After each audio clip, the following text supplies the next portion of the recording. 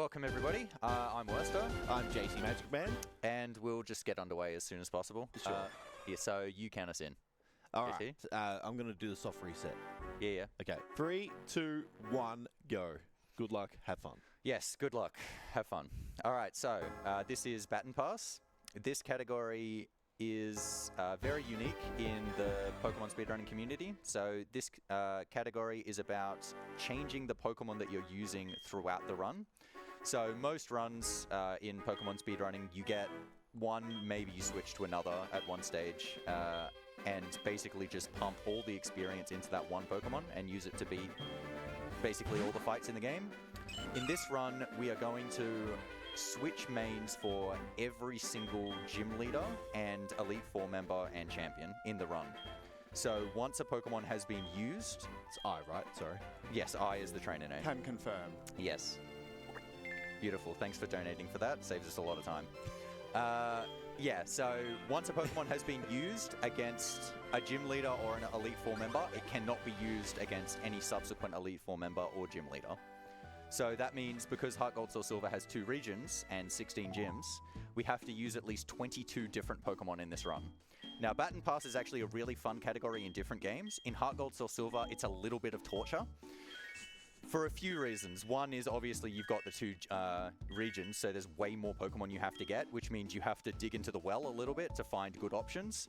And unfortunately in Heart Gold Soul Silver, the well is very dry. So it's very infamous for not having a lot of great options to use. The 2 words level curve are kind of infamous with the Johto region. There are 3 outstanding choices, and 2 of them require a Master Ball. So after that, we're really, really digging deep to try and find some good mons. But it does make, for a race, it means anyone can come back at any time because it's very, very variable in what you have to both catch, and then its stats can be bad, and then the fights can be bad, and so it can just go haywire in so many different ways, and it will go haywire in so many different ways. So the first choice is about the starter Pokemon. Baton Pass is, I think, the only category that has actually changed what we use as the starter Pokemon. Every other category has always used the same thing, which is Cyndaquil, unless you're doing a really specific category that needs Totodile or Chikorita. Baton Pass actually started with Chikorita as the first route, but it now uses Cyndaquil as well. Very, very boring. Alright, so Cyndaquil is going to be used for a little bit as the starter. We are going to give it a nickname for that reason. Just a 1-character nickname, just to save a bit of time on the text. For a lot of the mons, it's actually not worth giving a nickname because they're not used for long enough for it to be worth the 5 seconds or whatever it is to nickname, but Cyndaquil absolutely does. So I should clarify with the rules as well. When we say different Pokemon, we mean entirely different families of Pokemon. So if I use Cyndaquil for Faulkner, I can't then use its evolution Quilava for Bugsy. I have to get an entirely new Pokemon for Bugsy. Well, we both do, yes. I hope, if you actually play by the rules this time. Yes, in my quote-unquote PB, I accidentally attacked with Snorlax, and that made me disqualified. Yes, attacked with Snorlax after using it for Sabrina. So it wasn't a legal PB, unfortunately. So first difference in this run, I am playing with the boy. The reason I'm playing with the boy is prior to this race, I was trying to route out Soul Silver instead of Heart Gold, just to try and show off differences. And Soul Silver is not ideal for this category. Heart Gold is better. And I just could not make Soul Silver work. And so to compromise, to try and give JT a bit of a leg up, I have decided to play as the boy. It's like 8 seconds slower, and actually it might be a bit more than that. But yeah, you'll see why, I guess, in about 10 minutes. But so we're not going to check like stats in the stat screen. We'll just do that on level ups, and for some pokes it'll be when we teach it a move.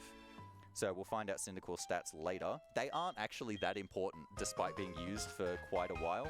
There are other pokes who will be used for one fight or something, that their stats are way, way more important. But so the first bit of variability is just random encounters in the grass here. So random encounters in this game takes so long, it's like 14 seconds each, and obviously it's just totally random where they're showing up here. Oh, so that's the other thing. So we're not using RNG manipulation in this category. at all.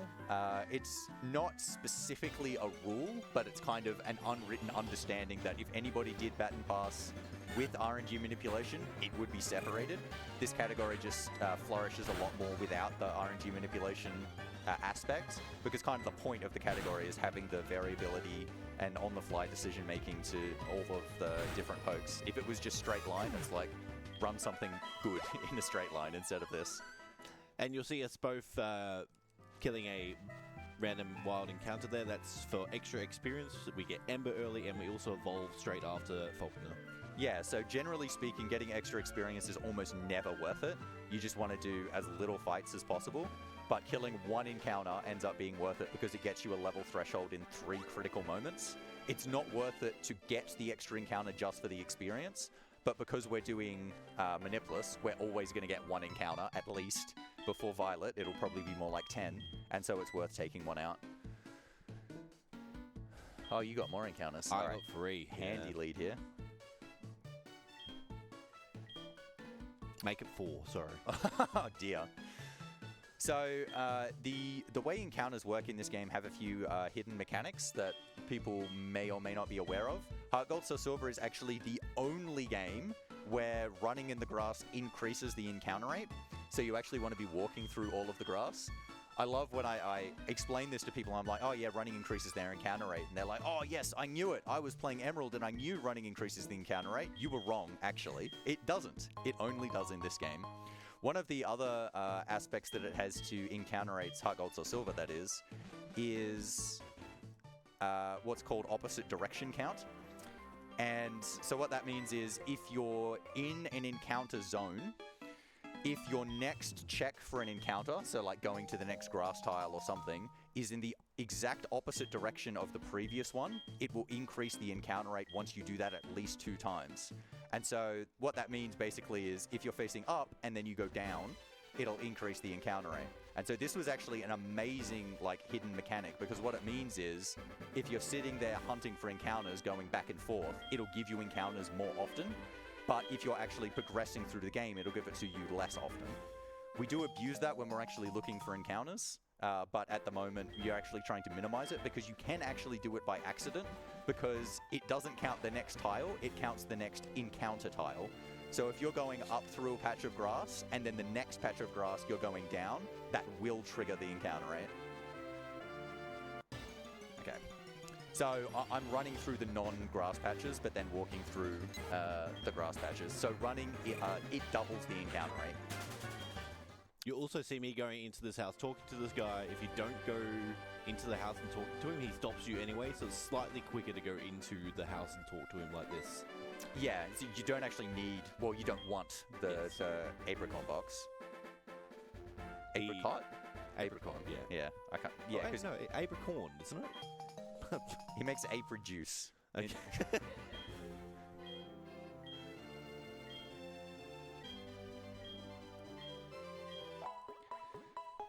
Alright. So now you get this nice little tutorial from Tutorial? He doesn't tell you anything. He does. He tells you about the egg. He gives you the egg. He doesn't really tell you about anything. Okay. Yeah, this is not a tutorial. Yeah, no, the important part of Mr. Pokemon is in an hour and a half, which is basically only in this run. This guy's just a loser at the moment. He also gives you the orbs in All Attainable Legends. Oh, that's true. Yeah. He does. Yeah, I forgot about that.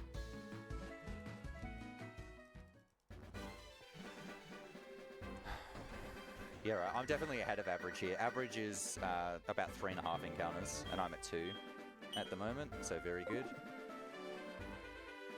But yeah, so ideally you get the encounter that you kill for experience before here, because you do get a free heal when you go to Mr. Pokemon's house. And health management is actually really important in this run. Because you're using so many different Pokemon, you need so many different items. I spoke too soon about the encounter luck. But so it means money is really, really tight throughout the whole run. And you can run out of potions, you can run out of super potions, hyper potions, revives, X items, everything. And so just like having to use one extra potion at the start of the run can snowball to, okay, now I need to buy another one, and now I can't buy a super potion, and now I'm out of super potions, and now I'm dead. So, yeah, all right. So coming up here, first fight, Rival 1, who does not have a name yet. So you've still got like 2 minutes to get donations in. Yes. Please donate for a 1 character name. 2 maximum. 2 maximum. But yeah, all right, so for this fight, I'm going to use Leer twice, reduce Totodile's defense, and then hit him with Tackle. Reason for this, A, Tackle can miss. However, the crit rate of Tackle is actually higher than the miss chance. So normally you would actually prioritize using Tackle. However, there is an advantage if I crit, oh, great timing. If I crit the second Tackle, I can kill Totodile without it going to half health. Oh my goodness. All right, no, we're good. I got good defense. No, so I didn't get the crit there. But so he's going to come out now and have this little text box. So if I crit him on the second tackle there, I would have been able to skip that text box. And because that saves more time than a regular turn, it's worth going for the 2 Leers. All right, so I get to check the stats here. That is horrific. Amazing. All right, so that is definitely a minus special attack nature. And slightly below IVs. The rest of the stats are okay. Speed being okay is actually bad, though. You would rather speed be very good or not that great, because there's only one thing that kind of either can outspeed you or not, and the worst scenario you can get is a speed tie, and it's very likely I'm going to get speed tie now, so that's fantastic. So with stats, there are 2 things that determine the stats. One is the IVs, so that's just a random number between 0 to 31 that determine how good a stat is. The difference between the stats is 1 point at level 100 and just kind of scales down the lower level you are.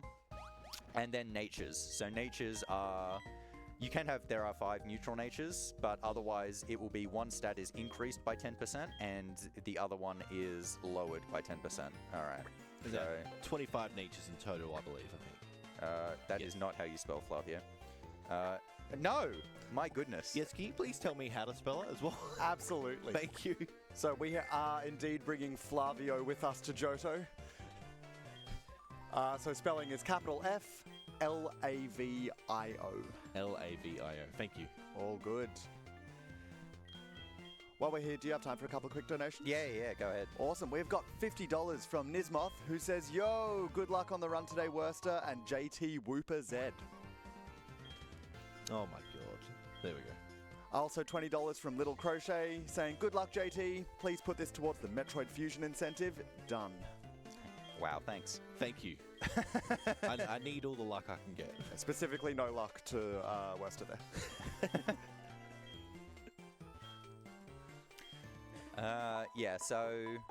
The natures increase by 10% or lower by 10%, but basically every stat calculation in Pokemon floors, so lowering by 10% ends up being more significant than increasing by 10%, especially at lower levels. So this is where I'm going to lose time with the boy, the majority of the time anywhere.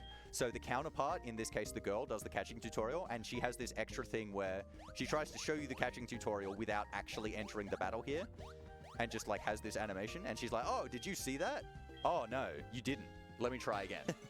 And now she actually gives me the catching tutorial. But if you play as the girl, the boy doesn't do that. Which just you goes will now straight see into it. on my screen. Yes. He just gets straight down to business. Yeah, so in most Pokemon games, picking the girl is better, but for very different reasons. That is the most silly one, I would say. So like in Hoenn, you play as the girl because you fight the boy as a rival, and fighting the girl is worse because she's got either a combination of different teams or the natures on her Pokemon are actually different, and it's better to fight the boy. So there's also variability in this catching tutorial. The stats and abilities are actually not set. They make it so they can't kill because they only attack once. But Marill can have huge power, or it can have thick fat. If it's got huge power, it does twice as much damage to the Rattata. And Gen 4, quite infamously, takes a long, long time for the HP bars to go down. So you can lose about half a second. But it's the only thing you can complain about during the tutorial, so I complain about it every time. But yeah, so I was talking about the encounter rates. You see how I'm going up into this patch? So if you go down in the first patch when you exit, it'll increase the encounter rate. But anyway, all right, so I was looking for a Centric here. I'm actually going to catch this Centric. It will not be used against any of the fights. It is actually just a HM slave. But, okay, good, didn't crit it. So that actually makes it so in this run you need to get at least 23 Pokemon. And it can be 24. So you can use multiple Pokemon against the same fight, against the same gym leader or whatever. But you can't use either of those Pokemon again. And there is one fight where we may need to get two, because one can't do it. And that will be Lance. But yeah, so Sentret is going to be used for both Cut and Surf. It's mainly for Surf. We could teach Cut to what will end up being Quilava, but it's basically the only decent option to get Surf really early. And then we catch like 40 different water Pokemon afterwards. Well, not quite 40, but we might encounter 40.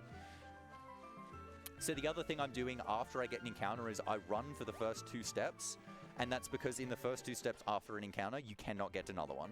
So just saving those 16 frames by running those couple and then going back to walking for the lower encounter rate.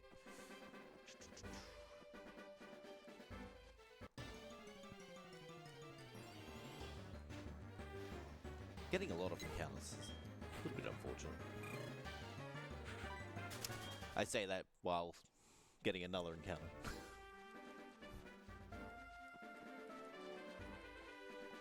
Yeah, so I was talking about the flooring.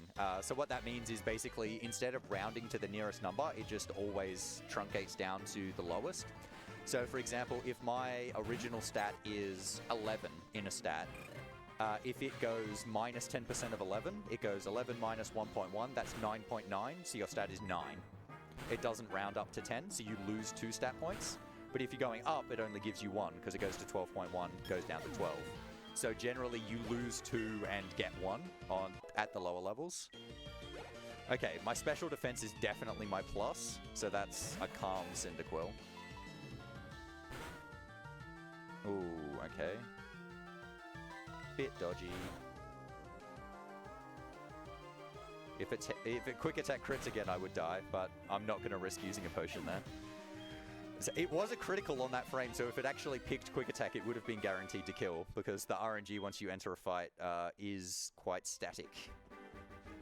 So that was a lucky 1 in 3 that I avoided there. Oh, no, okay. So the first kind of change to a general route is actually on this route here. My mum's going to ask me for money. No, I will not fuel her addictive habits.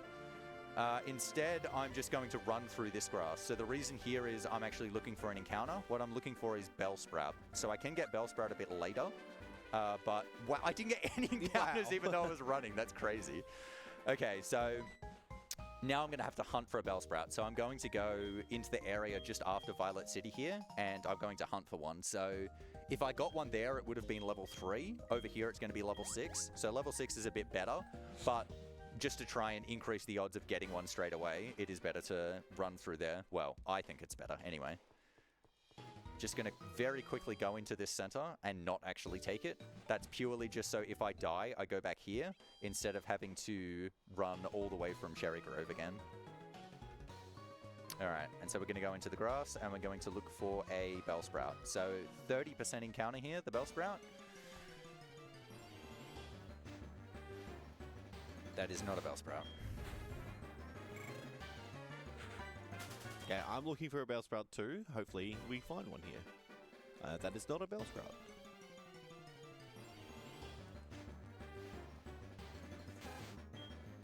Oh, you're still at level 3s. Okay.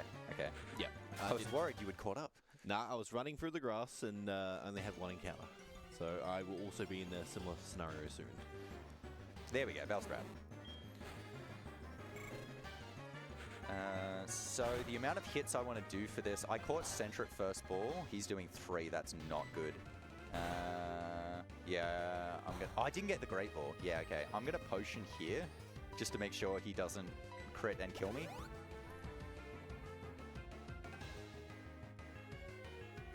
I think I want to throw out one more tackle before throwing as well, just to increase the catch rate. I am going to get the Great Ball just to show you guys the different route. The Great Ball, yep, okay. But yeah, so the Great Ball, you're just a guaranteed catch after 2 tackles. But the time to get the Great Ball is generally more significant, but it does save you having to heal, and it can save you death scenarios, so a little bit safer.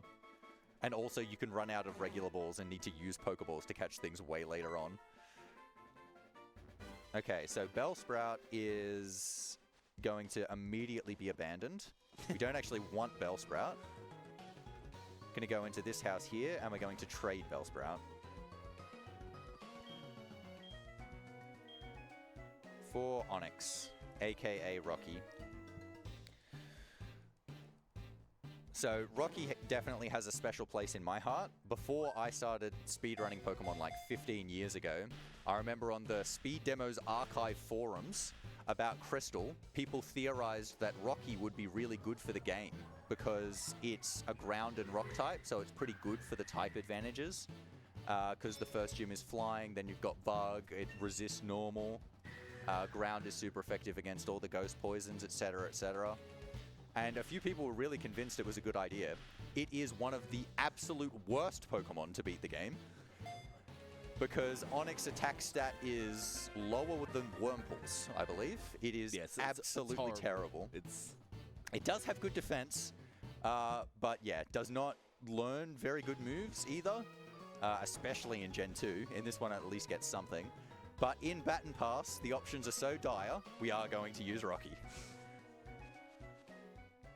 Because the type advantage, and I think more importantly even, the really good defense, is going to be very important for, I guess, the next part after Cyndaquil's arc. So, into Bellsprout Tower, these guys just have a bunch of Bellsprouts. Cyndaquil still doesn't have Ember, it doesn't get it till level 10, so we're just going to have to tackle them, but these Bellsprouts are not very threatening. Bellsprout also conveniently does give a pretty decent amount of experience, even at level 3. So we'll get to level 10 in pretty much no time if my Cyndaquil could open its eyes and hit its target. I will oh, excuse me. I will also mention that in this game, Sprout Tower is forced, unlike the originals. You have to go to Bellsprout Tower here. Otherwise, the game doesn't let you progress. Yeah, so in the originals, you could go straight to the gym. And so in the original Gold, Silver, and Crystal, Totodile is the ideal starter, but in this one, it is Cyndaquil. So one of the reasons is having to go to Sprout Tower, not so much because Cyndaquil is better at killing the Bellsprouts than Totodile, because for most of these you're using Tackle or Totodile would be using Scratch, but because if you're going straight to Faulkner's gym, Totodile can win at a lower level, but Cyndaquil cannot. So Cyndaquil has to grind for experience, but here you don't have to grind for experience because you have to get this experience. And so Totodile loses its early game advantage in that section. But basically everything in this game favors Cyndaquil, and everything in Gen 2 favors Totodile. Slight little optimization there as well is after trainers or in other situations, it's actually faster to bonk into them before moving. The reason for that is if you're static, so you're not moving, and you turn direction, you get a turn frame, which costs 6 frames of time while your character moves directions before actually moving, or turns directions, I should say. But if you're in motion, that doesn't apply, and running into a wall in front of you, or a person, counts as in motion.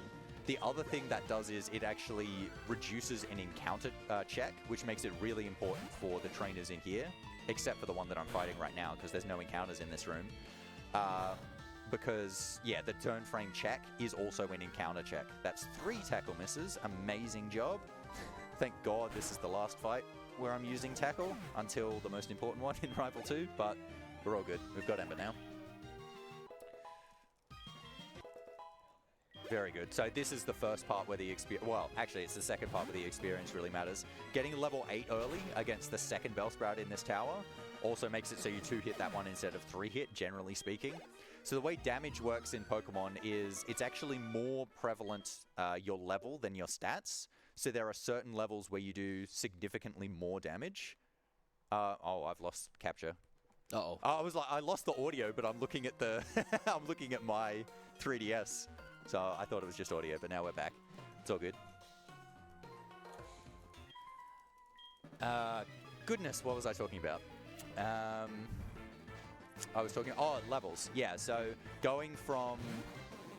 part of the damage formula is the level, but it divides the level by 2.5. And so when you reach specific level thresholds, so any level that ends in 3, 5, 8, or 0, you get a damage boost to how much damage you're doing. And that damage boost is more significant than just a general level. So often if you're leveling up from, say, 11 to 12, you'll still be doing the exact same amount of damage. But 12 to 13, you will definitely be doing more. That doesn't apply defensively, it's only offensively. Anyway, make sure you get the X attack if you're not there. I've forgotten the X attack so many times. Because it is not used in many rounds, but it is used in this one. X-Ac in this. X accuracy. Yep. Yes. I thought you said X attack. Sorry. No. It sounds very similar. Alright, so Rival shows up here, but thankfully Flavio is just a loser and runs away here. Only cares about strong Pokemon and does not want to show them off. It's honestly really good that he doesn't fight us there because it would actually be a really difficult fight.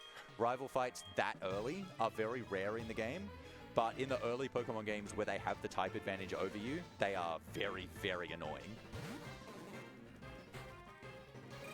So it happens in, like, in Sinnoh, where you fight Rival right after Jubilife, and it's just the most awful, awful fight. Alright, so Hoo-Hoo here is kind of the first threat of the run. It's got Hypnosis, which can put us to sleep, and we have nothing to cure sleep. There we go! Alright, so it's doing 4, so I have good defense. I'm in Blaze. Oh no, that's a crit. We are healing. We are healing. So Blaze is another thing that favors Cyndaquil. So Blaze is its ability. So if I'm at 1/3 or below health, my fire moves do more damage. So in this case, that would be 10 or more. So please wake up this turn. No, no, no. Come on, Cyndaquil. So I'm in Blaze here. I kind of only need 1 Blaze hit to 3-hit this, but I'll definitely 3-hit it if he doesn't crit here. Beautiful. Yeah, so that wasn't great. So Sleep can just take a long time, and obviously you take potions as well. I'm thinking I might actually take the center again after here, because I've already used 2, and I don't want to be too low for Faulkner. Especially, oh, I haven't been checking my speed, I should have. So Faulkner is where the speed tie could happen, and Faulkner can theoretically take like an infinite amount of time and all of your potions if you get unlucky.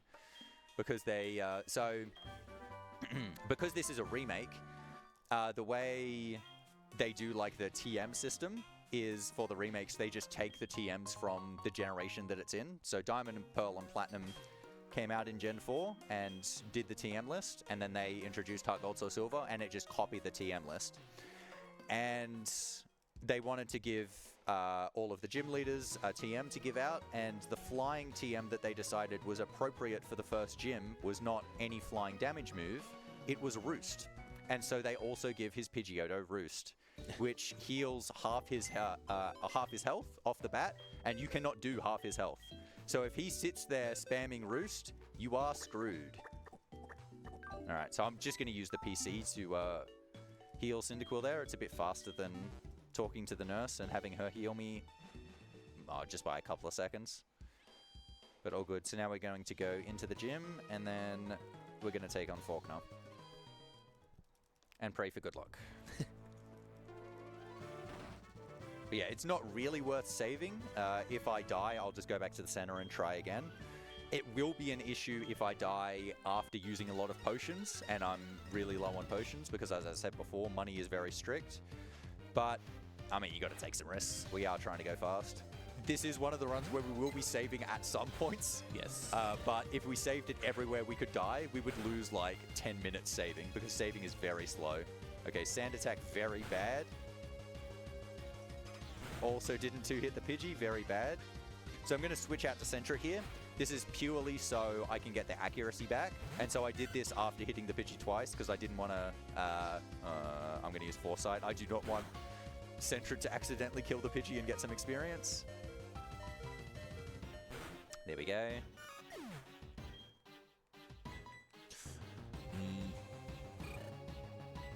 Growl's fine. Please wake up. Still snoozing. Okay, so get to level 13, going to learn quick attack here. Get rid of smoke screen. Smoke screen can be useful if you have a really, really bad Cyndaquil to try and increase your odds against Rival 2. So for Pidgeotto, we're just basically going to be spamming Ember. And just, oh my goodness, that damage is atrocious. So that's not even a quarter. And there's Roost. So now he's just back at full. So we are in big trouble trying to win this fight.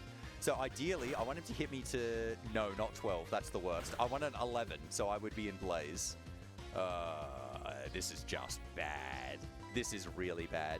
So I want to be specifically at 11 because it's the highest health where I'm in Blaze. So Pidgeotto wouldn't be able to kill me, but I would be able to do more damage. And I really need to do more damage. Looking for a burn, looking for some crits. Yeah, see, I'm in Blaze now, but he's so he does have kill AI, which means if he is a chance to kill you without a critical, he will always pick the move to kill you, or a move that can kill you. So that means he can't have used Roost that turn, but he can use it this turn. Very, very bad.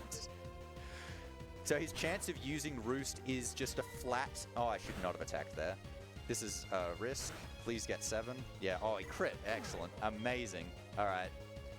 So I'm going to send out Rocky. I cannot attack with Rocky, so I actually have to deliberately throw Pokeballs here, which is really slow. Because if I use Rocky, I then can't use Rocky for any future gym leaders if I attack. He's using Roost. No, what are you doing? Yeah. Yeah, so if he's not at full health, even if he's at 39 out of 40, he's got 40 HP, he's still 50-50 to use Roost. So you just have to hope it doesn't happen. Oh dear. Well, it's your race to lose from here, JT. Don't say that, mate. Jeez. Yeah, I also got Sand Attack twice. This is so I'm gonna also switch out to center it, switch back in, so I don't lose accuracy drops also.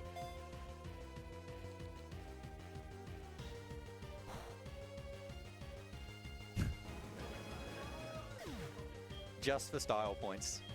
It would have been nice if it actually did that before and killed me quicker, but... Yeah, just maximum time loss for an extra text box there. All right, I actually think I'm going to have to go into the mart and buy more potions. I don't see another way around this. Nah,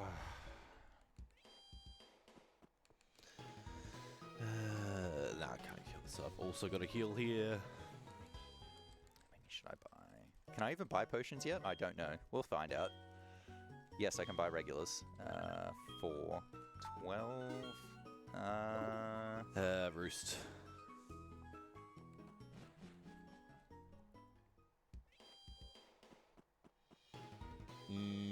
I don't trust that. I'm gonna heal.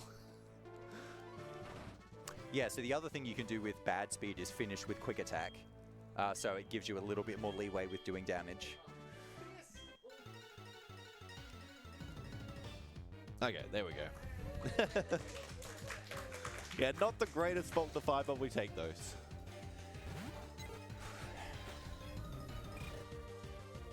Alright, and as I mentioned earlier, because we fought that one Pokemon, we will evolve after Faulkner. If you don't fight anything, you won't evolve, unfortunately. Well, if you actually die to the Pidgeotto and you kill Pidgey again... That's true, yeah, I did forget about that, sorry.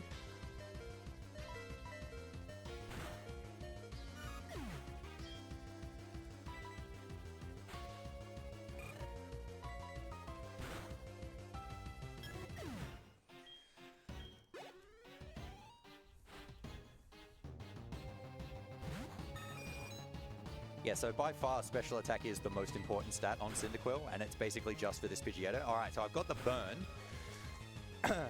So he's doing less damage with tackle as well. But so this can be good if I keep getting attacks for a little bit.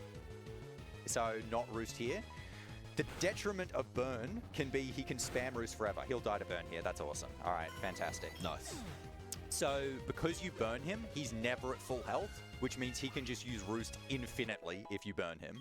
But obviously, it gives him less opportunities to use it at the start if he never uses it. And given how bad my special attack was, I was very happy when I got the burn there. A lot of times, you're actually not happy with the burn, especially if you're slower. but being faster, it's generally better to get it. Alright, I'm happy I only died once, because that could have been a really unassailable lead for like an hour. Meant to buy one more of these. Yeah, so I still haven't figured out what I'm going to do for money. I think I'm actually going to sell the Roost TM he gives me here, just to get money back early. It's not going to cover all of it, but it should cover enough. I'll probably just buy one less repel. Yeah, you can always pick up the extra one if you need it. Yeah, but then I'm not going to have the... Because usually would be selling Roost later on, so I'm not going to have that money there. So I'll figure out how to rejig that in the next 2 hours or so. But yeah, so the items you can buy are determined by how many badges you have. So you can't actually buy repels until you beat Faulkner, and also super potions and some other crap. Yeah, so we'll sell Roost. You know what? I'm going to sell Flash as well.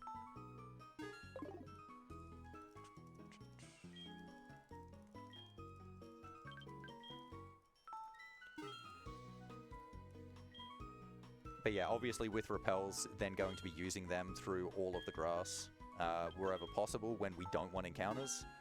Repels just make it so you never get encounters if the Pokemon in the lead is higher than the encounter that would be generated. So if you've got a level 14 here, which we do, you can't get anything that is below level 14, and all the Pokemon here are like level 4 to level 6, so it's not even close.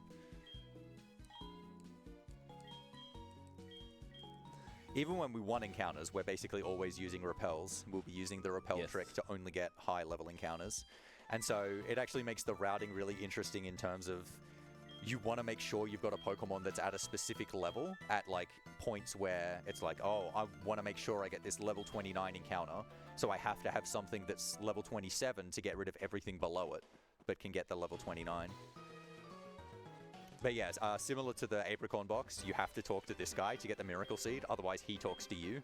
So most trainers as well, you just want to talk to them because there's a little animation that plays, like just a little exclamation point that's significantly slower than just going up and talking to them. Like the extra movement is nowhere near as much as the animation. And in Union Cave, you've got the first spinners of the run. So spinners are trainers that spin in random directions. So you can get by them if you move past them when they are not looking in that direction. And sometimes they can hit you if you mess that up. So in this game, running always triggers the spinners to look at you, so you have to walk past them. Or you can bike past them, but obviously we do not have the bike yet. But so we're, well, I'm at least going to attempt setups to try and get past them, to make them look in a specific direction, and then wait for them to turn away, and then try and get past them. So run here, make him go this way, then walk one tile, check, and go. So you see how he turned left right as I paused? That meant basically that there was no chance that he could turn the way I was looking, because spinners in this game can only turn in specific frame times. So the lowest amount of time that can pass before they can turn again is 32 frames. So that's just over half a second, and walking takes 16 frames. So if you pause within like 0 to 15 of a timer check, they can't turn again for the next one. There are some spinners that actually have different behavioral properties for the frame check that makes it kind of inconsistent, including the last one just after the cave there. But we boss. We just YOLO. You'll also see me use a repel in Slowpoke Well. You won't see werster do that. The reason why I do it is because I had a run where I had 5 encounters. It's very, very, very unlikely to even get one, and it's just had an effect on me since that day. It's not super unlikely to get one, but so different areas in this game actually have different encounter rates, and Slowpoke Well's encounter rate is 5. So the way encounters work is it looks for 2 checks. So it looks for the area encounter rate, and then it looks for the movement encounter rate. So the movement encounter rate is what I was talking about before, how running doubles the encounter rate. So walking is 20, running running is 40 and biking is 70, so that's out of 100, the chance for it to pass that check. Ember is supposed to one-hit that Rattata, by the way, not even into red. Jesus Christ.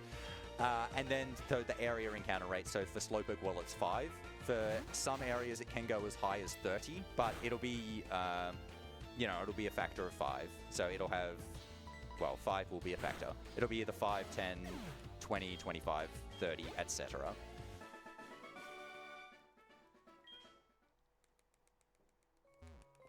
But yeah, so running 40% and 5%, it's a 2% for every tile to get an encounter. And there's not that many steps in here, especially if you do the bonks properly. So on average, it's about 1 second faster to not use a repel. The other reason I don't use one is just to save a repel, just to save a bit of money. And especially in this run, that's important. Supersonic Confuse is very bad, very unlucky. Hitting myself wouldn't be too bad to get hit into Blaze here, given how bad my special attack is. But I really don't want to die, so have to balance it because I did not go into the center here, so I'd have to go all the way back through Slowpoke Well. 7... okay, good. If I hit myself there, I actually could have died. Oh, amazing. What a decision. What a play. That actually would have been a 3-hit otherwise, but we got the Blaze crit, so we're good. And this is high Blaze as well. It's basically perfect. That's why you take risks, for the reward. If you just ignore failures, it's always worth it.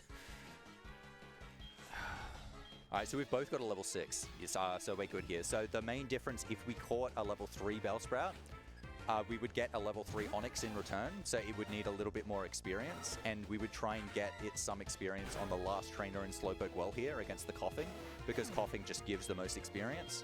But with a level 6, we don't need to do that, but we can if Quilava ends up dying against the Coughing. It's just a little bit of a backup, so we don't have to be as concerned about Coughing killing us, which a lot of the time it actually can. It is a bit of a sweat when Quilava's the only thing you've got alive.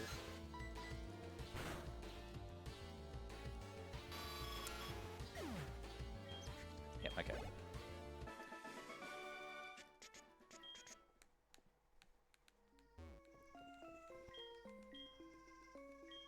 Do you guys have time for a quick donation? Yeah, good time. Good time, yep. We've got a question from Mafia Cow, who donated $5, who says, why take Cyndaquil as the starter when Totodile is so much cooler? Totodile is my favorite of the starters, but honestly, this is my favorite set of starters. Like, Cyndaquil might be my second favorite starter as well. And then there's poor Chikorita. Poor Chikorita. I heard lots of good stuff about Chikorita and Totodile, and Cyndaquil and Totodile, and I'm feeling real bad about childhood me taking Chikorita every single time. Yeah, so Chikorita, I actually think it's just sad it's partnered against Totodile and Cyndaquil. In a lot of other generations, it might actually be my favorite. And a lot of people will say, you know, Chikorita is awful, it's just so bad, blah, blah, blah. If Chikorita was in other regions, it would actually be the best starter to pick. Purely because it learns Razor Leaf so early. It gets it at 6 in this game. If you had that in, like, Sinnoh, it would just be, like, several minutes faster than everything else. Because it could beat the start of the game so much better. But Johto hates grass. I mean, most games hate grass. It's just not a very good offensive type. But Johto is like, oh, that's bad against the first gym and the second gym. And not great against the third gym. And terrible for the fourth. Yeah, one of its best, like, type matchups is Ice, which is super effective against it. So, it's just not great, unfortunately. And now Chikorita doesn't even have a category that we use it in anymore. It's still used in Rocky as an alt main. Okay. It is still used in Rocky, yes. So going to go into the PC here, going to heal Sentret. I want Sentret back alive. Also going to switch Rocky to the front and heal Cyndaquil. So we're going to do this and put the egg in the box. We're done with the egg. So now we're going to give Rocky a little bit of experience before Bugsy. We need Rocky to reach level 9 because that's where it learns Rock Throw. We want a Rock move before Bugsy. And this is just the most convenient time to do it. It's a bit weird getting experience on this first trainer. They'd actually lead with a Weedle, which gives basically no experience. But it's just enough to be the difference between level 8 and level 9. We're also going to give it experience off the Beedrill, which gives a lot, and then fight the double battle. So in most runs, you actually skip the double battle in this gym by only having one Pokemon.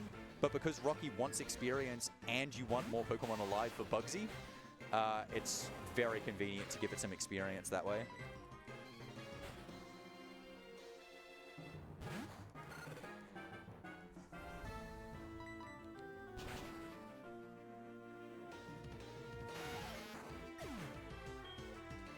I should also say Chikorita is also used in the Chikorita ult main. Yes. Which does, actually, yeah. It has one of my favorite strats, honestly, the Chikorita ult main against Red. One of my favorites of all time. And like the difference between picking Chikorita and Cyndaquil is only like 10 minutes or so. Oh, actually, it's a little bit more. It might be closer to 15, but the run's not as optimized. Which actually isn't that much in terms of ults, but basically all of that time is right at the start. So for any category where you're not just using the starter the whole way, Chikorita's not great. Okay, so Fury Attack did 5 to Rocky there. Taking a bit of damage from that Fury Attack is actually ideal. You don't want Rocky at full health going into Bugsy. It's actually better if it's a little bit lower. I don't need Quilava to take damage here though. Not good. Alright, fighting the double battle now.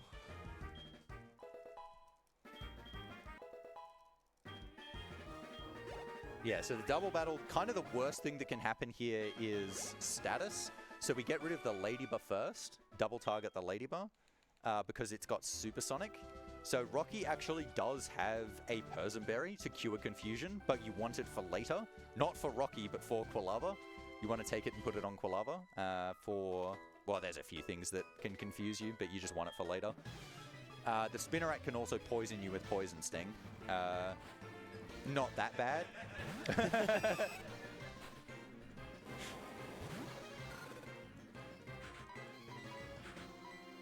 Alright, letting Rock Throw, get rid of Bind, see you later.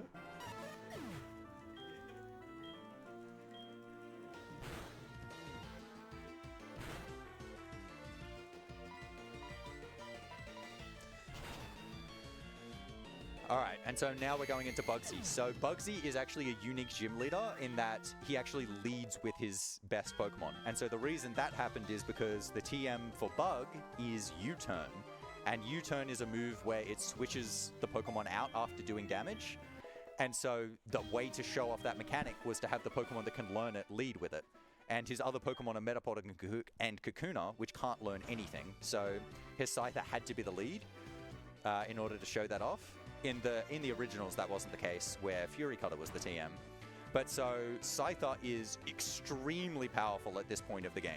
And what we want to do is abuse U-Turn, and so switch out to Sentret. He uses U-Turn, kills the Sentret, sends out Metapod, and then we can set up on Metapod in order to deal with everything else. So the reason not being at full health is ideal is U-Turn will actually be able to kill Rocky here, so it makes him more likely to pick U-Turn. It's not actually 100% because his kill AI doesn't apply to U-Turn to 100%, but that's because U-Turn has very specific properties. He does still have kill AI for Quick Attack. But yeah, now it's pump Rocky up as much as possible. And then, generally speaking, the only way you should die is if you get crit. However, Bugsy's Scyther does have focus energy to increase its crit rate. And if it happens, we're in big trouble because we're using like the only X items you can use at this point. Screech is in 4. And unfortunately, I forgot to use Screech first on the Metapod, so now he's going to heal on the Metapod, unfortunately. That's actually not good. I wanted to heal before Scyther came out.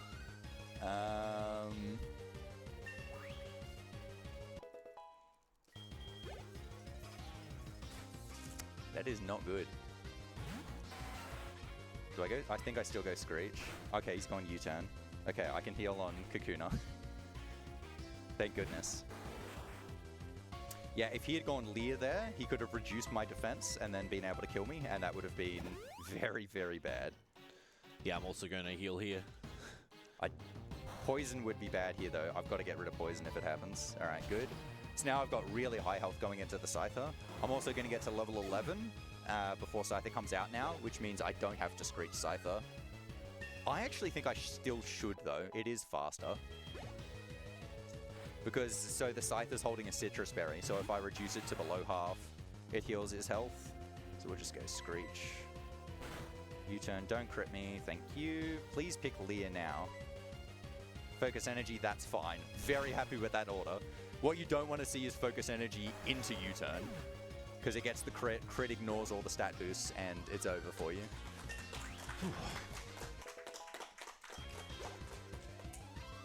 Pretty much finished at the same time, mate. Yep. Good job. All right, and so the fight after this is Rival 2. So Rival 2 is actually a really critical fight as well. It's not a major fight, obviously, because you fight the rival several times, so it can't be a major fight. But so this fight is actually why we used to pick Chikorita. So what we used to do in Baton Pass was pick Chikorita so the rival takes Cyndaquil, and then use Rocky for Rival 2, because Rocky ends up being a good matchup for all of them. But now instead we're just going to try and beat Rival 2 with a lower level Quilava. And so the Croconaw that he's got is significantly dangerous. But we ball, I guess. Hope for the best. He does have a bit of silly AI where he overwhelmingly prioritizes using Scary Face. This as well is because of Diamond, Pearl, and Platinum. Specifically Platinum.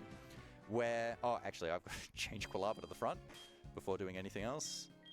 And I'm also going to swap the items now as well. Person. While we're back on starters, can I quickly jump in again? Yeah. Just, I missed a very important part of Mafia Cow's message, so just to rectify that, the full message was, Mafia Cow redeemed 100k channel points to ask a question in the FAQ. Why take Cyndaquil as the starter when Totodile is so much cooler? Also $5 from Aggie, who says, what do Johto and gamers have in common? They both hate grass. Yeah, so he significantly prefers Scary Face because of Platinum. So the AI of the rival in Platinum prefers using status moves, specifically because they didn't want him to spam attacks, because he would beat you if he spammed attacks. But they just imported that AI over. So for the Rival 2 and Rival 3 fights in this game, he is an 80.5% chance to use Scary Face until it won't do anything anymore. So ideally he gets some Scary Face misses in here, but no. Okay, just hasn't used one yet. And so you've got to be really careful with the damage you're doing to Croconaw as well, because you don't want to hit him into Torrent, because then Water Gun can do more than half your health. That did 20, so now Super. Oh no, I crit it. I'm dead. Oh, crit it into Torrent? Yeah. Oh, that's Crit so it unlucky. into Torrent. So Dang. unlucky. So what we do here for the last hit is we're supposed to use Tackle instead of Quick Attack, so that you can hit him while slower and then hit him while faster with Quick Attack with priority in order to not trigger Torrent at any stage. Actually, Rocky can do this. Oh, there's just Zubat left. Yeah, Rocky can do Rocky it. can You're right. do it, yeah. Amazing. Yeah, Rocky actually just gets to outspeed Croconaw with the extra levels that it gets from beating Bugsy. All right, so there's the Persian Berry. Burn. I'm going to go Quick Attack. It won't kill, but then the burn will kill. So Nice. even if Go, I get Rocky. confused, it's all good. Yeah, Rocky saved me there, for sure. That's amazing. That was actually probably fast. Yeah, it was faster. That was all part of my plan. Oh, yeah. genius. Oh, I've lost again. Oh, there we go. All right, so I am going to use a Repel now before entering Ilex. I hope JT did as well. Yep, I'm about to now. Yep, there we go. So the reason for this is we actually want the Repel to wear off just at a specific point, just to save on the menus. And we're going to use the same amount of Repels anyway. So in here, it's just, you know, plodding along, getting these far-fetched, just a bit of a fetch quest. Yep, perfect time for any donations or shout-outs you have while we're doing this quest. There's not much happening here other than saving these far-fetched. Cool. Well, now seems like a great time to just remind everyone that for ASM 2025, we are raising money for Game on Cancer, which is a charity that funds early career cancer researchers who are working across all areas of cancer research to make this the last generation to die from cancer. If you would like to donate, you can go to donate.ausspeedruns.com. And a reminder that we've got a bunch of incentives coming up for future games still, so if you would like to donate towards any incentives, you can put them in the comment section, and you can see what incentives we have coming up on the AusSpeedruns website. We're also just under $500 away from $20,000 for this event, so get those donations in so that we can hit that huge milestone. I think I will pick up the extra super potion here in the forest because I used a lot. I think I've only got 2 or 3 left. There are also some other items here that you don't necessarily need, but always good for a backup. How's your potion count? Good, because I bought more. Yeah, so you want the repel to wear off right before that cut bush there. So time that nicely. Just so you can use another repel and then teach cut to center it on the same menu.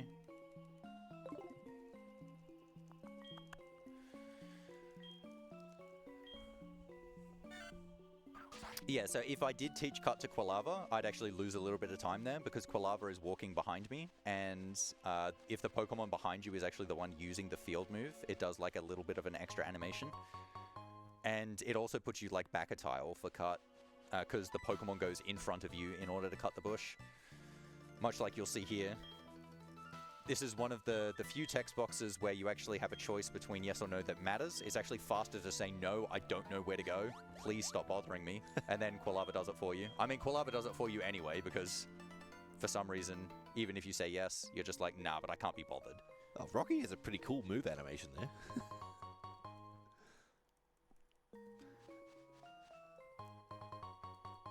Both picking up the full heal and the ether. I will be picking up taunt. You are not. Yeah, correct? I'm not getting Yes. taunt. So this is just kind of a route variation. In this gate here, you've got the TM for taunt that you can pick up. That will be for Morty. It's much safer to pick up taunt, which is why I am not getting it. It's also to show off the different routes, you know. Yeah, that's definitely why. But yeah, so girl comes back here, a little bit of a cutscene. I think with picking the boy, even this one is slower, but it's just text difference. There's no like extra cutscene or anything. The music is also different, which threw me off for the first time when I actually picked the boy for the first time ever. I was like, what is this? I've never heard this music before.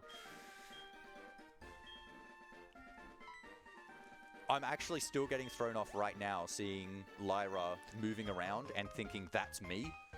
Where is she going?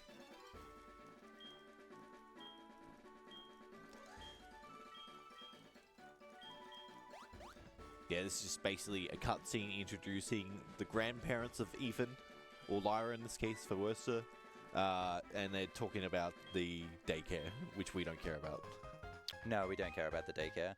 It would be nice to get some extra levels onto some Pokemon, but it's just not worth it, unfortunately, in this case. It would be if Whitney was a struggle, but surprisingly, Whitney is actually one of the easiest gym leaders in this run.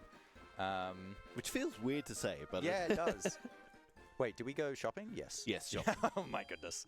3x.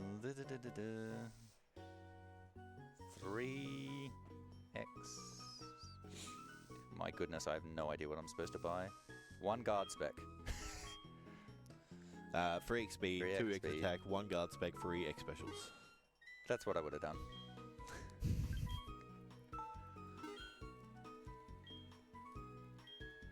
And then 4 awakening. 3 X specials. Yeah, so X items we can buy now, but unfortunately do not have enough money to buy significant amounts. So we are going to have to take another shop later to buy very significant amounts of X items in order to have any chance against these. That is not awakening, please. Awakening, thank you.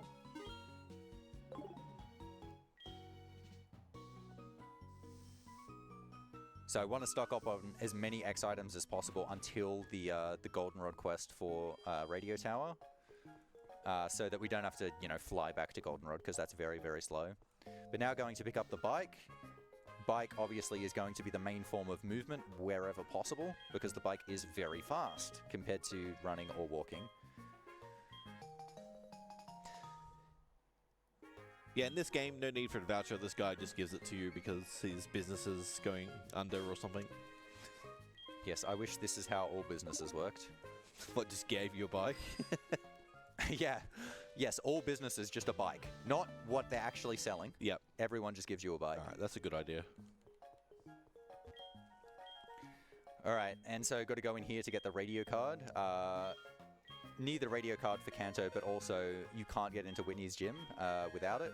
Oh, I guess I should say this run is also glitchless. There will be no glitches used in this run. Because you can get into Whitney's gym via a glitch. In which case you don't need to get the radio card, because then what you use the radio card for in Kanto can also be skipped via a glitch. But in glitchless runs, yeah, you got to pick it up straight away. You feel like playing the lottery? Well, I would have if you did. All right, maybe on the way back. All right. Yeah, so if you played the lottery, you can win a Master Ball. So in Manipped runs, you actually do that. Play the lottery and get a Master Ball. And an extra Master Ball in this category would be significantly helpful. Yes. Because you could get an extra legendary Pokemon. The legendary Pokemon would be amazing in this run. However, they are so difficult to catch that it is simply not worth actually trying. Because they might save like 5 minutes on one fight alone, but on average take 10 minutes to catch. And so that does not come out in the wash, unfortunately. But if we do run into one during the run, we will try and catch it. Yeah, throw a Pokeball with like, what is it, 0.6% chance of catching or something like that. It's not worth doing, but yeah, whatever. I'll give it a go.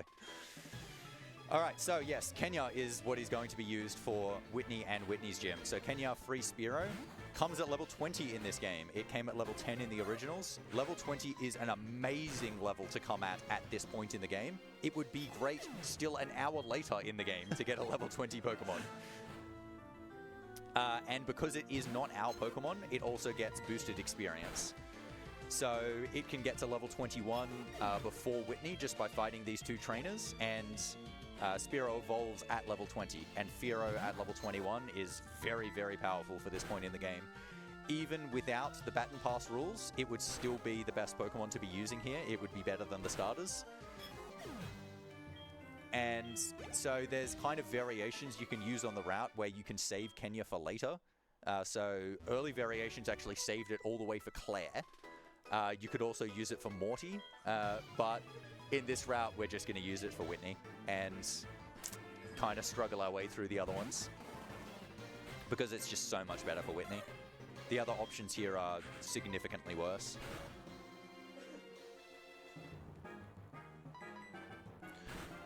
Alright, surely today's the day I crit this Snubble. Save a turn. It saves 2 turns. 2 turns, Yeah, it gets rid of the Intimidate as well. And potential bite flinches, etc. So this random Snubble actually has smarter AI with Scary Face than the rival does, because it'll only use Scary Face until it's faster than you, but the rival will just keep using it forever. Alright, so we're going to teach Mirror Move. It's possible that we actually use Mirror Move, but even if we didn't, it's faster to teach it, because once we evolve into Fearow here at level 21, it will then try and learn Mirror Move again. Actually, I think it does it at 23. And trying to cancel another move is actually slower than just learning the move. Alright, I am going to use a regular potion before going into Whitney. It won't take me to full, but it should take me to high enough that if Clefairy doesn't do any damage, I should be able to do Miltank without taking damage. Clefairy can always just do damage. So Clefairy is 1 in 3 to pick any of Mimic, Metronome, or Double Slap. Metronome, obviously, very meme-tastic move, can pull almost any move in the game, including moves that can destroy you in one hit, such as Explosion. Do not pick Explosion. Metronome, Sacred Fire. Yeah, I got Mimic. Cool! Should have bought those burn heals, hey! Unreal. Okay, so burn reduces my attack by half, so I am kind of screwed. I'm going to have to let Kenya die and revive it, but if this picks roll out on the kill turn, which it can here, I'm screwed. Please pick stomp. Thank you. Okay. Now I'll go Quilava.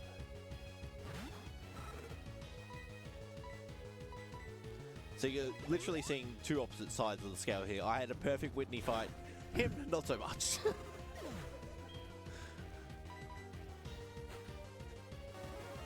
go Aerial Ace.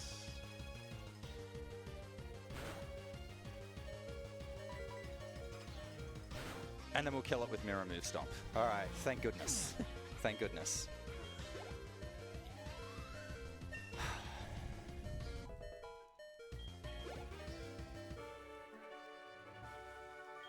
All right, and now we're both even in going to have to revive Quilava as well. Yes, I'm going to use the PC heal in National Park, so... Yeah, well, I'm going to do the same. All right, good. Because that is the strat that I told you like 20 minutes ago. Well, 20 minutes ago. So well, 2 hours ago, sorry. I've actually been doing it in runs regardless. Just healing Quilava even if it's alive? Yes. Yeah, so because I'm going to be taking the PC, I'm not going to have to heal Kenya, I guess. Usually I would because it's very, very low, but I'll just heal Kenya in the PC as well. Ooh, where am I going?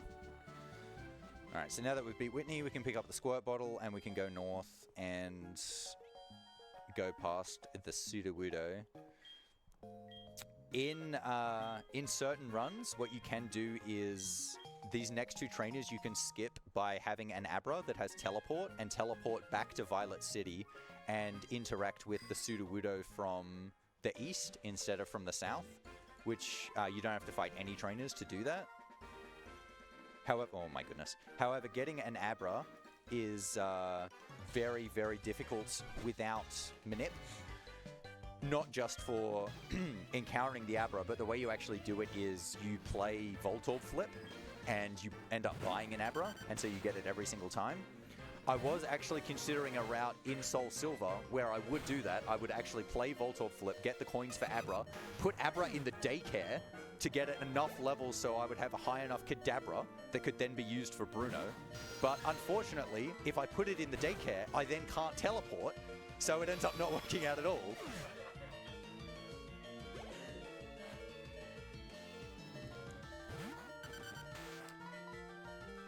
Yeah, I've kind of screwed the spinner setup. You got past him nicely, but because I wasted one tile in the approach to this route, these spinners are going to be at a bad cycle, so I'm actually going to wait for this guy to go and then go again. Ah, yep. No, he spun back. Come on. Good.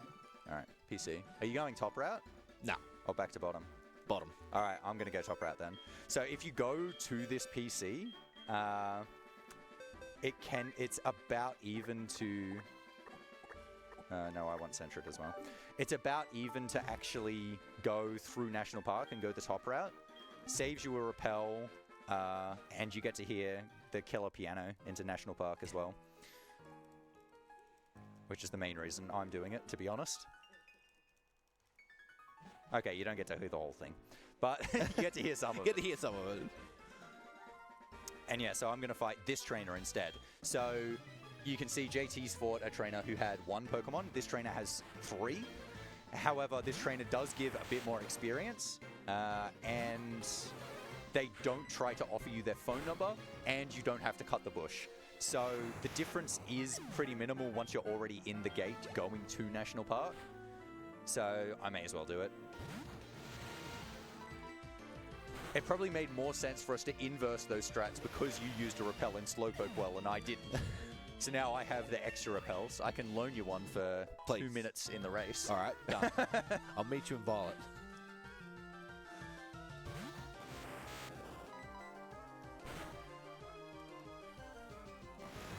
Yeah, also this girl gives you some berries, which we do use later on, actually. Yeah, the orange. The orange we use later on. Significantly important.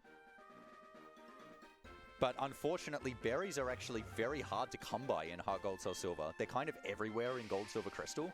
But in Heart Gold, Soul Silver, they just put the apricorns in all of the trees instead of some of them having berries. And so the only way to get berries are the 3 orange and the 3 patches that you get from this girl who has a name that I can't remember. Yeah, I also don't remember it. Or you end up using Rock Smash for shards and then give the shards to the random clown who gives you berries for the shards. And that is not worth doing at all. Unless you did Natural Gift route, which does not work out, unfortunately, for this run.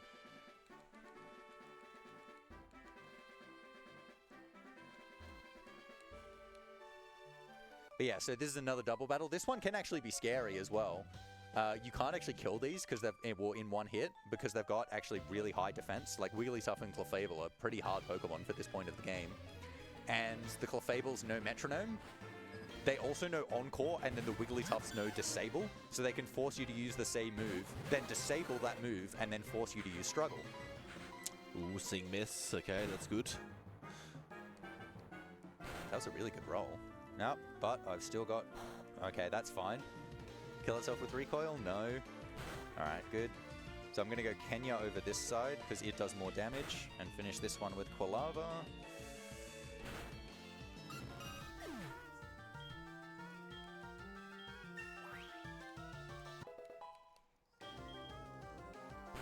Pound is fine, happy with damage. Metronome Natural Gift, there it is. Natural Gift. Yeah. just talking about it. Yeah, so Natural Gift is a move that does different type damage based on the berry you're holding. Obviously, none of these things are holding a berry, so it just completely fails for them. I should have gone the other way around there. Hopefully, Ember still kills here. But yeah, unfortunately, you only have options to a couple of berries, and they end up being really bad types for anything you would actually want Natural Gift for. Because I think it was like, you could use it for Rhydon or something like that, and then the types you get are Electric and Poison. So just not good at all. Really? Come on. It'll still die. It'll still die. It's just a little bit of time loss. It was an explosion. I shouldn't complain. But I will. It's my right. I'm a speedrunner.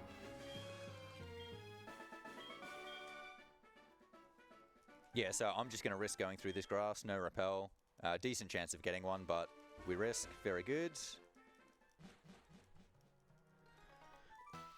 Go into the theater, and it's been like about an hour, and we still haven't done too many hunts for other Pokemon because we just got given Rocky. Oh, well, we traded for Rocky and we got Kenya, but now the first hunt is about to happen.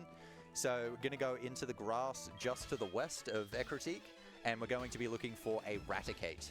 Raticate is also 30% encounter chance, and Raticate is going to be the Pokemon used for Morty and for some of Morty's gym.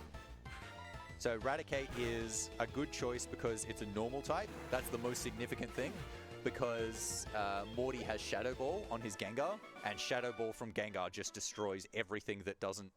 No, not even resist it. You have to be immune, so you just have to be a normal type, basically. And the other thing that makes Raticate quite nice is it already has Dark-type moves to do super effective damage. It's got Bite. So it just ends up being quite a nice matchup. If you were playing on Soul Silver, you can also catch a Meowth here, which can be used as well if it's got Technician. Meowth does less damage, but with Technician, it gives a 50% boost to moves that have 60 power or less, and Bite has 60 power. So it ends up doing about the exact same amount as Raticate. So Soul Silver has a slight edge in this area, but it is so bad for the Elite Four, and that's by far the hardest part of the run. Come on, get in there. Get in there. Intimidate Tauros, great. Tauros is like 4%. Oh, first encounter. See you later, JT. See you, mate. Alright, there we go. Alright, so yeah, and pick up that Ultra Ball in the hidden one, just to use for this Raticate straight away, before we can buy better balls. Beautiful. Yeah, so if you don't get that Ultra Ball to work, it can be awful trying to catch this Raticate. I think JT in like 2 races ago ran out of balls here completely trying to catch the Raticate. Yeah, it doesn't end well, as I learned.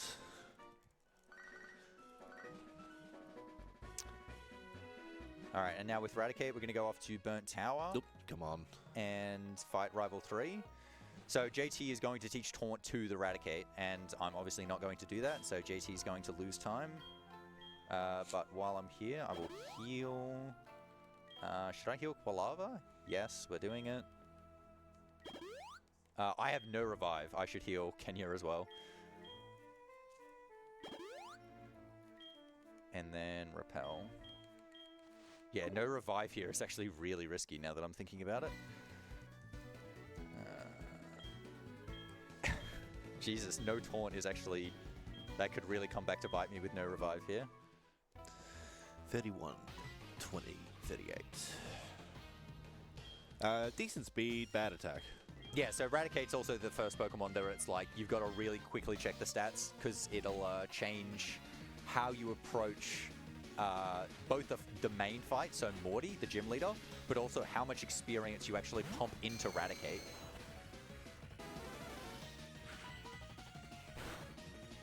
So using it to fight more or less trainers, because it'll do the fights slower, but if you give it more experience and then it reaches like a specific speed threshold or attack threshold for Morty, that can end up being worth it.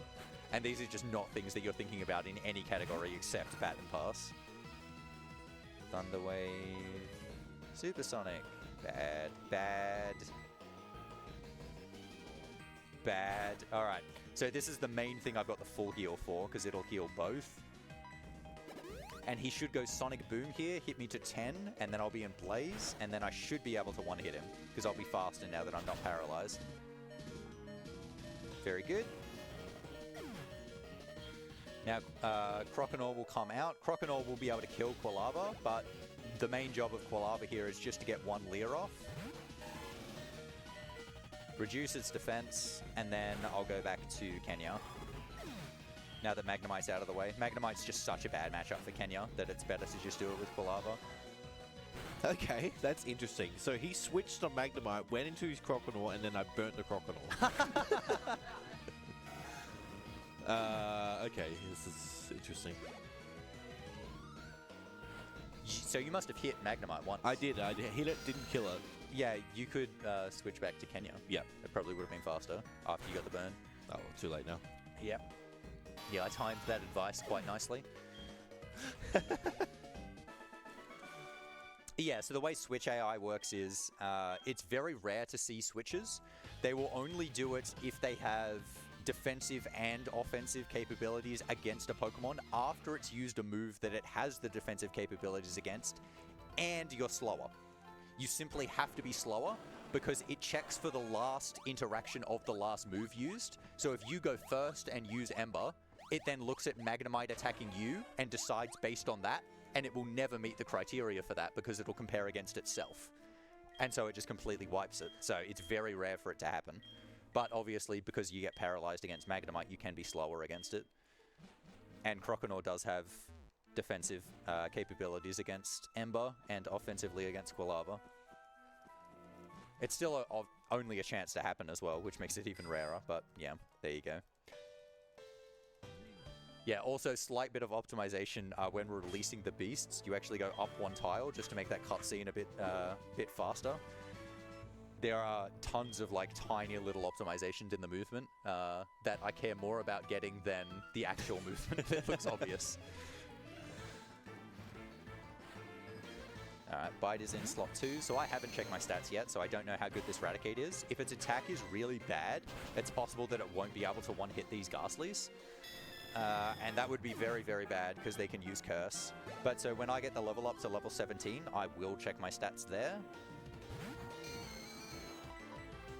I'm not that worried about attack after this fight. The thing that's most important is speed.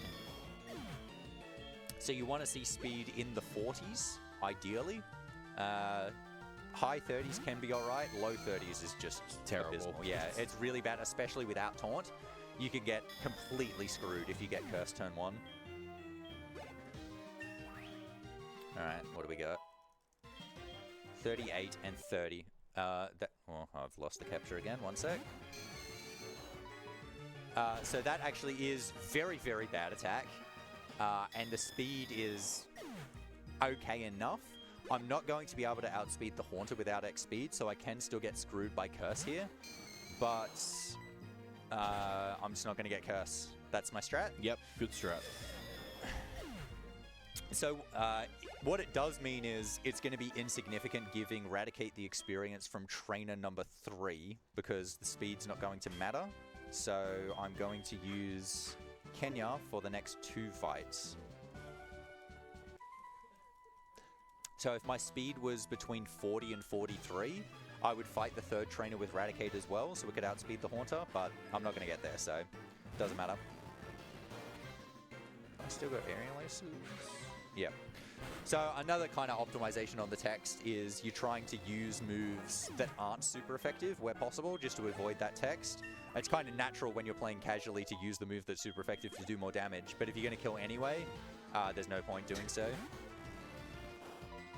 You got to make sure on Firo here that you're not running out of Aerial Aces though, so it is a little bit of PP management, but because I healed Firo after the Whitney fight, I've got a bit more than usual, so I can use a few more Aerial Aces.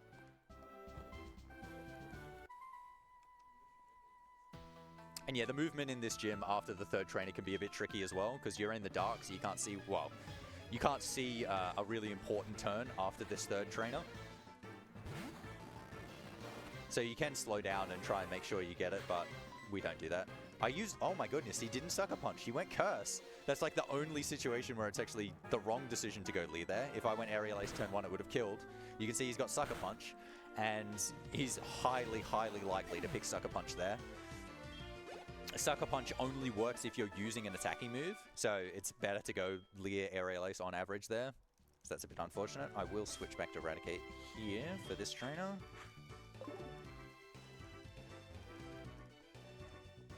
There we go, beautiful. So this trainer is just bites, so Eradicate will lose 1 turn against Firo, but I do need a little bit more experience to make sure I'm getting the attacks. Because my attack is abysmal here, actually. I actually think it's minus attack on the nature. I don't think you can get 30, even with 0 IV. 31. Yeah, that's very bad. My defense is higher than my attack on Eradicate. That's atrocious. Attack should be about 30% higher.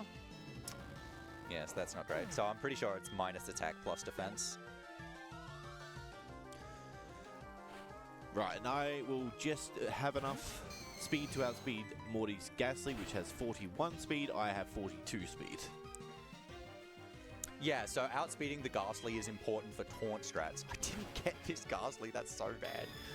But it's not important for my strats. So what I'm going to do is I'm going to attack the Ghastly turn 1. And if he doesn't pick Curse, I couldn't see that. he then won't be able to pick Curse anymore. Jeez, I'm almost tempted to save. My attack is so bad. I will heal. I actually think my attack's so bad I should lead Bite instead of Pursuit.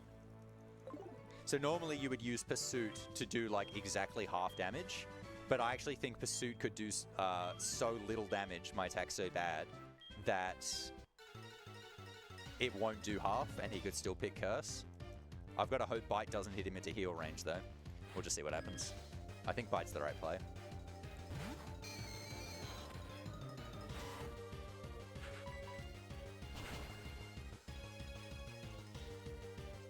Mean look, good. And then we'll go X attack.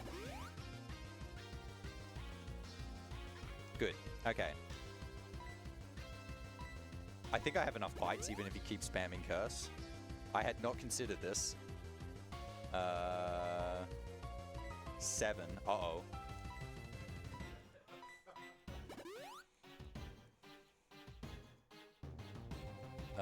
Okay. We'll definitely kill this with Pursuit. 3 left. He's got 3 Pokemon left, so we'll go... I'll lead Pursuit on Gengar as well. And hopefully these bites still kill, and we'll be fine. That was actually much closer than I was expecting.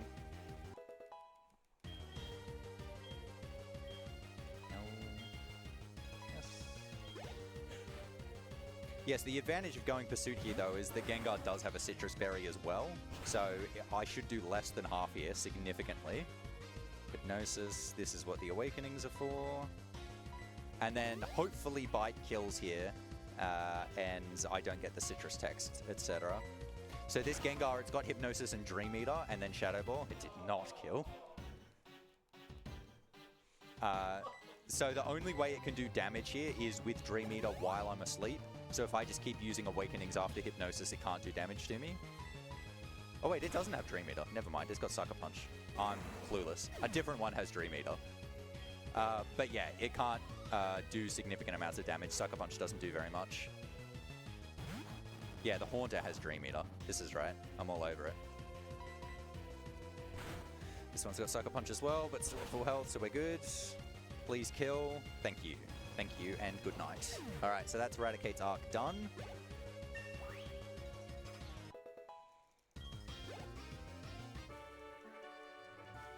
Ooh, flinch. That might be heal range for him. Yeah, though. that's not going to kill. Not the flinch, at least. Yeah, so that's kind of why leading Pursuit can be better, because if you just do over half, then you can't kill with the second bite, and you're kind of locked into a position where you have to hit him into heal range. But I mean, if you're getting the flinch, it does save you the risk, but just a little bit slower.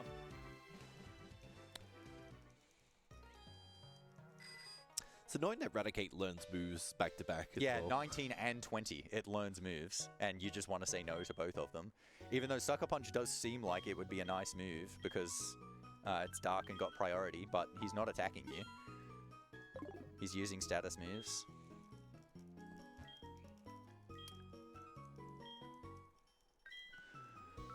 Alright, cool. So now just going to buy some items. So the net balls are balls that have increased catch chance against water and bug Pokemon. We are not going to be using them against bug Pokemon, but they will be very, very important against water Pokemon, because we encounter lots and lots of water Pokemon. So the catch modifier for netballs is ×3 against water and bug. Ultra Balls are only ×2, just across the board. So they're very, very good. And basically everything we're catching for a while is going to be water. So the first thing we're going to do here is teach Surf to Sentret. You need to beat Morty before doing all of this, because Morty allows you to use Surf. But now that we can get on water with Surf, just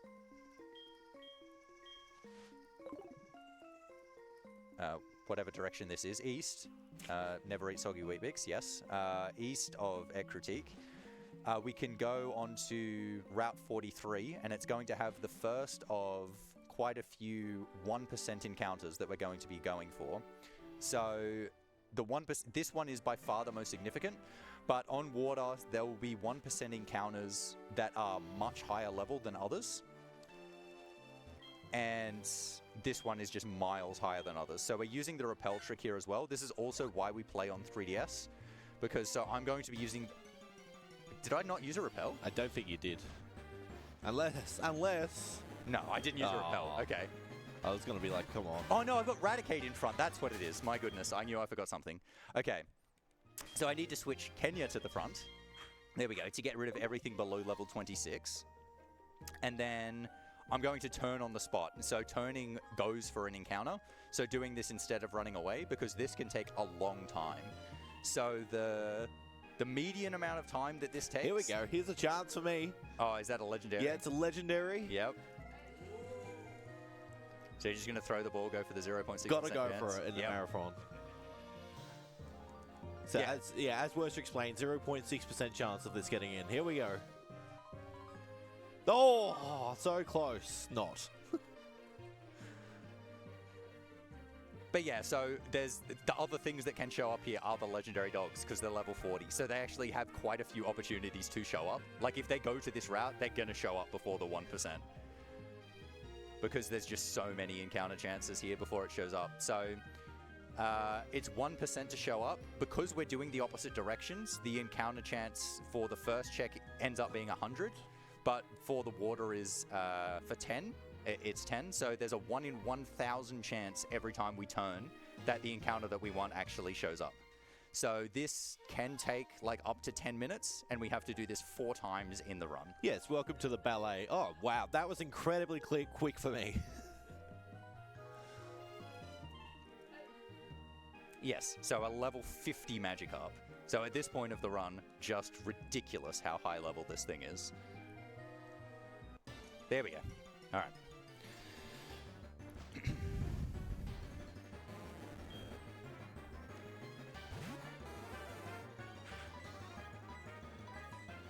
And so Magikarp conveniently also has a very high catch rate, so it's very easy to catch, and then you just feed it 1 rare candy and it becomes a Gyarados, which is an amazing poke, and is basically going to be used for any fight where we don't want to be using something else, because it's going to be the fastest option to kill everything else, and because it's so high level, it's going to waste less time by getting levels. Like if you were raising a level 20, it might end up at the end of the game at level 55 or something, but a level 50 will end up at level 58 or something like that. So the level up bars end up being much slower. I probably should have just risked that.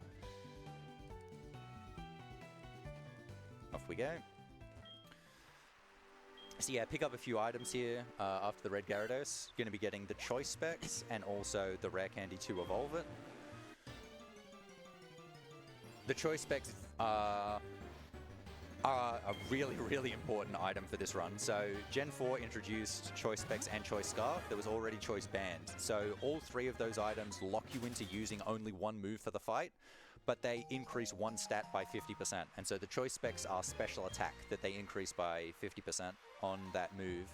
So because we're going to be catching a lot of water Pokemon, Choice Specs and then using Surf is going to be a pretty damn good strat for a lot of the fights.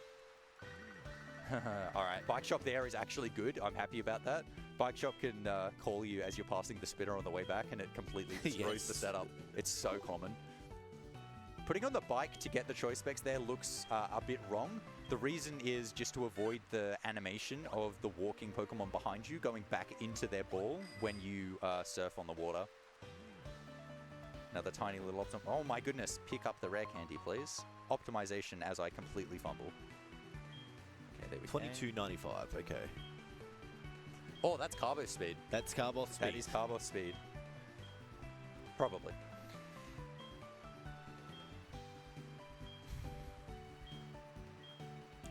Actually, yeah, that will be Carbo Speed. Yeah, that definitely is. What am I doing? Teaching stuff. No, we're doing the rare candy first. That too. 99, yes! Finally good speed. So speed is the only stat that I check on Magikarp because Magikarp's speed only goes up by base 1 going to Gyarados, so they're basically the same, but all the other stats go up by so much that it's just better to check them as you're teaching moves. 71 special attack and a minus nature. Alright, so that's definitely early choice specs. Mm-hmm. Oh, I got the bike shop. Right at the spinner.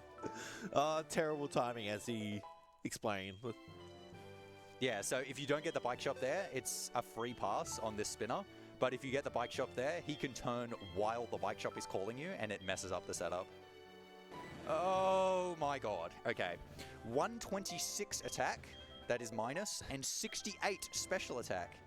Oh, I wow, have you're worse special attack than you, even though it's not minus. Phenomenal. All right, I should have given the specs there as well.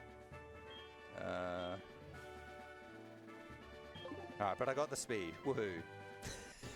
I don't have a repel on? Oh, you never have a repel on. I just got unlucky getting an encounter. Whatever. It's all good.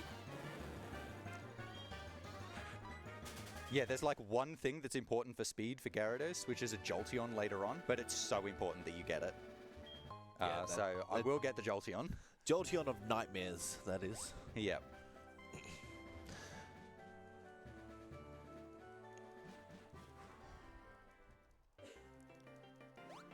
All right, so now we're going into the Rocket HQ. So this is kind of the point of the game where those 2 dreaded words kind of come into play.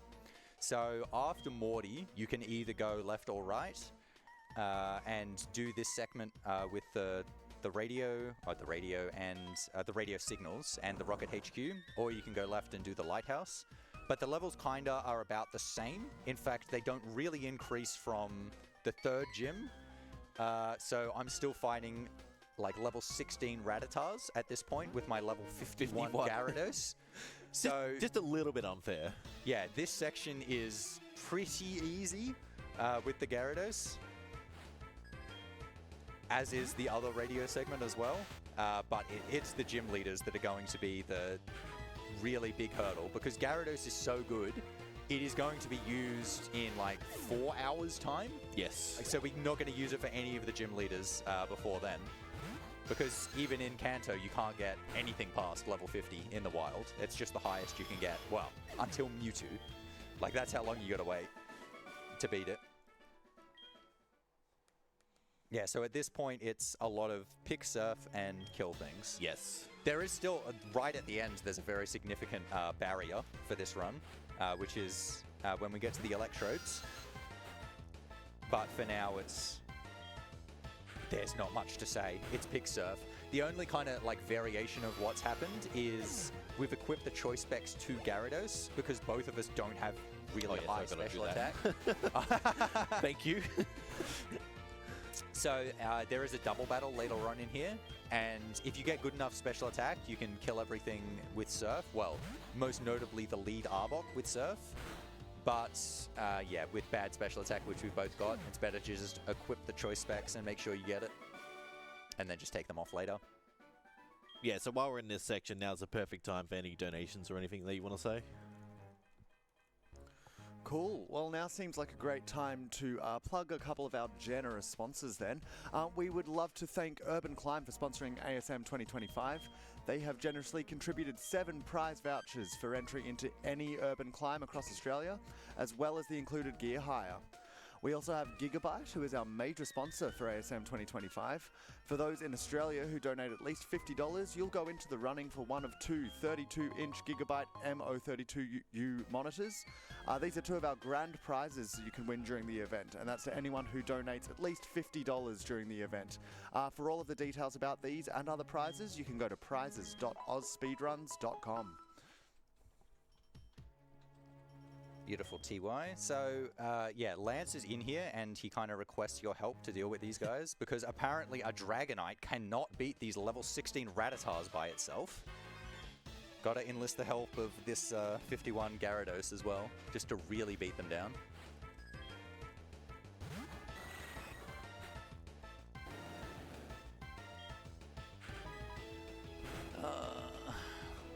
No, I need the protein for money. I was thinking about whether I use the protein on Gyarados as well, because my attack is so bad. Ah, well. I think this is going to be my first variation of Mystic Water, where I came up with the strat for you to use Mystic Water as a backup for if you have really bad attack, and I've never used it so far until today. Beautiful. At least you got the speed today, though. Yes. I think in all of our races you had bad speed. In every single race, I had either 88 or 89 speed, which was 0 or 1 IV. Oh, right. I need to use Surf, not or Strength. something like that. No, other way around. Oh, because you started with Surf. Started with Surf. You're supposed to use Strength on this one with specs on, so you can Strength the Gloom. It's alright, just making the race a bit more interesting. That's it, yeah. Adding some flavor to this otherwise incredibly bland section. Oh, well, we'll be getting another Pokemon, though, at the end. At the end, yes. Hopefully, we're actually getting the Pokemon this time. So, in that race where JT ran out of balls, so the thing we're going to be catching is one of the Electrodes that you have to beat at the end of this segment. And he did not save before the Electrodes, and then did not have any balls for the Electrodes, and then was not able to catch an Electrode. And because they're not wild Pokemon, they're statics, you then are screwed because you cannot get an Electrode and cannot beat Chuck. So that was a fun race. You definitely didn't finish that one. Nope. I will say I learnt a lot of lessons throughout those races. Yeah, listen to me. Good lesson. Sorry, what'd you say?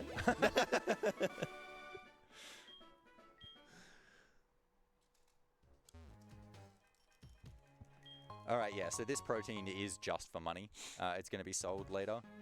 So as I mentioned, you need tons of money, and the vitamins sell for 4,900, so they're just almost as good as getting nuggets, which are just the things that you can sell for the most money at 5k. And that one's not that too far out of the way.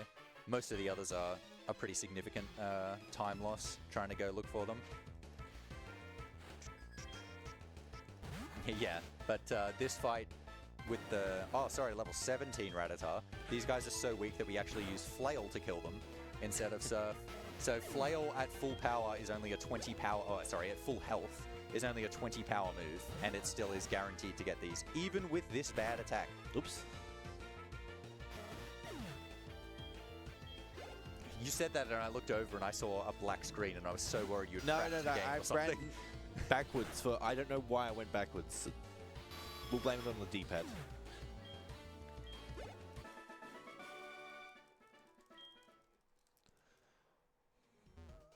I'm glad at least we're pretty close at this point, because this is a lot more dire when you're just watching somebody who's 5 minutes or 10 minutes ahead at this point. And there's just no way for them to catch up other than JT menu moment. Yeah. Or getting better 1% luck, I guess. Well, I mean, the 1% luck is gone. It's like after the carp. It's pretty static until we get to Chuck, which is just ridiculous variance on the Chuck fight. Yeah, Chuck is not great. But anyway, so these fights are just Surf. The double, because we have the choice specs, it will be Surf, and they've got a Gloom. The Gloom won't die, but you've just Unless got to Dragonite decides to be friendly. Dragonite is never friendly.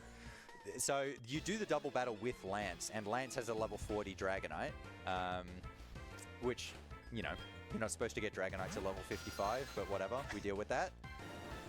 The Dragonite's AI is absolutely bizarre in the double fight, and it changes the priority of its moves based on the Pokemon that you send out with him. And with Gyarados, it's just so likely to pick Fly, which means it just does nothing, because you clear the field, and then he picks Fly, and then you clear the field, and it misses. And then you use Surf on the Gloom, and you're like, please kill that Gloom, and he picks Fly and goes back up in the air and does nothing. So the other moves he has is Thunder and Twister. What's the fourth one? Hyper Beam. Hyper Beam, thank you. The one he was using against the human.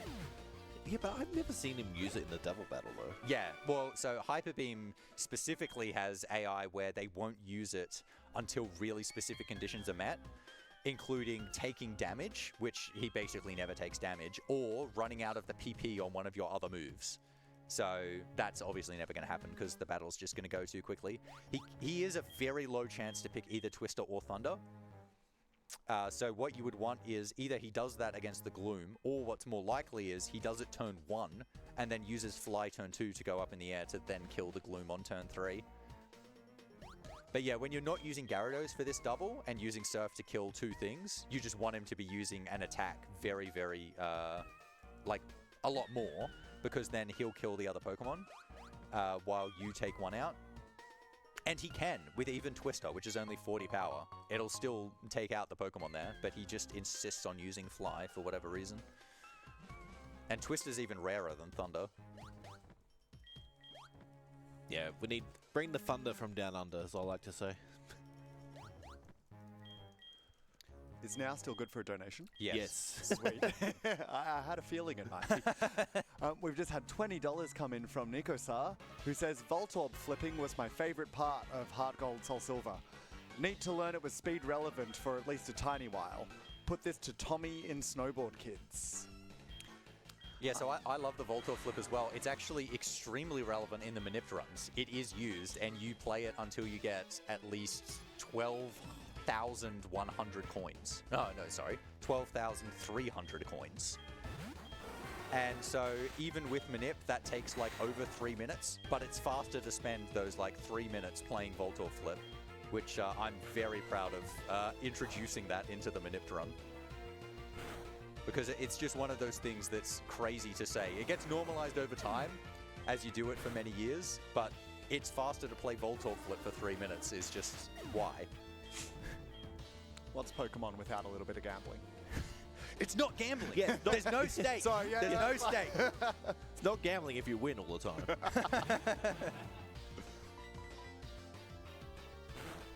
Go Twister Dragonite. Do it for the fans. Nah. No dice. I'm not even going to ask for it. I've got no faith from Dragonite. I'm just going to ask for the crit surf. Way more faith in Gyarados. I actually think it is more likely to crit surf, to be honest.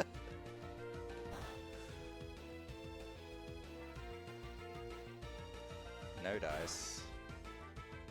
Alright, at least I didn't get Stun Spore. Because the thing you don't want is status moves there. It's the main reason you prioritize killing the Arbok, because the Arbok has Glare and likes to use Glare. And if you're paralyzed, both that fight is a lot worse, and then you're paralyzed, so that's not great. And we've only got one paralyzed heal, and we do want to save that for later. These electrodes can paralyze as well, but it's not as big a deal, because there's then less fights to go. And we can heal Gyarados just after these electrodes as well, anyway.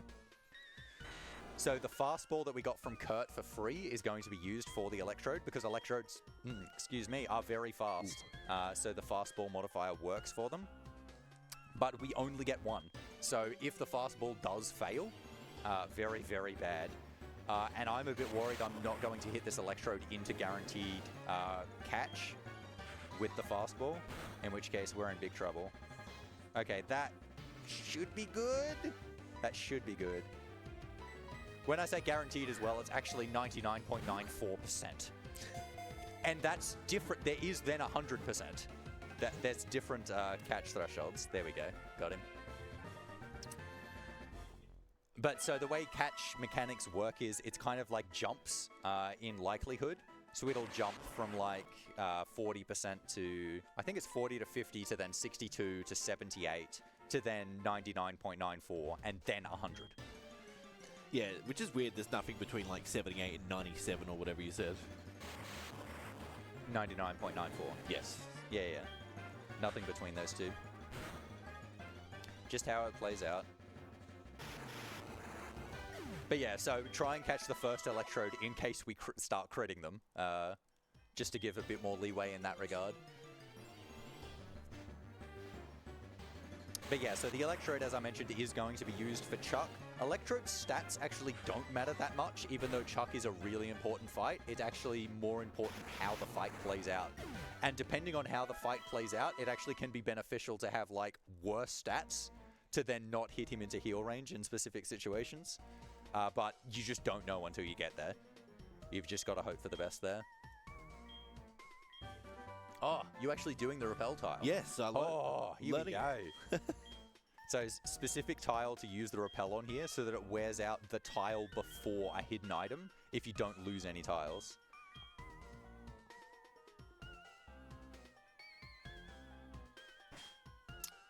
Super.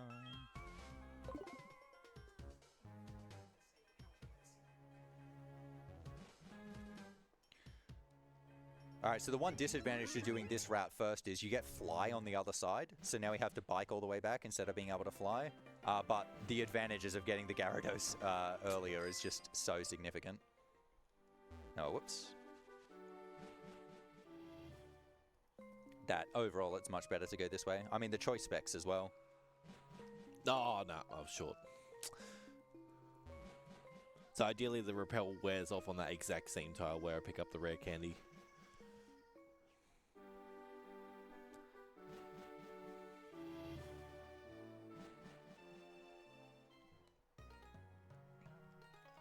So like that.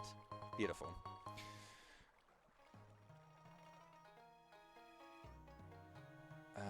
Regular repel here. So I'm going to be saying things out to myself out loud a lot just to make sure I actually remember them. You're good. Yeah, so this guy here you have to say yes to. If you say no, he'll keep standing in your way until you say yes, which is quite annoying. He's opening up a Safari Zone or something. I mean, the Safari Zone is cool, yeah, but it's not helpful in this run. You can actually get really high level, really good Pokemon in the Safari Zone, and you can actually get them quite early, contrary to popular belief where it's like, oh, you have to wait 200 days to get this. It's like you can actually manipulate the timer.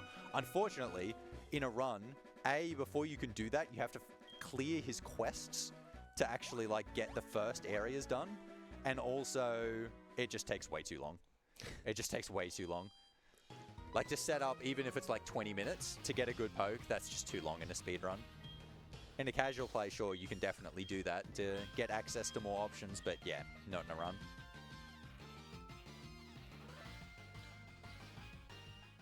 I'm just going to heal Gyarados. I have an Adamant Gyarados. Okay. Boo. Adamant is very good. Yeah, I'm not going to heal Gyarados because I know I'm fine, but I do have to get Electrode out. Hello? Electrode. Electrode is gentle. Okay. That doesn't really matter. It's just defense swap.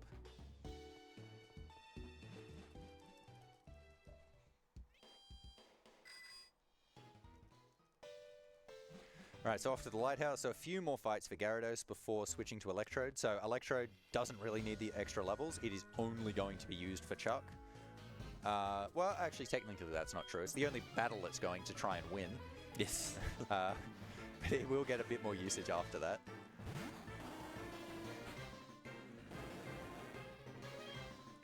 But yeah, so you might think with using Gyarados that it's like, well, isn't the Intimidate text time loss? And it's like, well, in a vacuum, you would rather it not have Intimidate to not have all that text.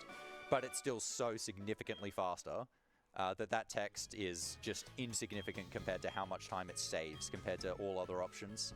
So in Manipt runs, you do use Raikou, actually. You use a Legendary with the Master Ball to catch it, which is why it's just not possible in Manipless. But it's only a little bit faster than Gyarados, and it also has extra text. It gets Pressure, and so Pressure announces itself on battle, and yet those are still the best options to beat the game with. Because it's just high-level, amazing poke, not even close to everything else. They're like 10 minutes better than everything else. Unfortunately, yes.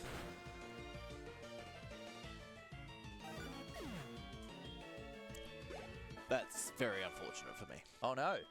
Yep, hit the spinner. This is the worst spinner to hit as well. He's got 5 Pidgeys. Can I kill these with Flail? I can't remember. Yes. Yes. I mean, you should use Surf though, because you healed. Okay. Why did I turn frame? Oh, that's not safe. I'm just going to make sure I get past him.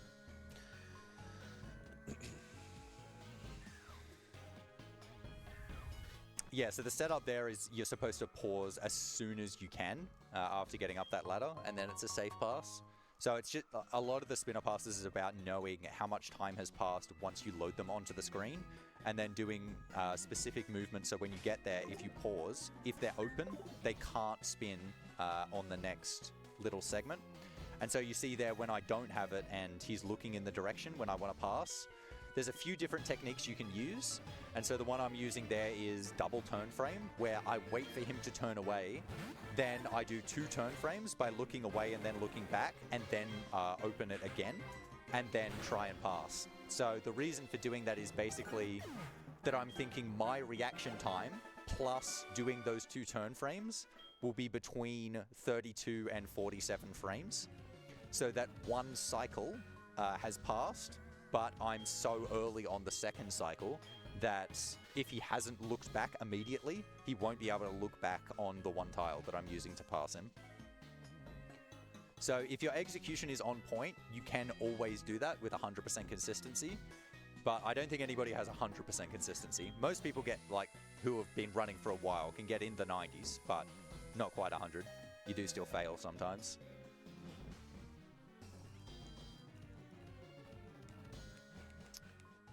And now it's Charge Beam. So to help Electrode out, I'm going to go over here on the water and pick up the TM for Charge Beam.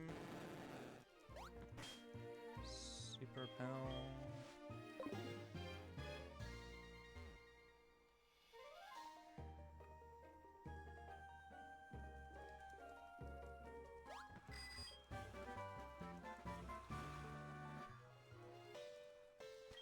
Slight little music glitch there where the water music is still playing even though I'm not on water, just because I'm picking up an item right after getting off the water. It's also another instance of putting on the bike even though it's slower, because the bike has wind-up. Like it doesn't go at top speed straight away, so it would be faster to walk to that tile or run to it. That would be even better. But again, it's just saving the animation, which would be significantly slower because Gyarados would actually surf, so it would do an extra animation. My TM list is going to be completely in the wrong order because I had to sell items earlier.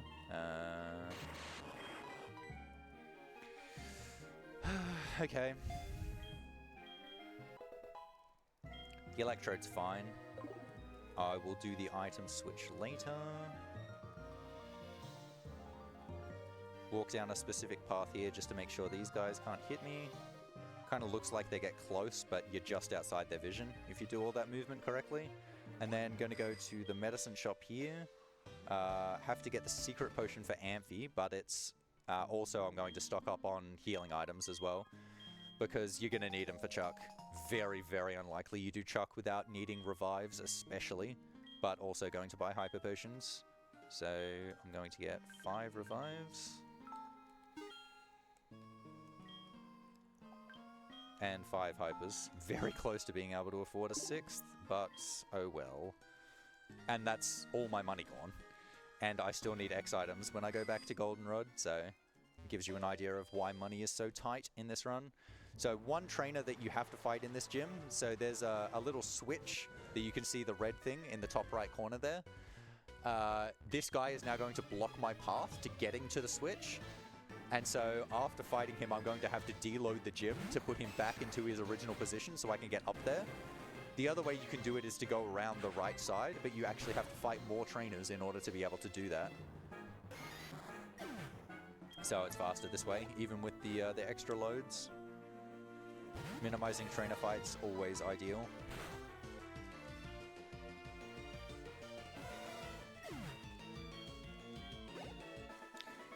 And if you run as fast as possible here, this trainer hits you. So I'm going to do the menu here and switch Electrode to the front now.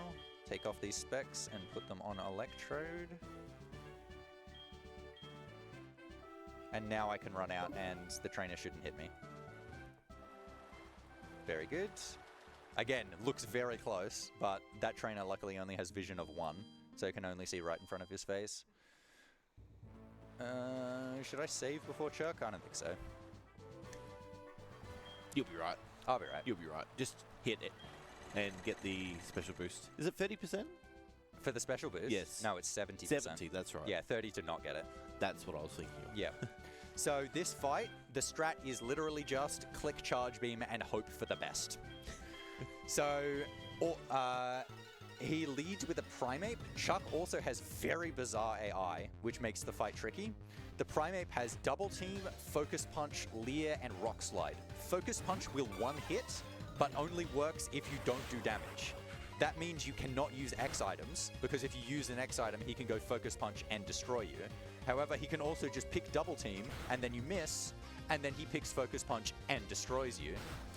Rock Slide is also going to be a 2-hit. That's heal range, unfortunate. And then Leer can make it so Rock Slide can even one-hit you. I've gotten the special attack boost, so I think I'll 2-hit here. I got a hit though. Thank goodness. All right, so now I've got good special attack going into Poliwrath. It will be a 2-hit though.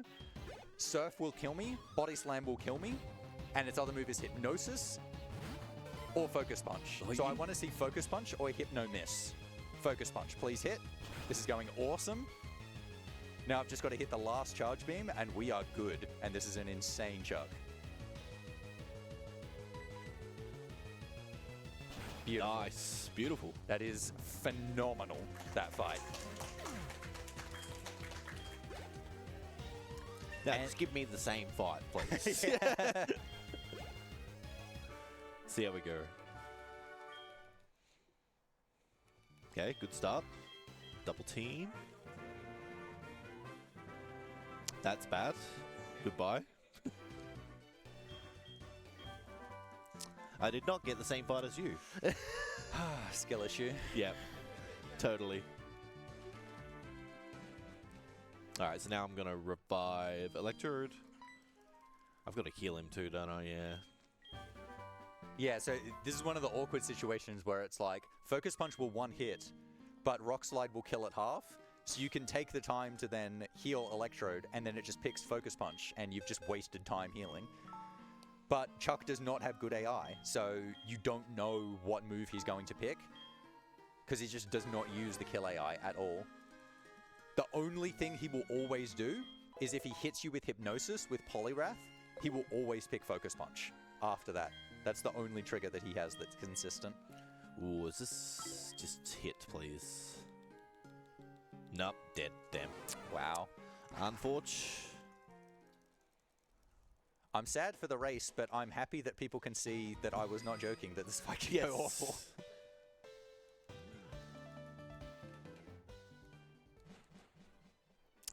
Electrode. Okay, so while JT's doing that, I'm now going to go on the hunt for more 1%ers. So this first one is not a 1%er, but all of the ones after this will be. So this is long hunting time.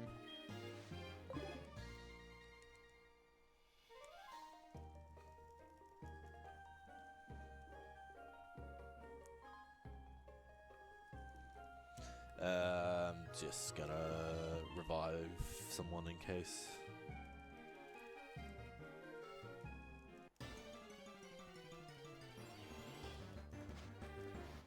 Alright, third time's a charm.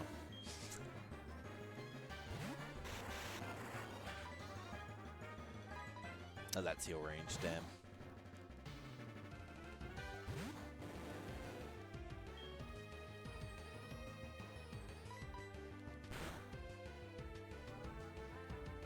Leah, okay. Oh my goodness.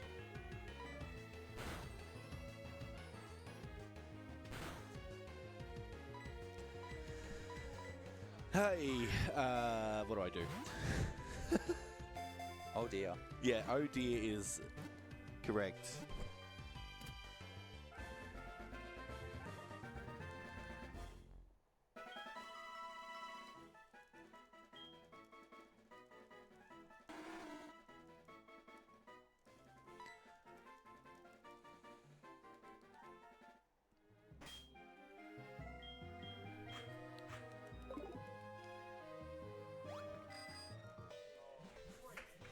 No, I'm out of charge beams.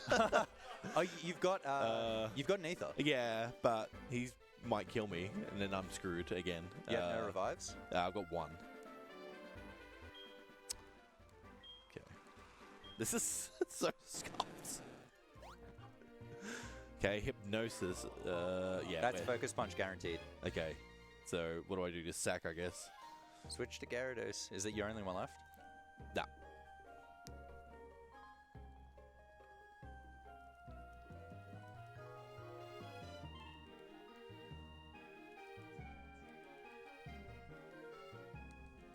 Alright, this is my last revive too. This is not good.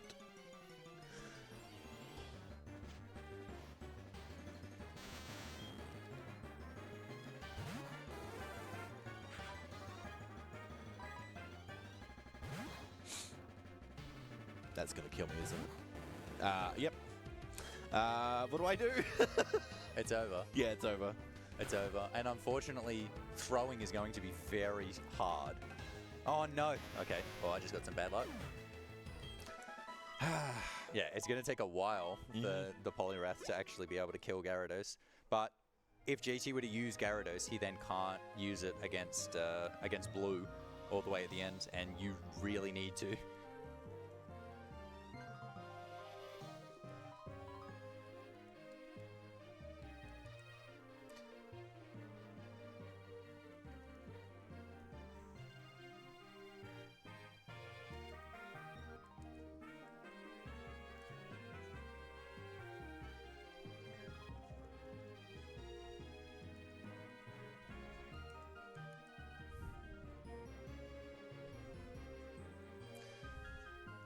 This is gonna take a while. How's your hunt going? Well, I crit the Tentacruel that I found. Oh, right. Unfortunately. And then finding another one is proving troublesome. It was the first time I've ever found a quick Tentacruel.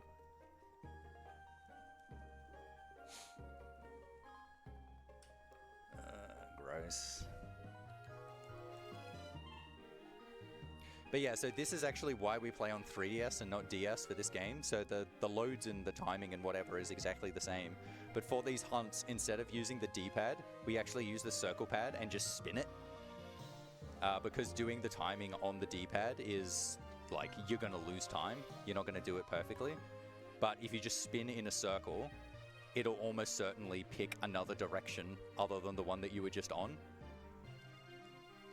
But I'm like, having to spin it for 10 minutes does hurt. Oh, there we go. Messed up as soon as I said that. All right, now you can't even see me. I'm still spinning though, trust. Or is he?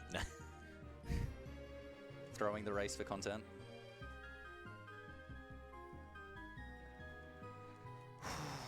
Jeez. Still throwing balls over here, don't Oh, worry. Jesus Christ. It actually might have been faster to win with Gyarados. Yeah, but then what do I use for blue? I told you, Lugia. We went through this before when you didn't catch the Electrode. You just never did it. You should have finished that race. Oh my goodness.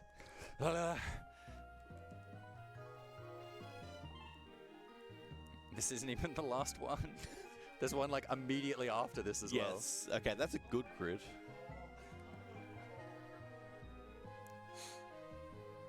Where will I go to? Olivine.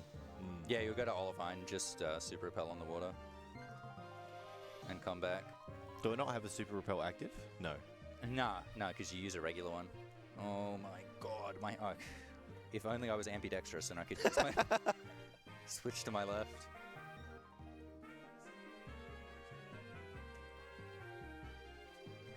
Oh my god. Keep spinning, please.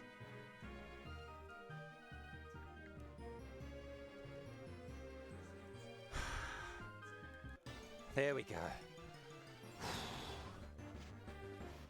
Alright, you might want to save the second time. I think I will, yeah. Yeah, because you're pretty low on revives. Gyarados.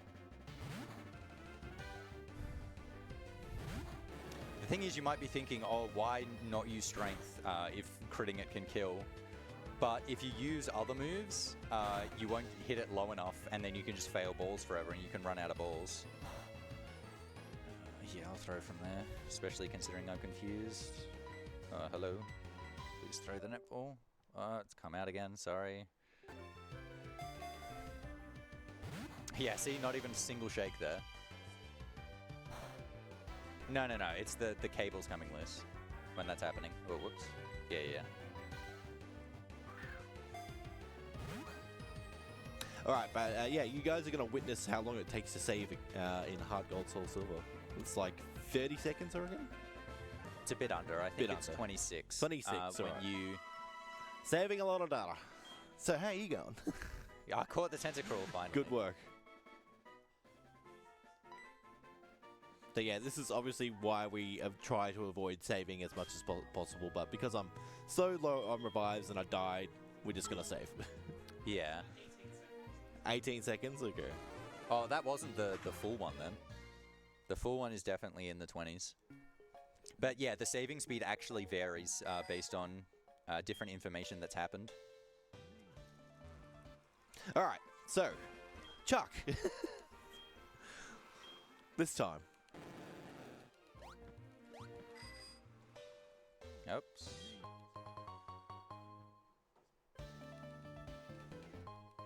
That's fine. Get the boost. Okay.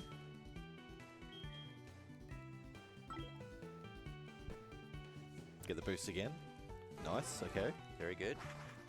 And then Focus Punch. And then, yeah, he just chooses Focus Punch and we're good. And you hit. Oh, I've got no revives, hey. Ooh. You've got none. Yeah, 0. Oh my goodness. He did not pick Focus Punch. That has to be Hypno Miss.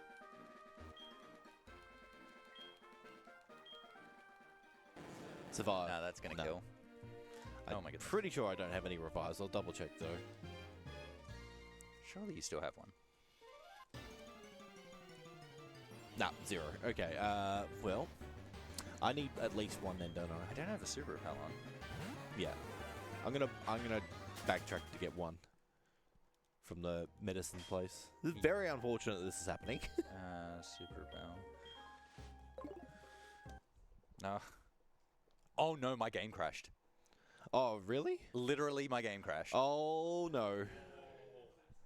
Awesome. All right, JT, thanks for winning the race.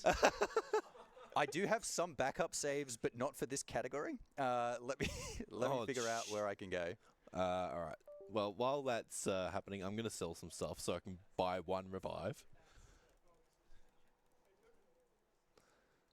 This is why I play in bed at home.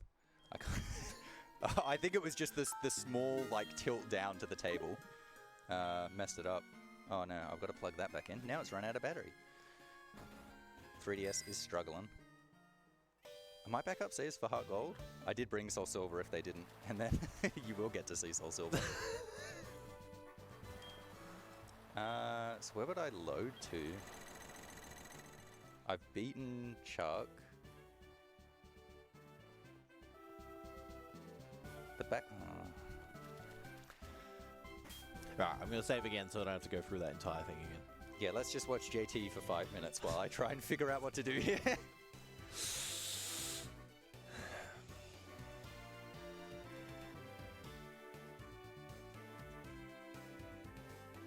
This is definitely the longer save though.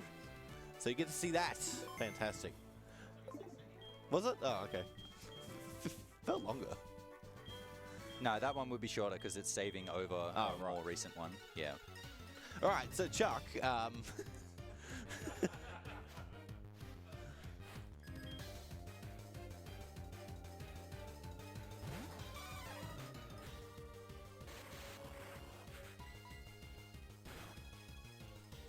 okay, good. Now just hit. Okay. Boost again, that's good. Lear, that's fine. Okay, good. 1 down. There's still 1 more to go. But we're in a lot better position than the last previous 2 fights that we had.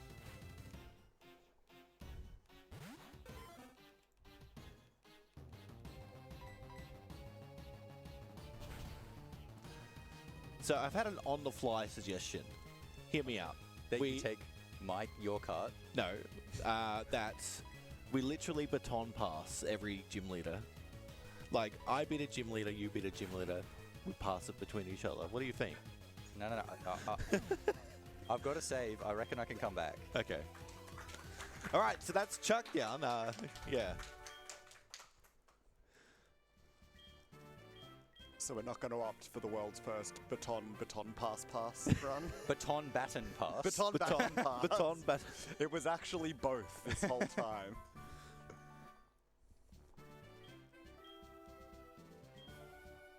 All right, anyway, so I've finally beaten Chuck. That only took a long time. All right, so you're not going to believe where the closest save that I had was. Chuck.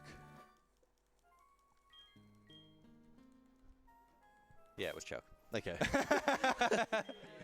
Right, I'm teaching Fly. Can you just walk us through this fight, Werster? Sorry, hang on. That's in the wrong resolution. I'm going to have to boot the game again, sorry.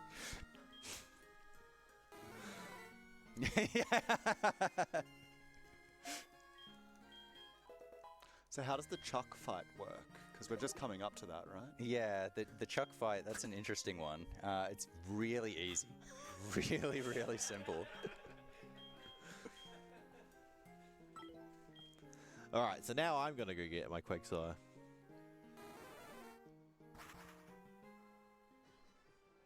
Yeah, so unfortunately this save is actually not for Baton Pass. It is for a completely different category. And so I don't have an Electrode. Okay, so we get to see Lugia. Fantastic. No. I've already beaten Chuck with Electrode. I'm just doing this with Gyarados and we're pretending. That's all that's going on right now. I didn't see it happen. Did you guys? Nothing to see here.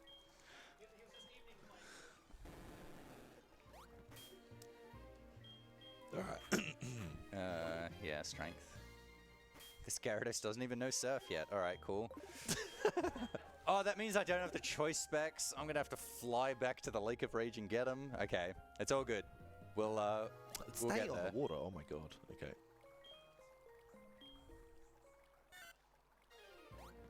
Yeah, lots of things are going to be wrong about this save file that I'm going to realize until way too late.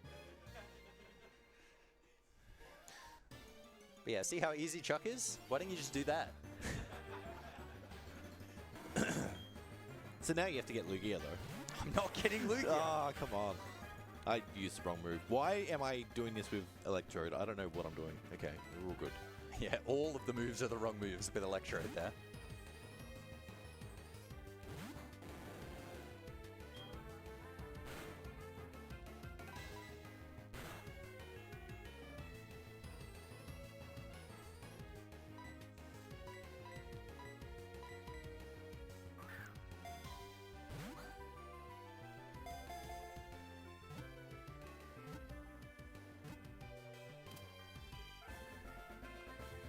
Now that we've recovered a little bit and we're back on track, I'm sure that our runners would appreciate any sort of good luck sent from the chat through the form of monetary donations.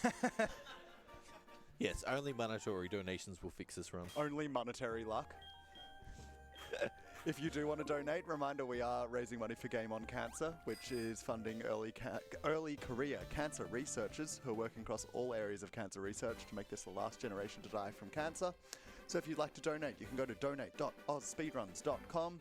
And a reminder to put that money towards an incentive while you're there as well by leaving a comment in the comment box. Might I suggest you donate towards naming Glenn in Chrono Cross Stay. There we go. And yeah, look, I'm not greedy. If you want to donate and for bad luck for JT, I'm down for that too. Mate, I died to Chuck two times. Oh, really? Yes. Oh, poor Diddums. I know.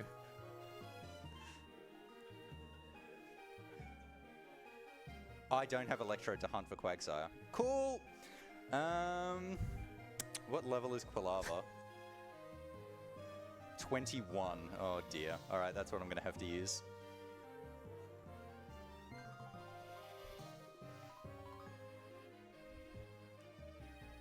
Yeah, so normally you'd use the level 24 Electrode to only get 24 or 25 Quagsires here. I don't have such a luxury. I'm also going to have to revive. Jesus. There they are.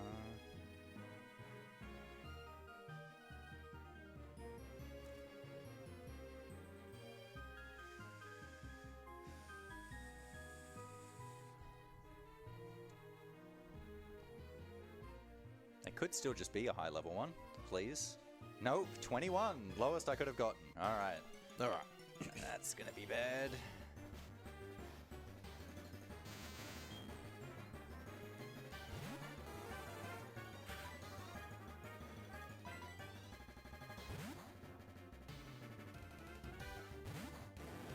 Oh, I don't have netballs. There's no way I have netballs. Oh, of course I don't have netballs. I love realizing things too late.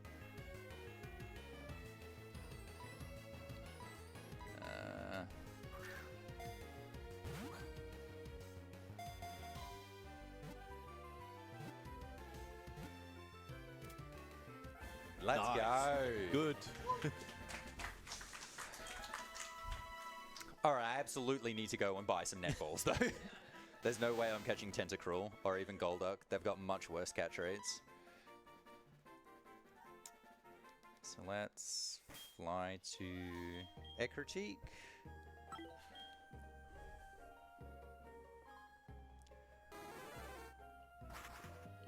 Alright, I'm going to get the nugget and the rare candy from down here. Nugget to sell, rare candy is for pokes. I have no super repels left. We'll make it work.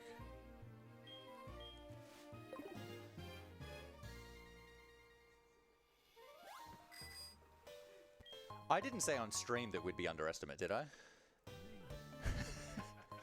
No, no, you didn't actually. Oh, thank goodness.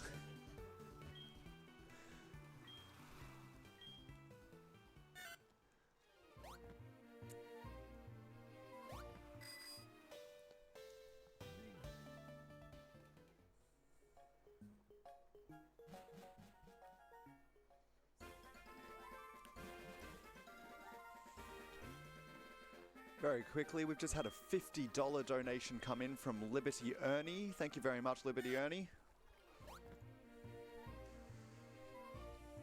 Come on, stay in one spot. Thank you.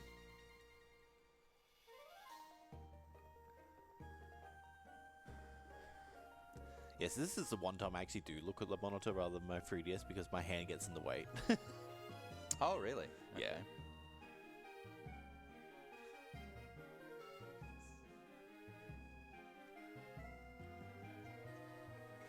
Yes, welcome to the ballet.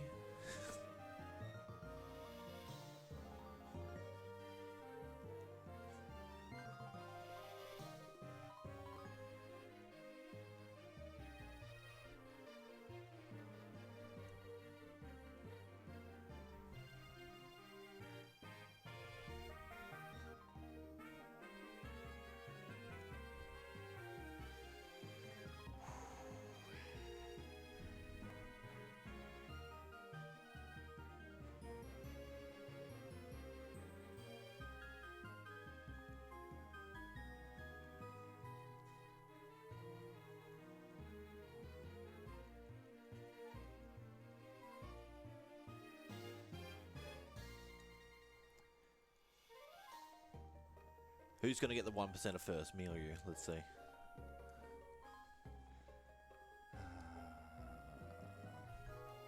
I don't think anybody cares. They just want it to end.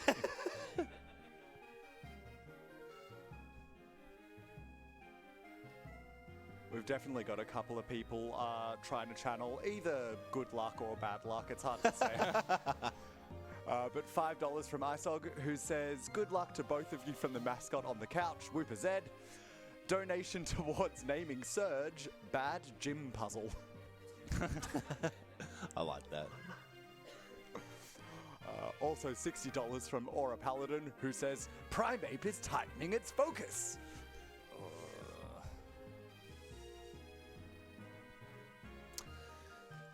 There we go. My hand is starting to hurt. Yes. Yes. We love to hear it.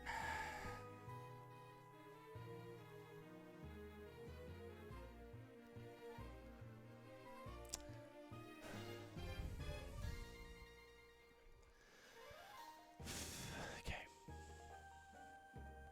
Hope you guys like the surf theme anyway.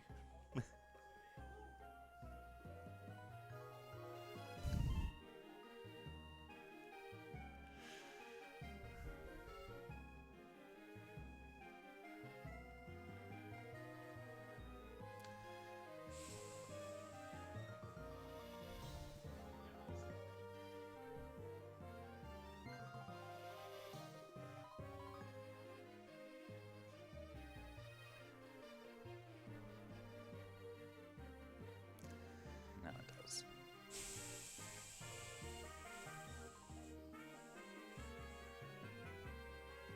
They don't got a spare hand that I can borrow? This is actually really hurting me. Come on, please. I've been here long enough. This is ridiculous now.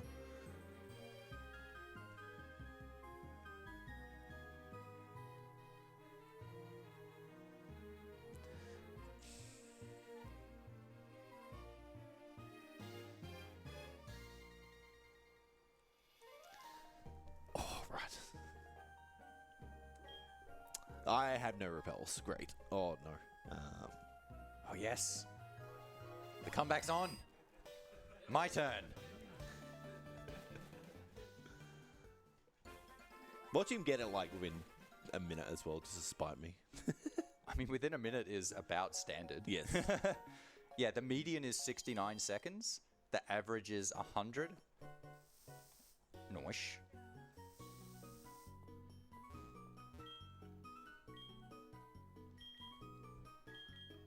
A couple more donations coming in.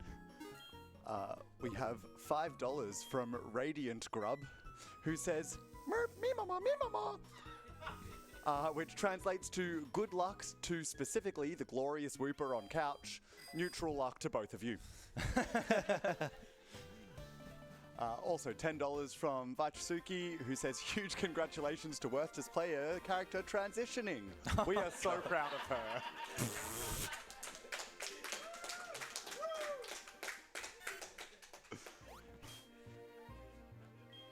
Yeah, bit sad for Flavio, though, who will not be making the rest of this run. Oh, dear.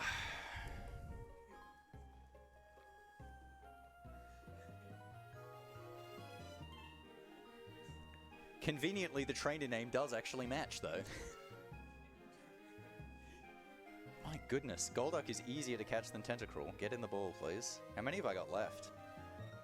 Well, Kenya is dead.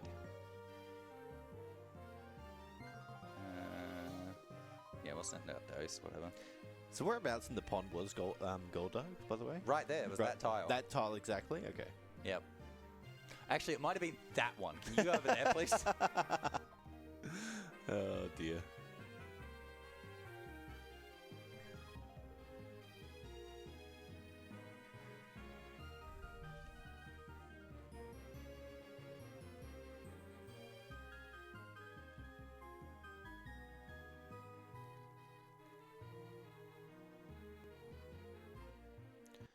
Finally, oh my. Jeez. Where do I need to go?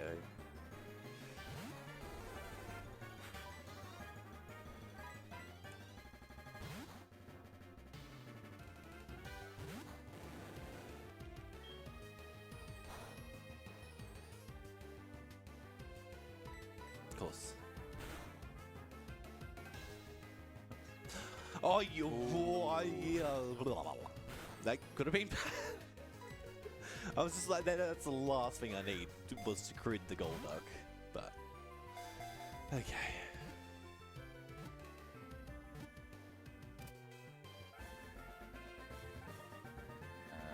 No. Very good.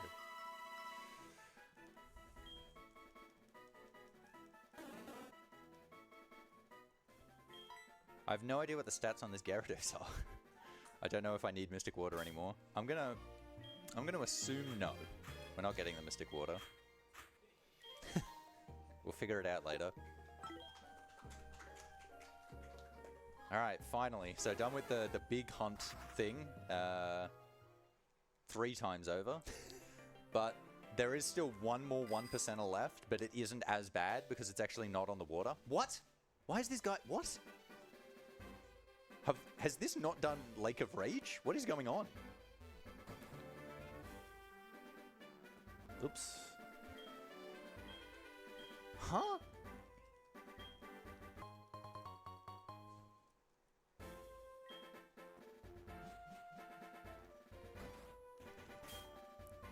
Oh, bro, this hasn't done Lake of Rage. This safe... Oh, no. It hasn't done the radio tower segment at all. So would you like to take up my proposal then? No, no. What we're gonna do is... I'll figure something out. Okay.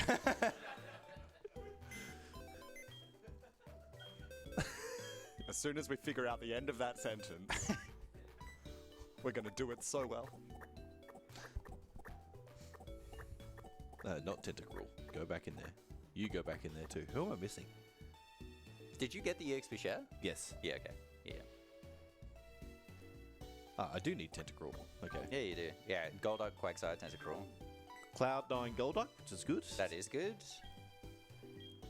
So Golduck can have 2 abilities. One is Cloud9. The other one is Damp. Damp. Thank you. Had a complete blank on. Hello. Actually, I need to heal the Quagsire. Going to be teaching Surf to both Golduck and Tentacruel. Sorry, Quagsire. I have 68 special. That's good. Golduck.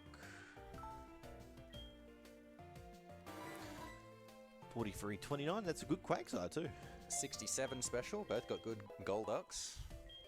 My Quagsire is level 21 though, so it is impossible to be good. Now where's the choice specs? There they are.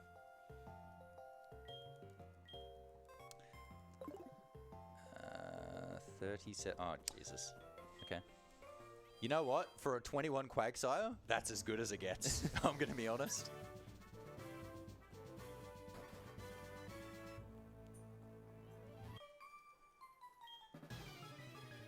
Whatever. Oh, I can't get into the gym.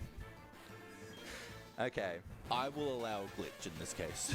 I don't remember what it is. Oh, I don't remember how to do it. All right, let's do Jasmine. Let's do Jasmine. wonder if I have a radio tower one.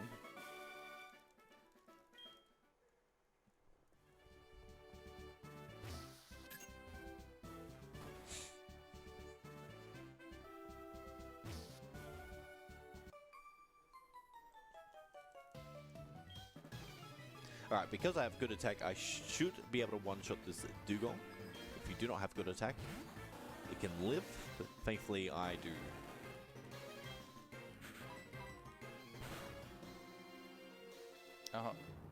I haven't done the lighthouse either. Oh no! Oh no! Well, I definitely can't get into Jasmine's gym. Maybe I had a radio tower save. Until then, I'm gonna try and remember what the glitch is. Fair enough.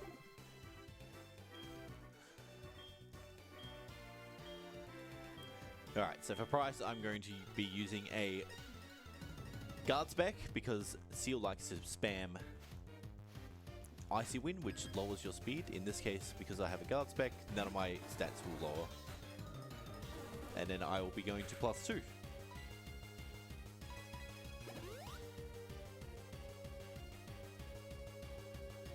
And because I have Cloud9, Hail will not affect me, which is quite nice.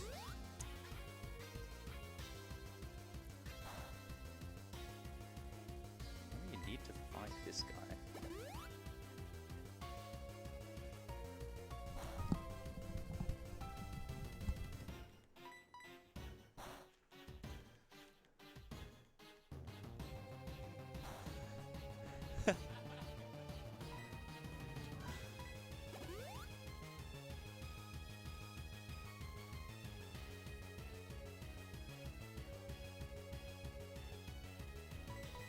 I don't have internet, yeah, sorry.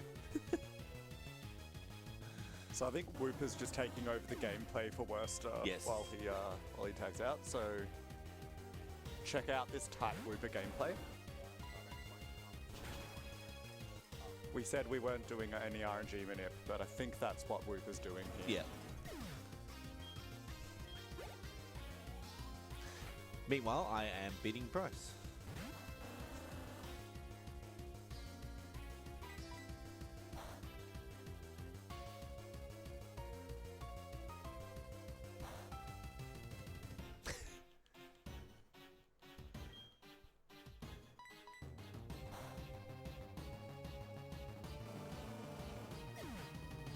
For those wondering, I believe Werster is currently looking up a YouTube video of how to do. It's my own speedrun that I've pulled. Werster is looking up his own speedrun to find out how to do a glitch.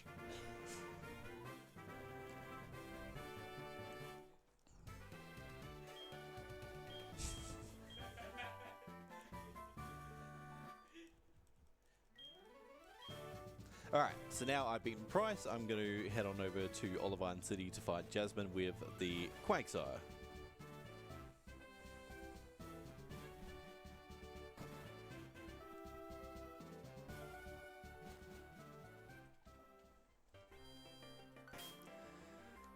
Take the specs off as well. And we're heading over to Olivine. Oh, I was meant to get Sludge Bomb as well, wasn't I? That's okay, I've got it after.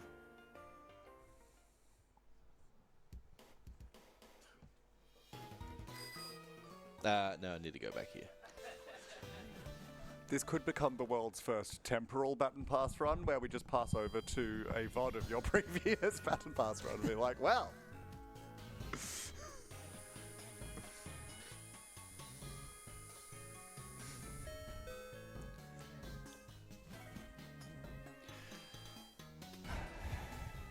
So I know we had planned for some like worst possible scenarios, but this is probably even worse than that one. Probably, you reckon? Yeah.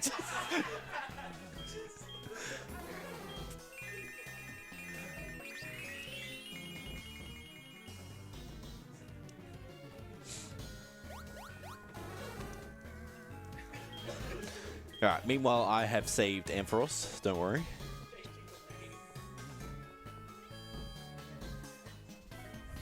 Oh my god.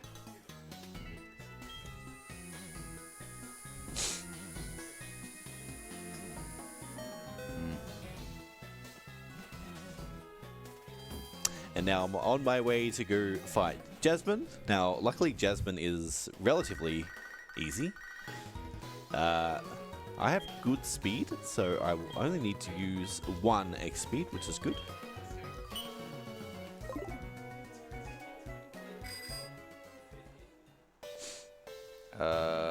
Oh, it still doesn't let you in. A large formidable tree. Okay. Oh.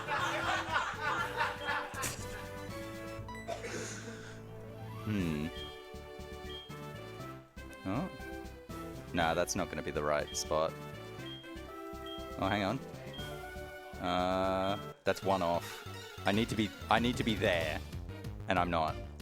I can try. I do have fly, so if it's wrong, it's fine.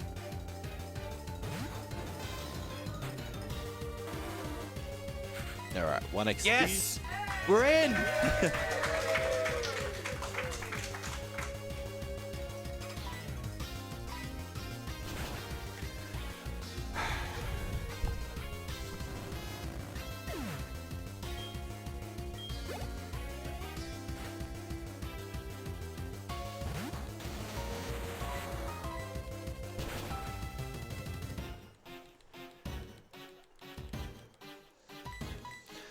Now, this might be heal range for Jasmine. Yeah, it is, isn't it? Oh, no. because We're it's good. got We're the good. citrus. We're Yeah, good. you're fine. Yeah, we're good.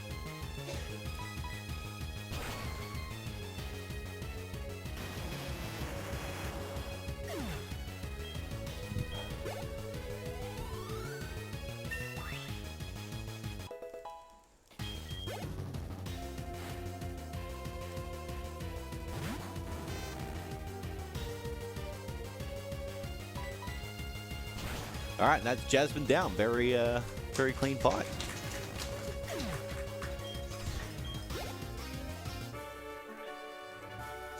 All right, now it's time for the rocket section, which is as interesting as Rocket HQ was, really. It's a little bit more challenging, but not really. I don't have the items for price. There's no way I have the X items. Why did I not go get them before going in here? I have no X items. Oh, no. It's Awesome. That's just awesome. Let's save, I reckon.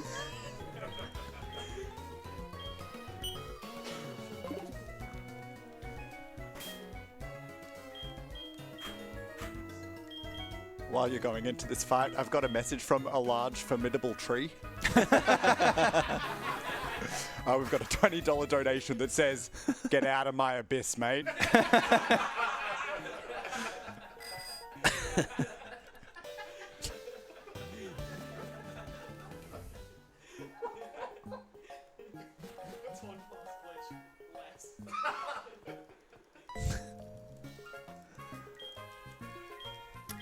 Hail, but I have Cloud9. Okay. Then no battle items. Okay. I'm just gonna have to spam surf. And then Seal's gonna pick rest. Oh no, it's picked Icy Wind. So now I'm slower. Now it'll pick rest. Oh no, I'm still faster. Alright, this is easy. Who needs X items? Alright, Pylo Swine I'll just kill with surf. And then, oh no, it's Dugong will use rest. Yeah, Dugong's gonna be impossible. But if we have faith. Oh yeah, just Mud Bomb miss. Easy.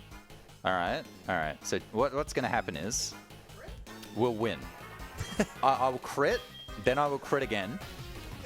I will follow that up with another crit. a good plan. I like it. It's a good plan, unfortunately. Reality not so nice.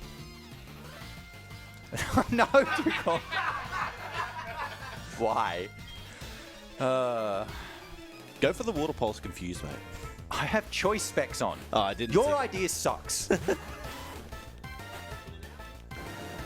Alright, so it'll be heal range if I don't crit here. It's only doing 12. It'll be fine. It'll be fine. Yeah, so that's definitely heal range. Hopefully I have an ether for when I run out of surfs.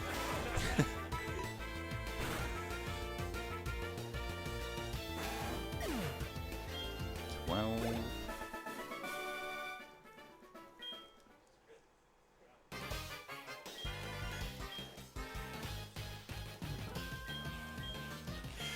Alright, I need to heal. Whoa, use a hyper potion instead.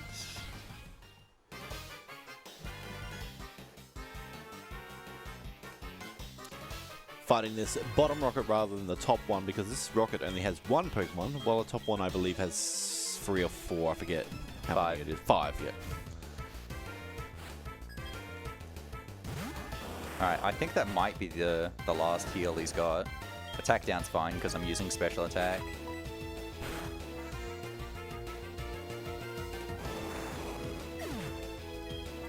There's the crit!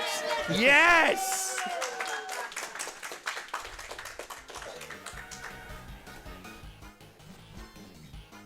Alright, amazing, amazing. I don't know why you use X items, man. This is so much better.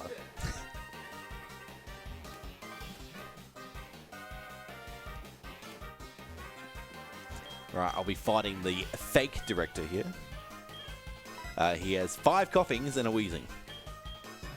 Yeah, it's also one of the important fights for equipping the choice specs onto Gyarados in this route, or the Mystic Water, because you generally won't get the wheezing with Surf without it, and they've got like Smoke Screen and Explosion. They've got awful moves. Alright, very good. Just take over that guy's domain, and then I can't do anything, so now I'm going to find another save that's further in.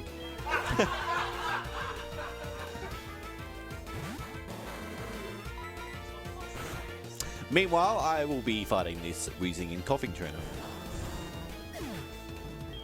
So while that's happening, if you have anything to say, any donations, now's a great time, I think. We just want to shout out Wooper, who I think probably got you that last boss fight with the RNG manipulation that we were doing earlier. And while I'm on shout-outs, shout out to our sponsors for ASM. We've got Urban Climb, who are sponsoring ASM for 2025, who have generously contributed 7 prize vouchers for entry into any urban climb across Australia, as well as the included gear hire. We also have Gigabyte, who is our major sponsor for ASM 2025. If you're in Australia and you donate at least $50, you'll go into the running for one of 2 32-inch Gigabyte MO32U monitors. These are 2 of our grand prizes that you can win during the event. For the details for this and for any of our prizes for the event, you can go to prizes.ausspeedruns.com. We've got a bunch of other stuff there as well that you can win by donating. Also, probably worth noting, in addition to donating, the Twitch revenue that we receive throughout the event will also be given to Game on Cancer. That includes bits and subscriptions to the AusSpeedruns channel, so that's another way that you can support if you're watching the stream. Alright, cool. Now I've beaten the fake director, I can now go into the underground, where we will be fighting the 4th rival battle.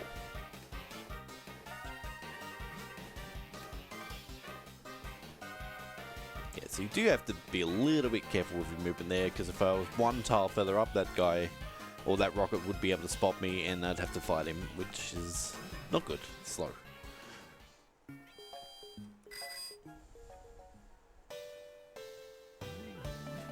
That was actually clean.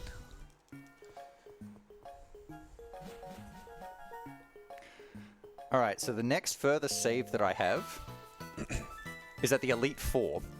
However, this is a glitched file, so I actually still have less badges than JT.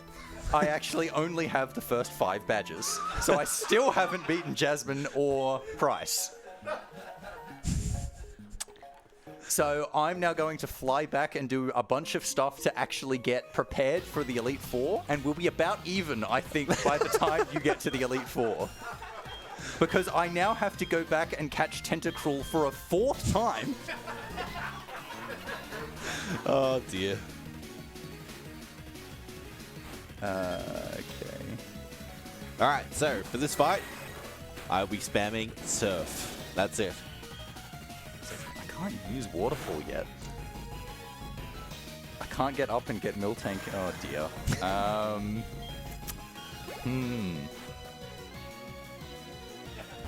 Maybe I do beat Claire.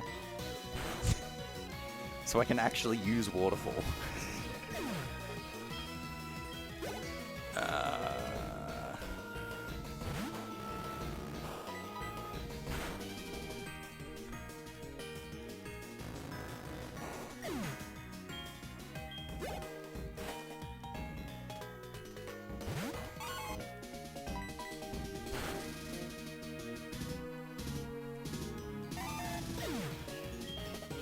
While you're figuring that out, I've got a message Sure. from the guy outside Mahogany Gym who, with a $5 donation, says, ow.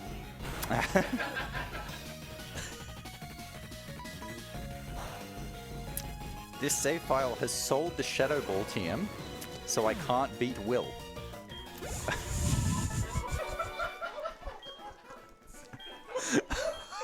No, that's so bad. Maybe it can win the lottery.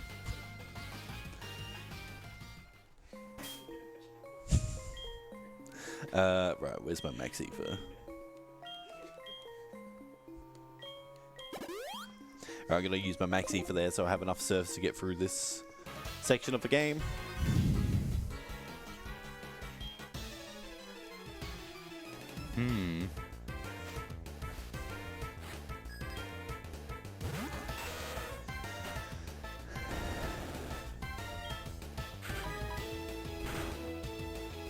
So how close are we on my proposal, by the way?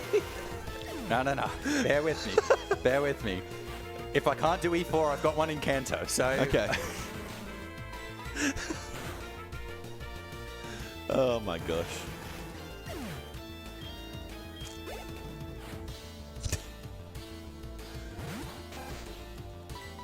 I don't need Waterfall in Kanto anywhere, do I? No, that's fine.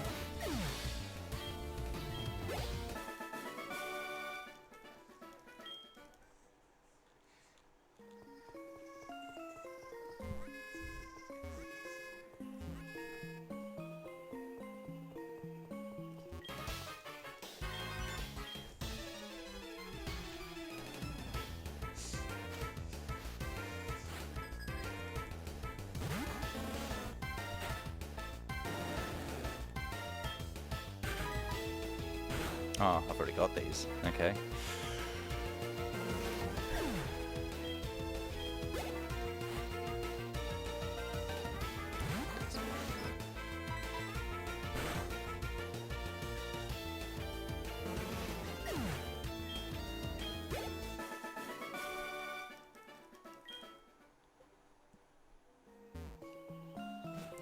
Alright, I will also be going past this trainer here. So for years, we fought this trainer, and we can just go to the left and avoid him altogether. Shoutouts to MK Dasher, the legend, for that one.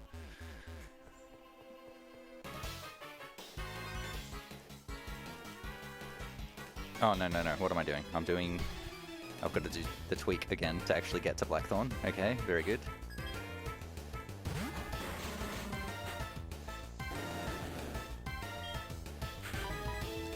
How are we in time? Okay.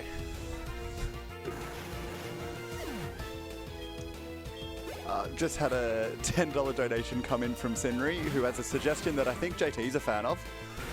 So, about that Lugia.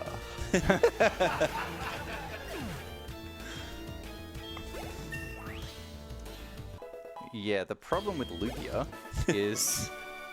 Catching it. Well, I can't even get it until after Kanto. Because I need the Silver Wing. It'd be for later. My goodness. Just can't do this. Okay, I think I've got to stop using the circle pad. Alright, meanwhile, I'm about to go shopping and buy lots and lots and lots of items and sell all the stuff that we collected. Oh no.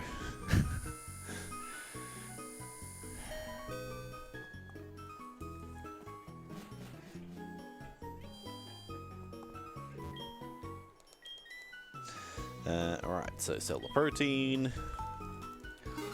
Earthquake has been taught to Gyarados. I can't beat Bruno either. Well, yes, this is terrible for you.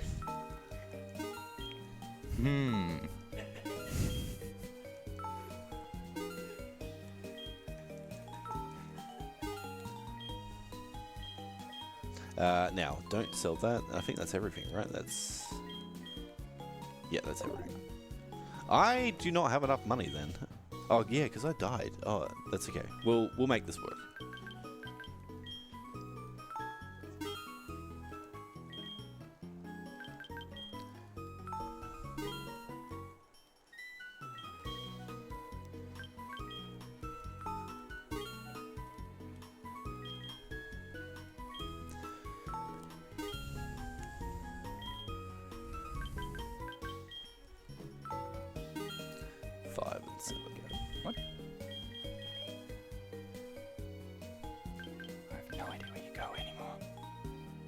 Well,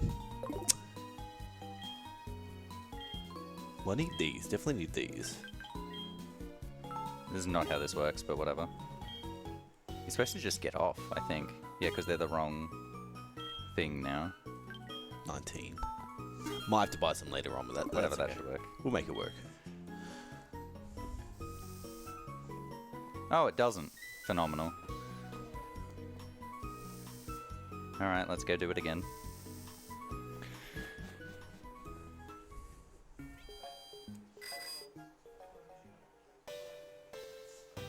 Alright, going back to Radio Tower for me in the second section and saving the director. At this point in the game, if you care about the story, Team Rocket are taking over the Radio Tower and we're trying to stop them.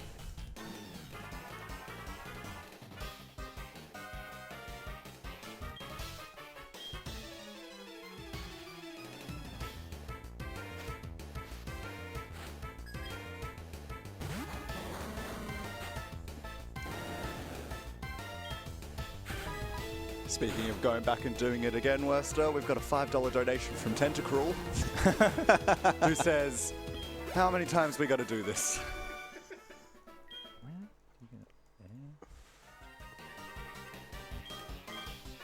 Okay, let's try here. A reminder as well to Tentacruel and all our donors, if you would like to put these donations towards incentives as well, such as making the name Glenn Sten in Chrono Cross, put that in the comment as well and we can add those to incentives too.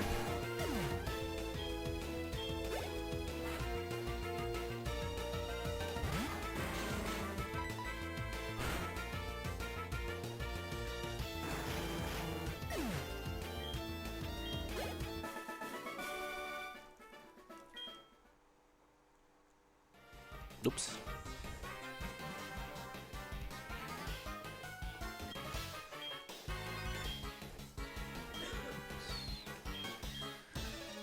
Oh, you're still in Radio Tower. Yeah, Yes. so this is Ice Path. Yep, Radio Tower takes a long time. So I think I'm going to go to Blackthorn. I'm not going to be allowed in the gym, but I'm going to go there just to buy Dusk Balls, and I'm just going to figure out some stuff to buy. To catch. To try and beat as much as I can to then get to Kanto.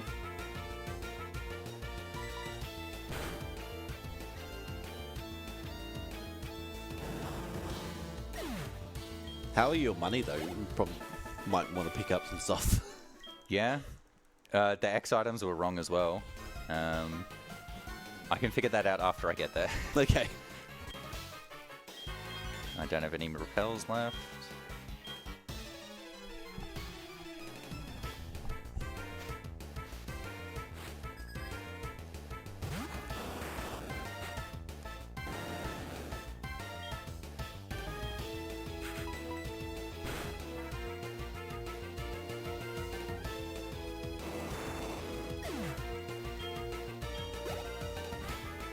Oh, let's pick that up.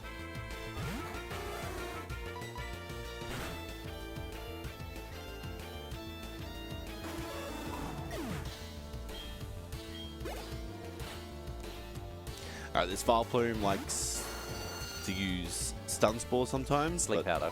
Sleep Powder, sorry, you're right. So let's not get that. As I say that.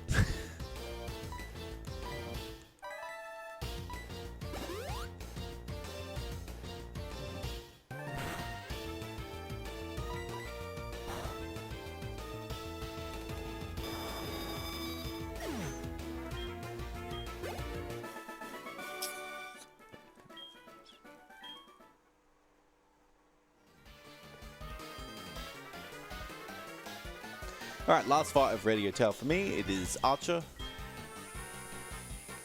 He's calling out to Giovanni to return, but Giovanni just doesn't bother.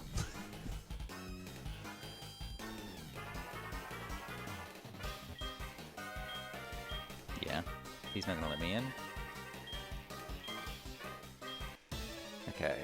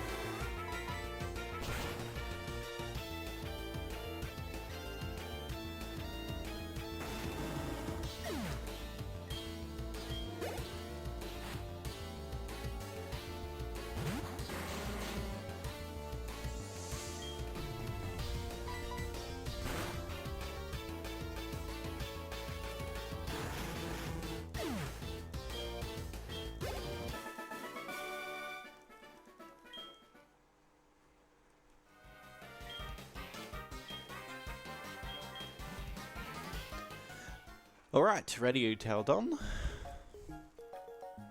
I will have to get Sludge Bomb before I Oh, progress. you didn't get Sludge Bomb. No, I for the forgot prize. to get Sludge Bomb. Okay, yeah.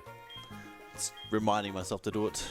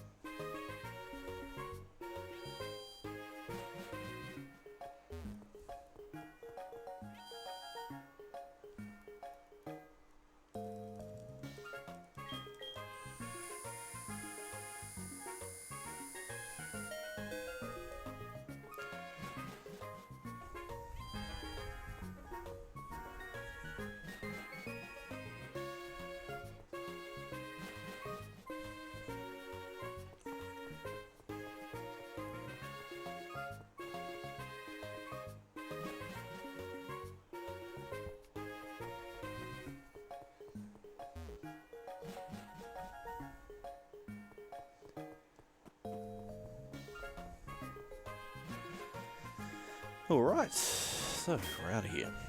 Oh, he's not going to let me in, is he? I need to do radio tower.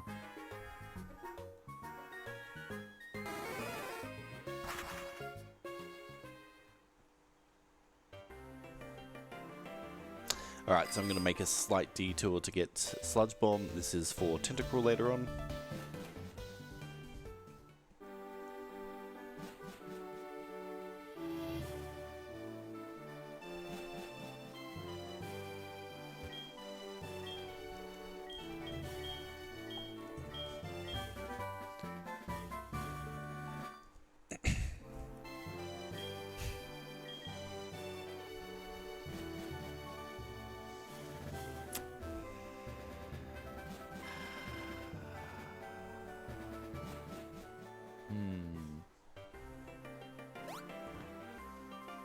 Oops. Yeah, so of the 5 Pokemon that you need to beat the Elite Four and Champion, I can get 1. And the idea I had for a backup, I'm not allowed to get that either. I was thinking about Ghastly in Bell Tower. I don't know of anything else that would stand a chance that I can actually get to.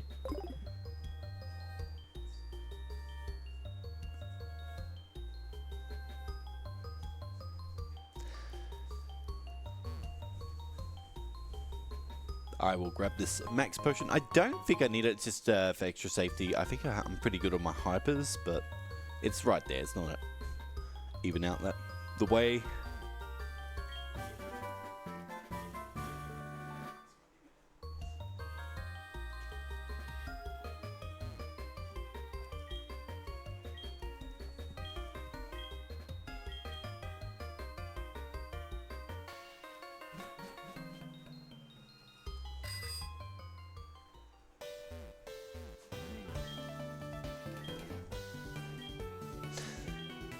So if you ever played this game casually, you probably thought you need to put all the boulders down. You actually only need to put one. Which is this one in the left-hand corner. Now, I've got a big menu here, so I do need to focus a little bit. So we'll teach Sludge Bomb first. To Tentacruel.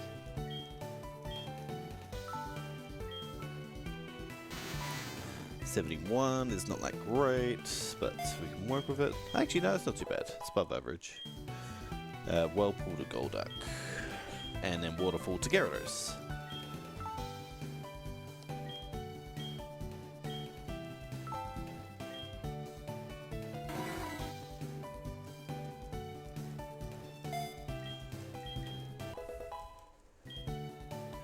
And then we're finally getting rid of Tackle from Gyarados this far into the run, and we teach it Waterfall over it. So thank you for your services, Tackle.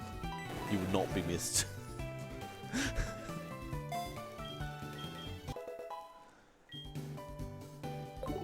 Alright, also got to take the specs off Gyarados. Did I use Repel? I honestly don't remember. That's fine. I need to go back in the menu But anyway. you say you don't have any repels. I bought more, don't I? Oh, okay. I bought more. And I will be getting the Carbos. This is to increase my Gyarados' speed, so I outspeed Jolteon.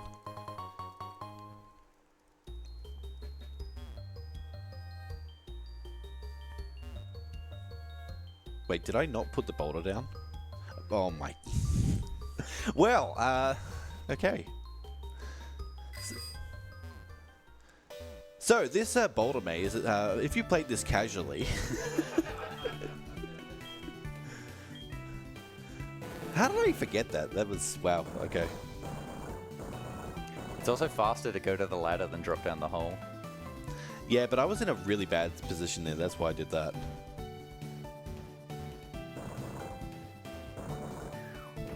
Yeah, I just wanted to show off both sections. No. Never mind. Okay, second attempt. We got this.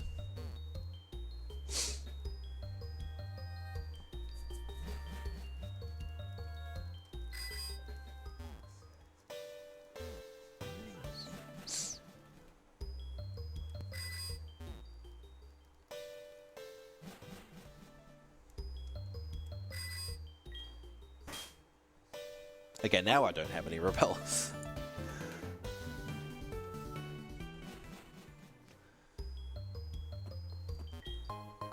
I'm gonna grab this protein here as well, just sell for money. You don't necessarily need it, but because I died and I was low on money, I'm gonna grab it.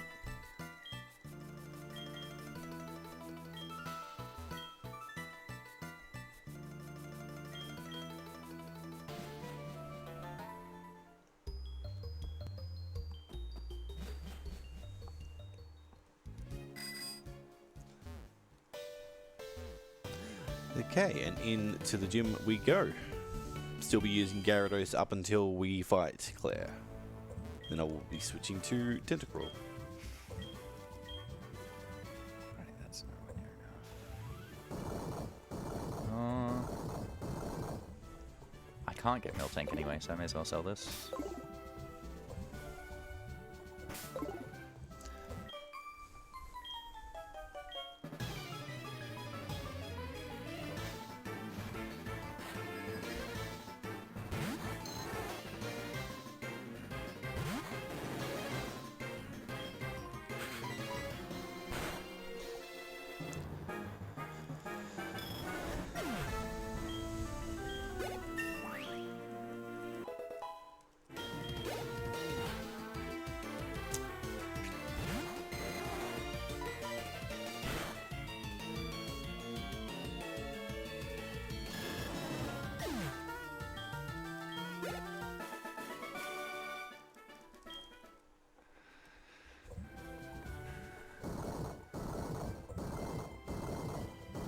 I don't have anything with Surf. Oh. Can Rhyhorn learn Surf? Or is that Alright. just good Dawn? No.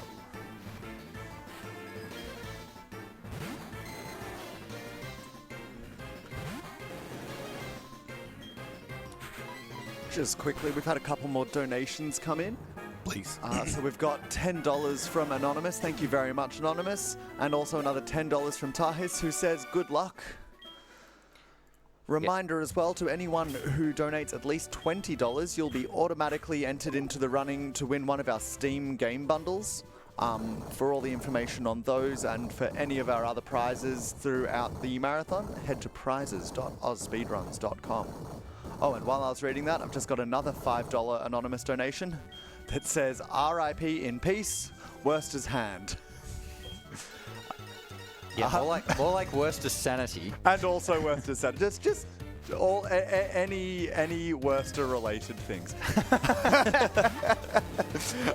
Money goes towards the new secret bonus Lugia incentive. Oh. Or alternatively, towards carpal tunnel physical therapy.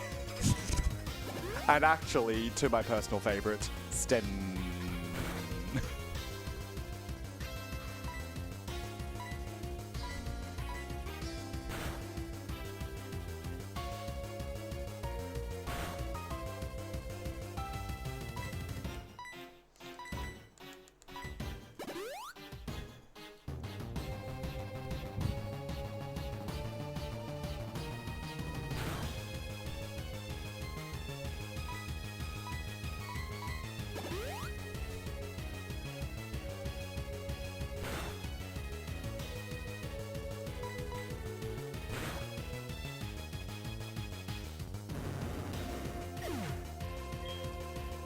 Now, yeah, for Claire, you just set up a couple of X specials and away you go, depending on your stats.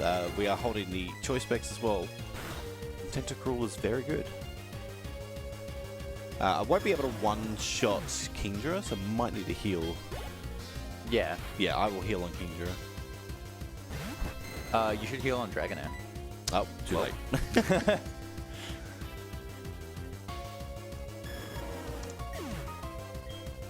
Yeah, Kingdra's always a two-shot.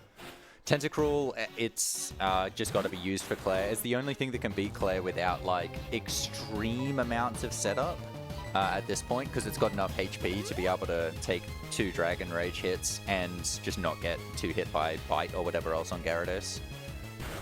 And so it's just ability to set up is the most important thing.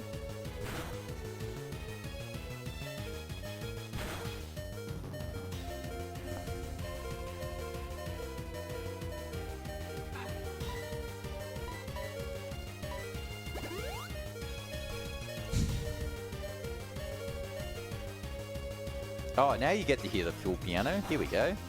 Beautiful.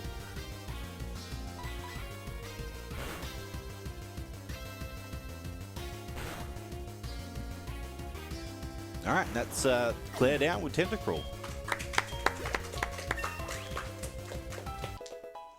It's not there. What the hell? Okay, I don't even know how the game works. There it is. Okay. Do I dare ask why you're getting Dig? Because I don't have Earthquake. Oh, right, okay. It's not in Victory Road, I'm guessing. Don Fan cannot learn Dig. Okay.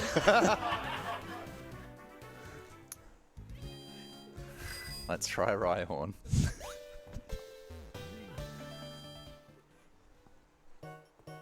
.26 speed.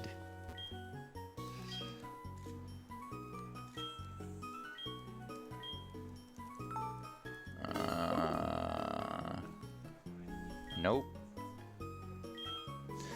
Okay, 2 escape rooms.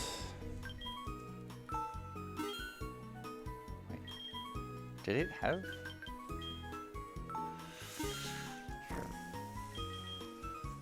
Okay.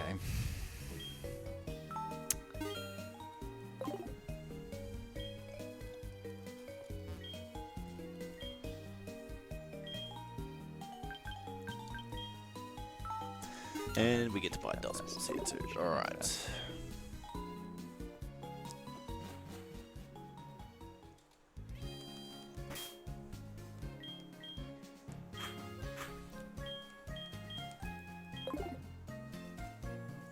Now we're off to the Dragon's Den. Because Claire refuses to give us our gym badge even though we destroyed her.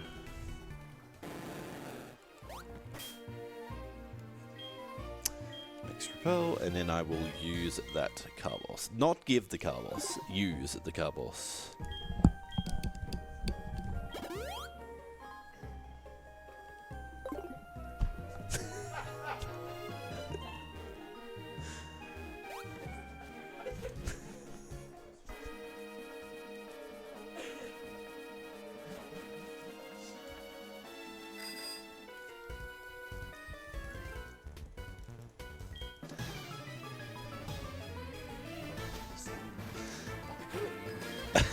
Okay.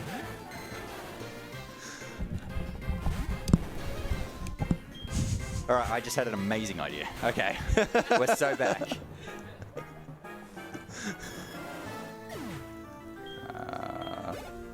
And where do we need to go? No. I saw your idea and I'm a little bit scared. Oh dear.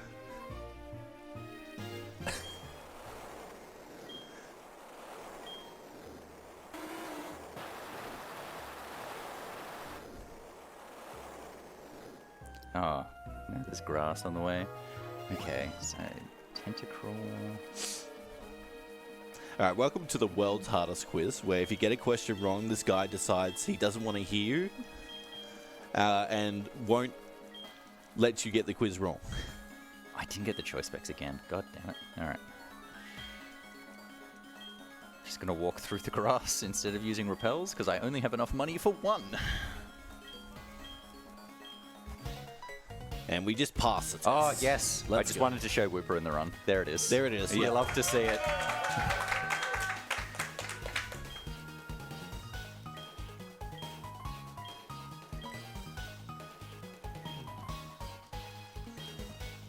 Wait, how am I going to catch Tentacruel? Oh, yeah. No, it's good. It's all good. All right, now Claire finally accepts her defeat because we passed this unlosable test, and we get the badge, and now we can actually proceed with the game.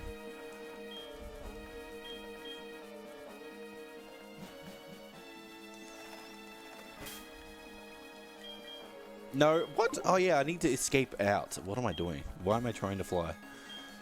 That's not flying. That's not... Okay, we're out. We're in there.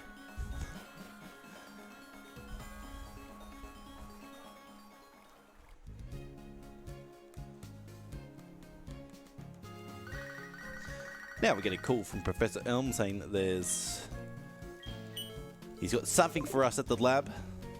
And that something is the most powerful item in the game, the Master Ball. Why did he not give this to us at the start of the run?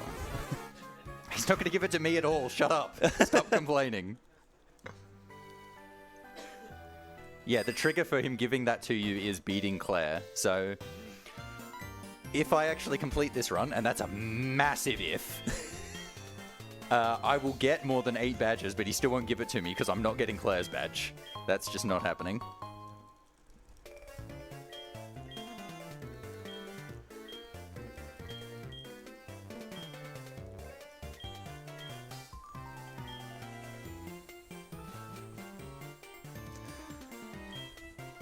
Alright, and we got a convenient free hill right behind Professor Elm, which is quite nice. And now we're off to the Kimono Theatre in Goldenrod City.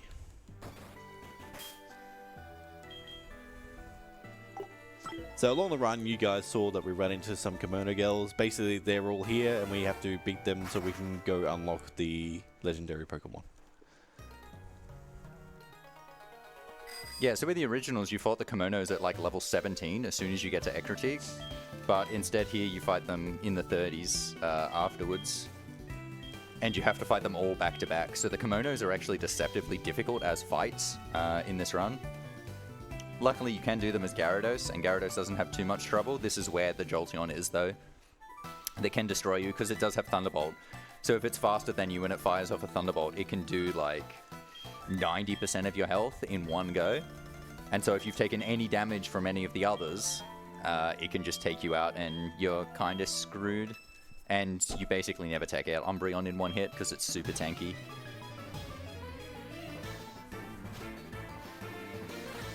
Now, because I have good attack, I might be able to get the Umbra. No, probably. You don't have Mystic Water. I'm going to crit. You are thinking with Mystic Water. I'm going to crit. With that.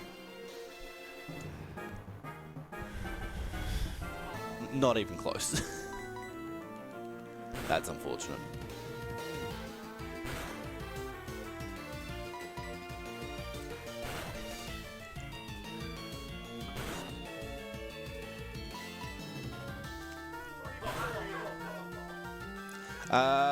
Yeah, I'm not going to risk that. I'm actually going to heal. This is very unfortunate.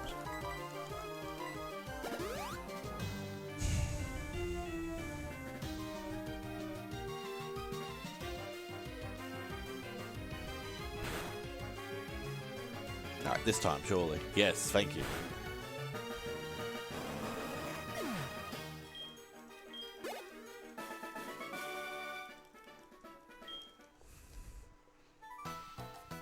Alright, next fight.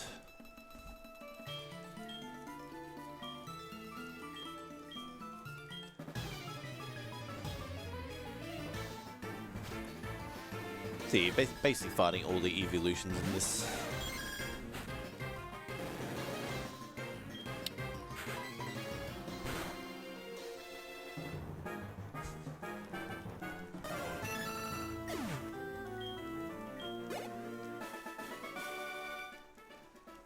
Yeah, so once you pass Umbreon, the rest are no threat if you're outspeeding Jolteon.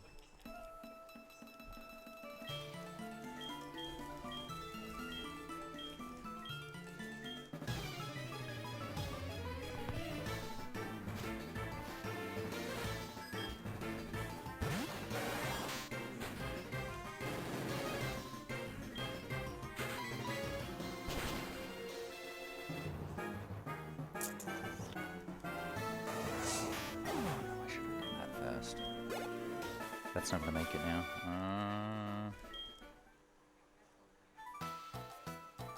Okay, we'll go this way.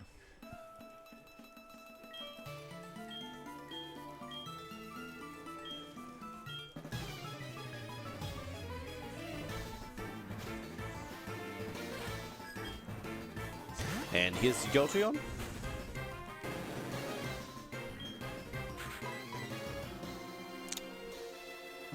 Okay.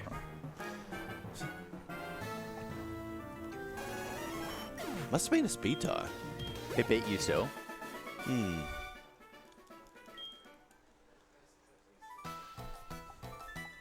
Definitely used the car boss, didn't I? Yeah. It's either speed tie and one short.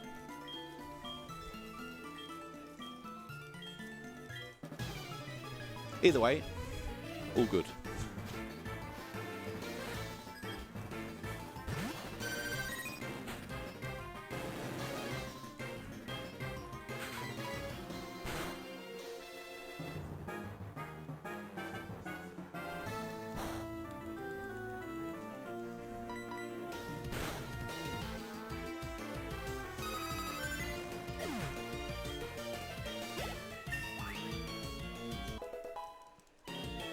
Yeah, it was a speed tie. Wow, that's unfortunate. I mean, it's still worth using a car burst to get the speed Yes. tie than just ignoring the car burst. Because at least it gives you an out if you're in a no-win situation otherwise.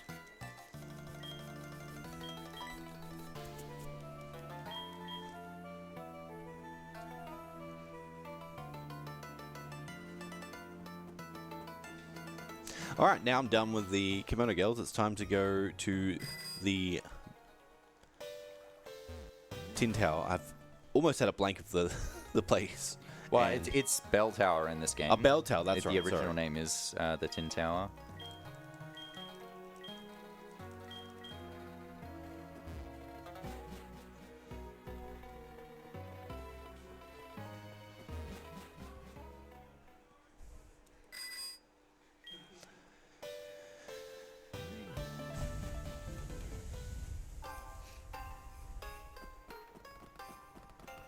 Yeah, so in a lot of runs, so obviously between Heart Gold and Soul Silver, in Heart Gold you've got to go visit Ho-Oh, in Soul Silver you've got to go visit Lugia.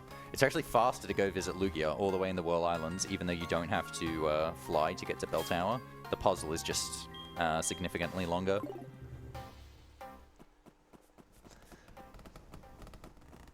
But the advantage of Heart Gold in this regard is Ho-Oh is slower, and that ends up being beneficial. It's also like seconds between them, isn't it? Soul Silver, Heart Gold. Yeah, it's like 2 seconds. Soul Silver does have a rare candy that you can pick up in Whirl Islands as well. For runs where that matters.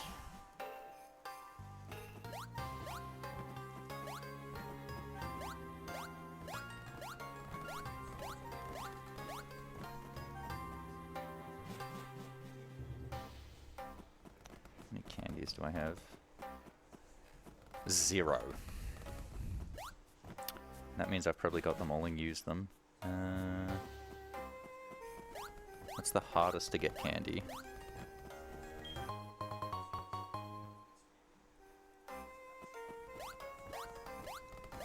No, there's none. I have to grind. Okay. Violet? What? The one in Violet? No, I've definitely got You got that one. Rock Smash? Rock Smash. Yeah, the one behind Rock Smash.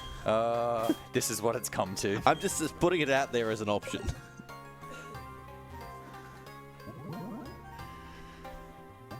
That's the only two I can think of.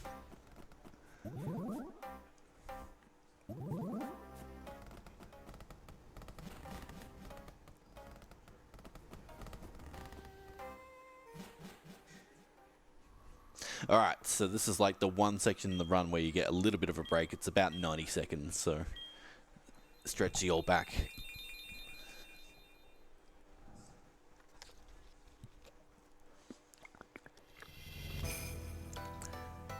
So when our host is ready, now would be a perfect time for any donations or anything that you want to say while we're in this glorious cutscene. Of course. And definitely not me thinking that this run was actually meant to be on tonight and then turning up late for my hosting shift. So let's get into it. We have $10 from Sneed's Feed and Sneed, a seed. Day 33 out of 365 of asking Werster to play Pokemon Insurgents. No. I think I just heard a yes. We also have $5 from Aggie. Tin Tower?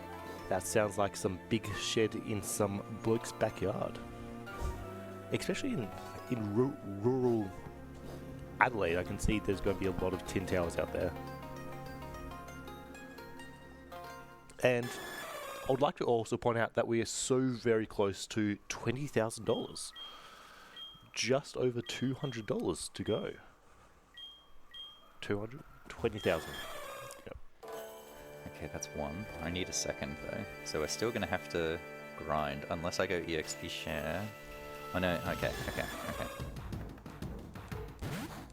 Oh yeah, so yeah, all of this time we the Komodo girls to summon the Ho-Oh. We're just gonna run. That's it.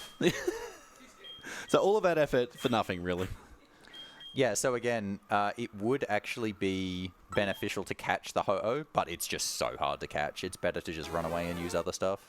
I went to the wrong place. That's okay.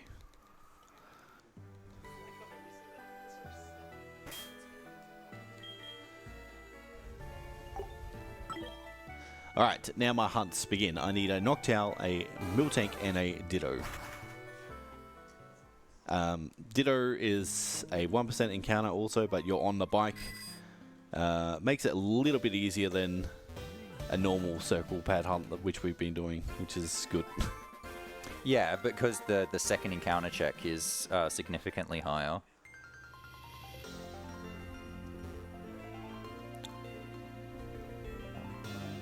Alright. Let's just go to Golden Road.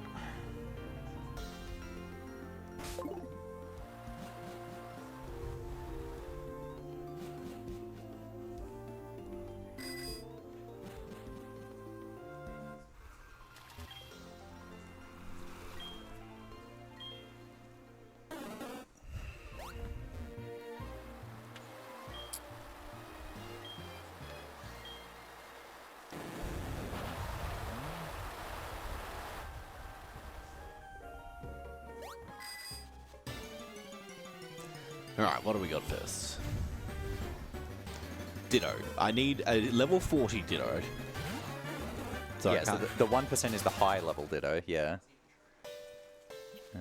And so you use a repel to try and get rid of some of the encounters, but you can't get rid of all of them.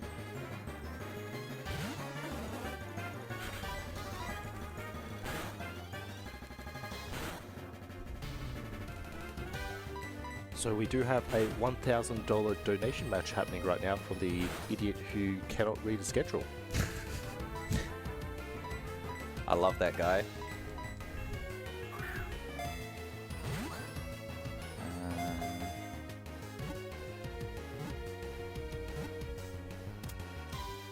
So now is the perfect time to get your donations in. Also, this is the perfect time to donate, just so please read donations while I am molding out of my mind, trying to prepare for the Elite Four.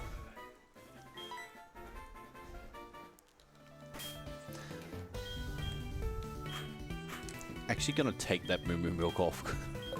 Alright, so now we're looking for a Noctowl. 30% chance. No, it's 50-50 now. 50-50? Okay, good. Yeah, because the only things that can show up are Miltank and Noctowl at 35.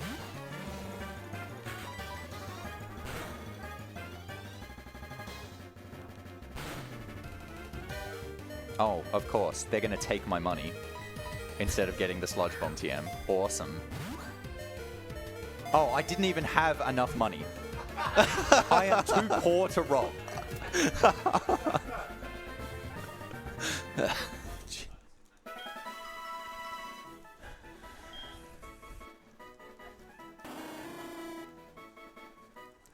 Okay, now I need Ditto, so we're going to put Tentacle back to the front here, so Ditto, the level 40 Ditto is the only thing that I can encounter.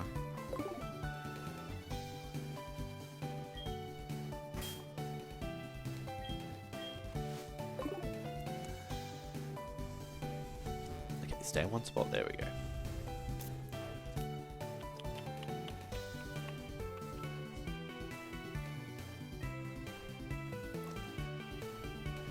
Didn't I get a protein to sell? Have I already sold it? Jesus Christ. Okay.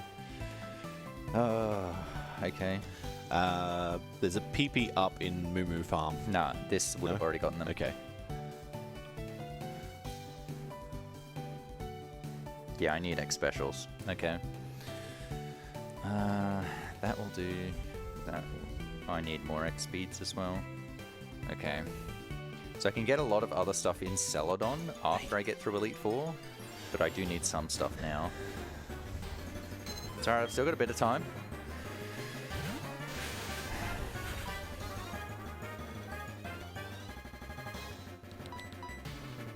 I actually think I'm at the point where it's going to be faster for money to actually just go fight trainers.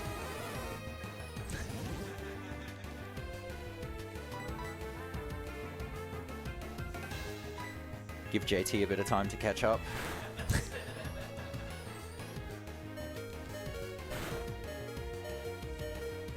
So I would like to just remind everyone who we are and what we're doing. So we are AusSpeedruns, and for ASM 2025, which is the event you're watching right now, we're raising money for Game on Cancer, a charity which funds early cancer career researchers who are working across all areas of cancer research to make this the last generation to die from cancer. Nice. So because we've got that donation match, every dollar that you donate, you're basically donating too. So now is the time. Do it. Donate. Or don't. But we will be very grateful if you do.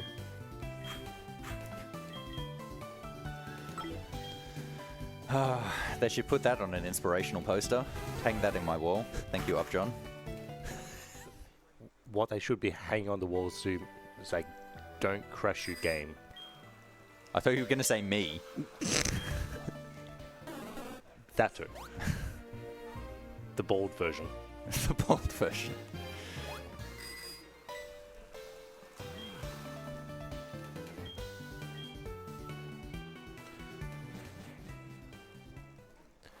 Oh yes, because it's not on the stream anywhere. Hello, yes, this voice is different. I'm a different host now. My name is Upjohn. I'm so sorry. Just enjoy the It's not that run bad itself. a name. I don't know. I have heard worse Werster. Oh yeah, you can go down the waterfall sideways. That's pretty cool. Swag waterfall, we like to call that. Alright, I will now be trying to catch a Ponyta, which is 99.99% chance of catching at full health.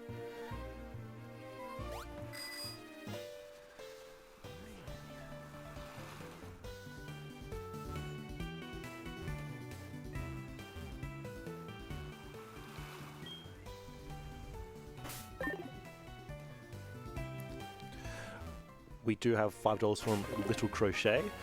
Here's a small amount to now wish Werster good luck in this race. There's a question mark at the end of that, so I'm going to go with no. Now is not the time to wish Werster good luck.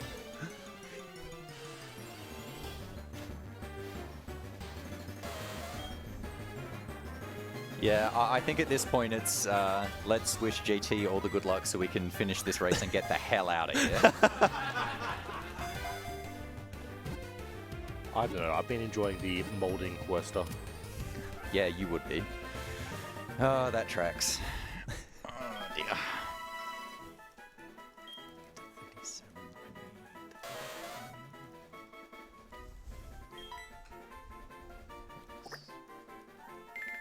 Let's go V for Vi.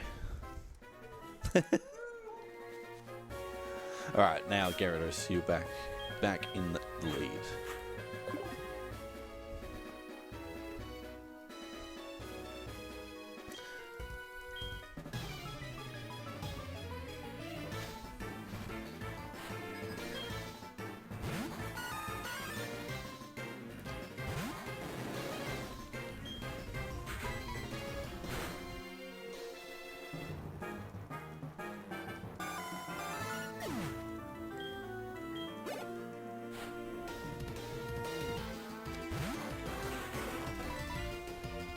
Yeah, so normally you would surf this Kingler, but I'm not even going to bother with my bad special attack. I'm just going to strength it.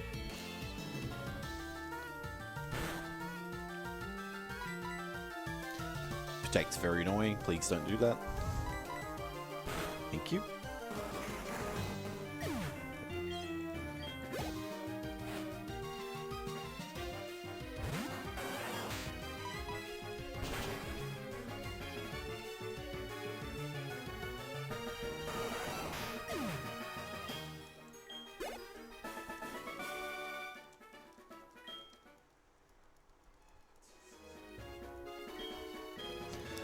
Yeah, a lot of these trainers like to ask for your number on the way to Victory Road, which is incredibly annoying too.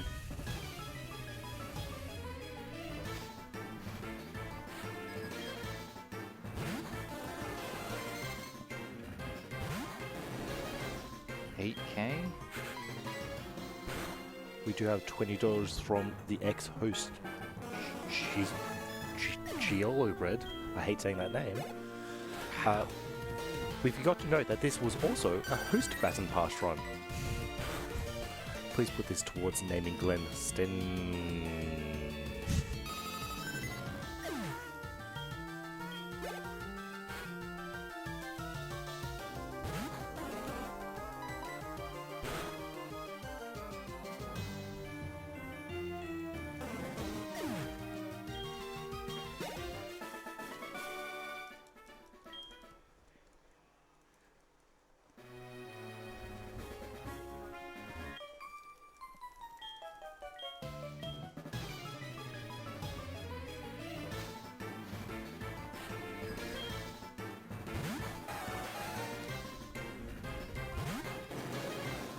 Alright, so once my repel wears out, I will not be using another one because I need to catch 3 more Pokemon in the Victory Road. They are Graveler, Donphan, and Golbat. Graveler is a 30% chance to show, Golbat is also 30%, and Donphan is 20%.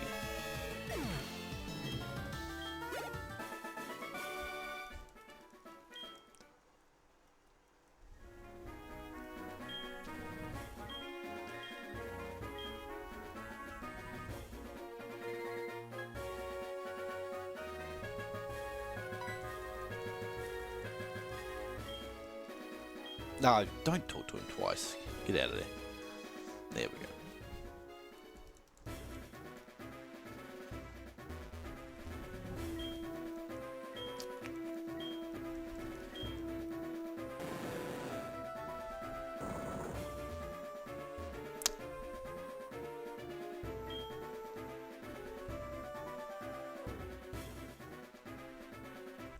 I was gonna say, like, why am I not getting kind of... Alright, Donphan, first try. Let's go. No, let's go.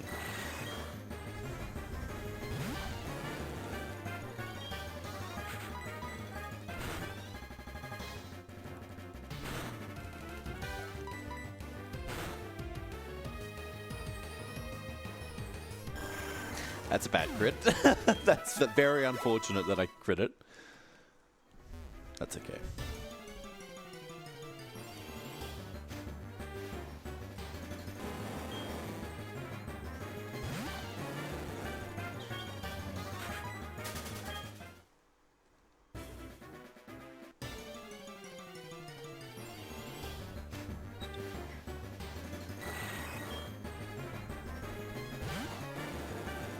Alright, let's try this again, eh? Okay, that's fine. Alright, there's one down. Now I just need Graveler and Donphan. Unfortunately, Graveler does no self-destruct. So you actually have a choice of either attacking it, getting it weaker to try and guarantee the catch, or you can just risk it and YOLO ball. I'm feeling a little bit risky. Let's go for the YOLO ball.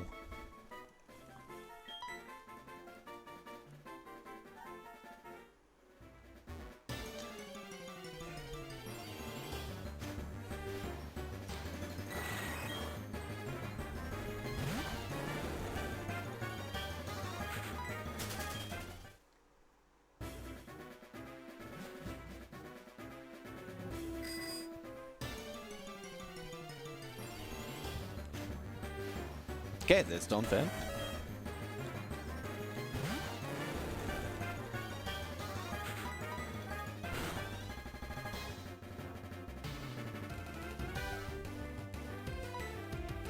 Now we just need Graveler, which is a 30% chance of showing up. Not even a shake, hello? Oh my gosh.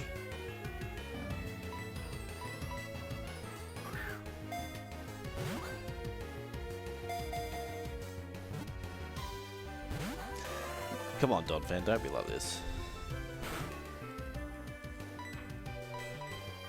Alright, I'm going to go into the Elite Four. I'm going to need more time ahead to redo stuff in Kanto, so we're just going to go now and make the best of it. Anything else I could do is basically just extremely minimal at this point.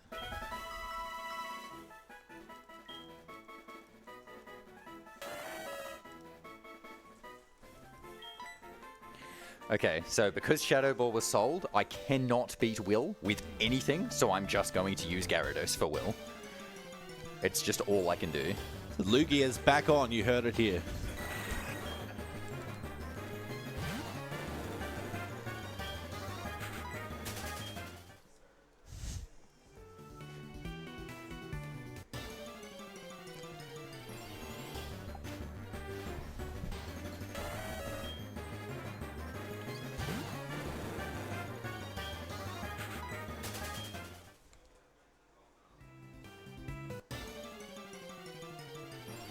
I'll forgive myself if this is a Graveler. No.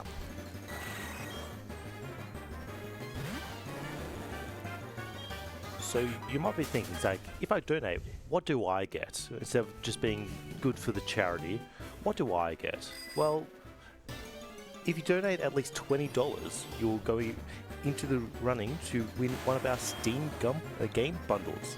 And also if you donate $50, then you go into the running to get one of the Gigabyte MO32U monitors, or a Switch 2, which was generously donated by one of our members of our community.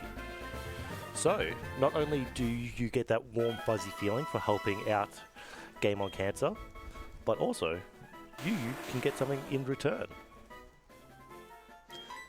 Alright, so I've got all my Pokemon that I needed from Victory Road, which is good, and now I can just use Repel and get through the rest.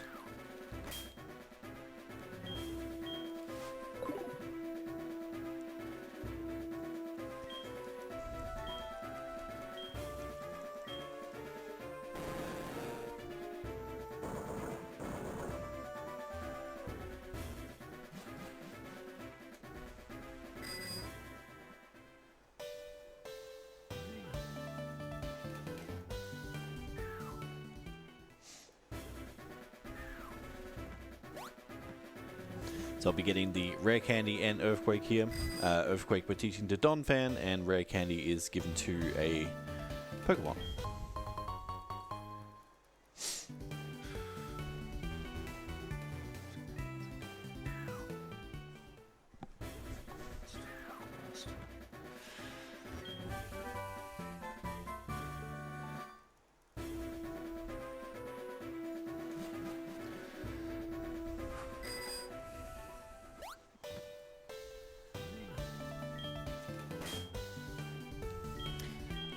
Alright, so this is Koga. This is the one Pokemon that I could get. Unfortunately, it is the worst fight in the game when you do it with the Pokemon you're supposed to get. It really is. It's a terrible fight.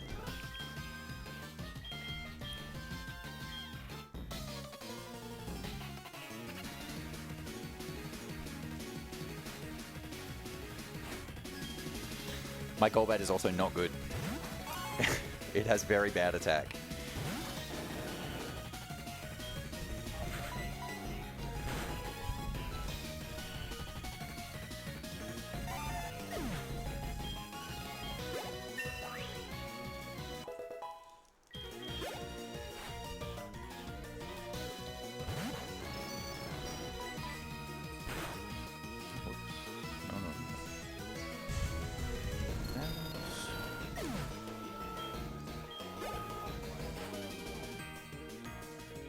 Immediately critical. Amazing.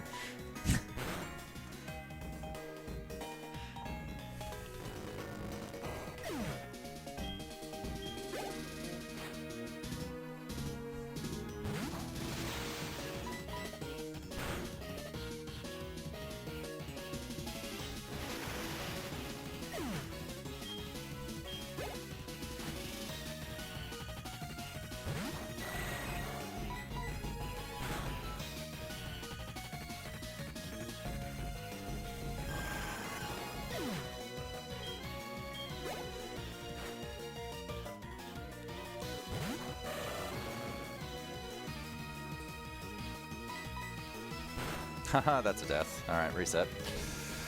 Yeah, so I've got to set up 6 X attacks. So this Ariados is going to have a lot of chances to crit and kill me. Oh wow, didn't get the two shot. That's very unfortunate. So you can go off 5 X attacks if your attack is 58 or better. Mine is 57. Very good. And if you get really good attack, you can go off 4. But yeah, not even close to that.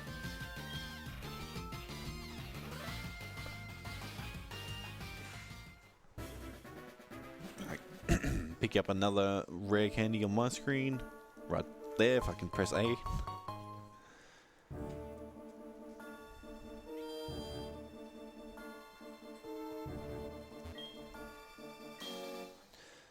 Okay.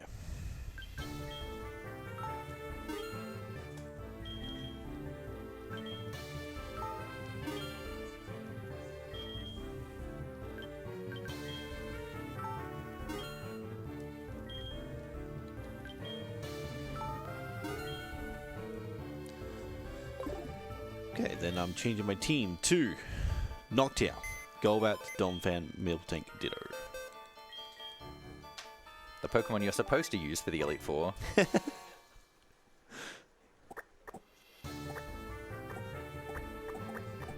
Miltank, Donphan, Ditto. And I'm forgetting someone. Golbat. So just jumping real quick right in here. We've just hit $20,000. Wow, you're good.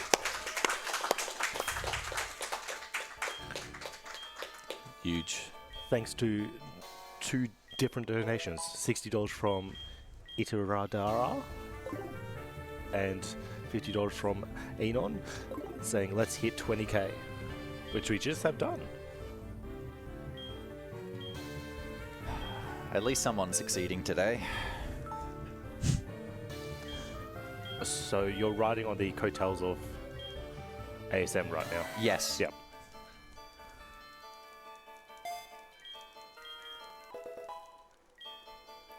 Okay, so even at +6, Golbat does not one-hit the last 3 Pokemon.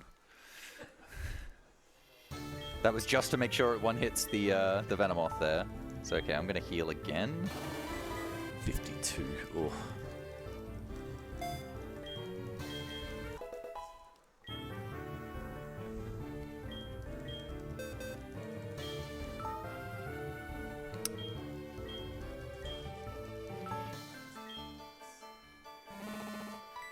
Oh, wow, that's bad. Okay, that's going to be a 3-hit.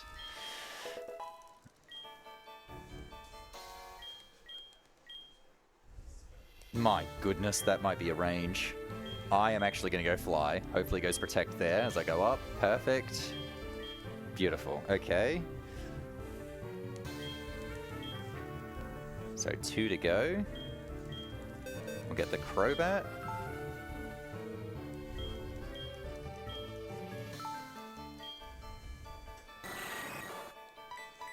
Yeah, and because my Ditto is not that good, I need to go get some support, so we're going to go get either a Stantler or a Growlithe with Intimidate. So we're going to go fly off and do that. Oh, beautiful. I can live 1. I think I should go fly.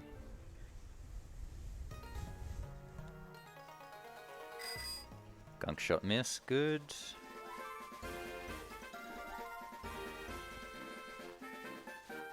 Oh, another gunk shot miss. Do I think I can kill that with wing attack? I'm gonna go fly. I don't trust it. Gunk shot, good. Awesome. Alright, beat Koga. Legit. Nice. Actually did a fight legitimately for the first time in over an hour, I think. And I still didn't even get it first try.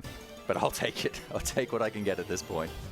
Okay, so coming up next is Bruno. So Bruno is the fight that Heart Gold is so much better for because Donphan is a Heart Gold exclusive, and Donphan is basically the only Pokemon that can one-hit his Marchant in 1 hit, even at +6.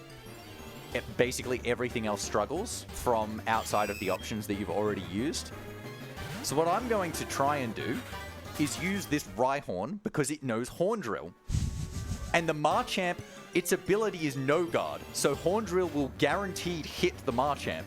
However, I don't actually think the Rhyhorn at +6 will outspeed the Marchamp, and I think it will die to Cross Chop anyway. I definitely will not outspeed the Hitmonlee, and it knows High Jump Kick, which does just about as much damage. So I'm going to pump up as much, a few X defense. I'm going to try and set up. It's not going to work, but this is the best that I could come up with on the fly. Oh, no Intimidate. No, I can't take that. I know we should go speeds first.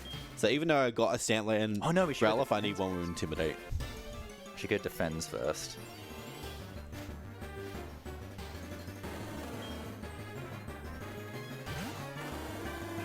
There we go. Okay, don't kill it. Okay.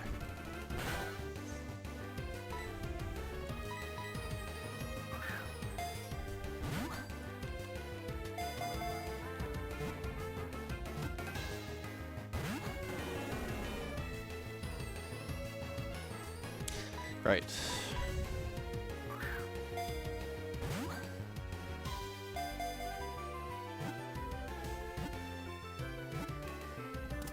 Okay. I'm asleep though. I think I'll just take the PC.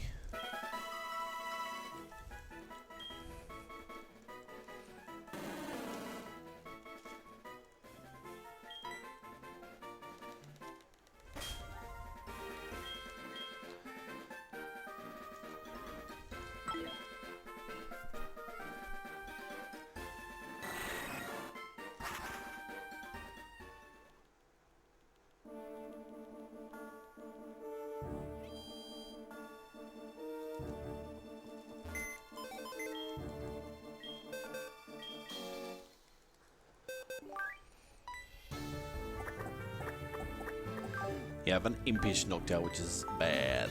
But that's alright, we'll make it work. Make sure I equip the choice picks.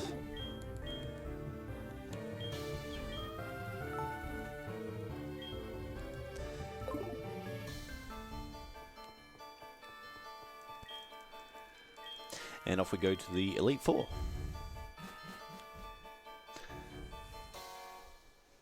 So Will Zatu loves to spam me first until it's actually faster than you, which is good. It's a good setup for Noctowl here. Yeah, and because my special attack is so bad, I'm going to have to go to +5.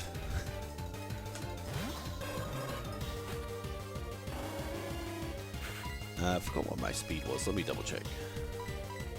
Yeah, I also need to go to +2 speed. So this is a really bad Noctowl. Alright.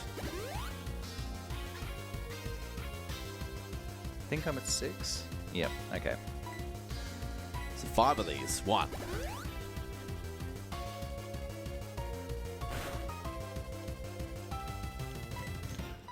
Dos.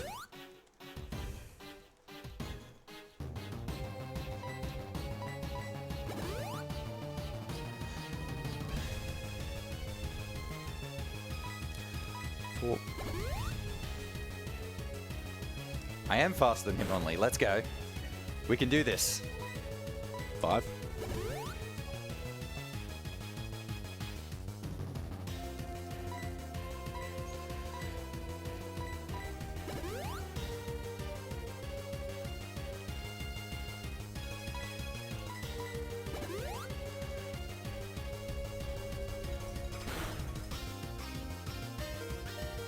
That's fine. That's fine.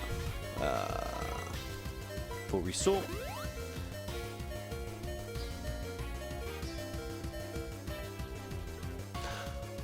Oh no, I'm not high enough level. Oh no. Of course. It all makes sense now. Okay. Revenge 61. Okay. We'll go dig. It can hit me while I'm underground, unfortunately. Why did I not think about the level? Can I live? Critical. Oh. I would have lived. Okay. Here's what I'm going to do. I'm going to kill it with Gyarados and defend. So is that double Lugia now? Double Lugia. Double Lugia is possible, but It is only in actually Soul possible. Silver. That is a glitch that does exist.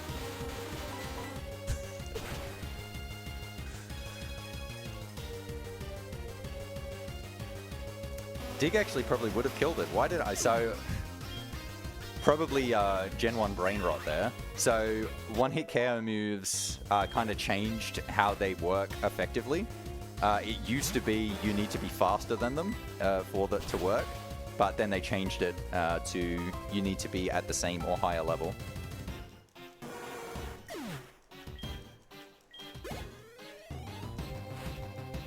Nah, Dig wouldn't have killed anyway. I still would have lost. Oh, I forgot to equip the experience share. That's okay.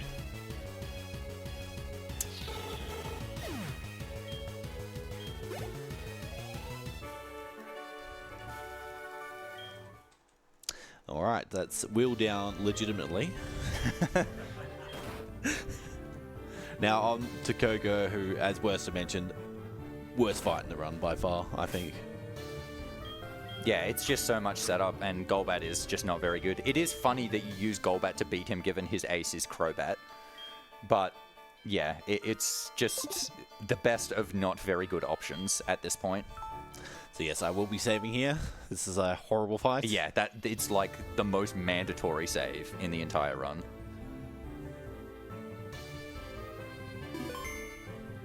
What are these Alright, tentacle there we go. stats? I should have actually checked.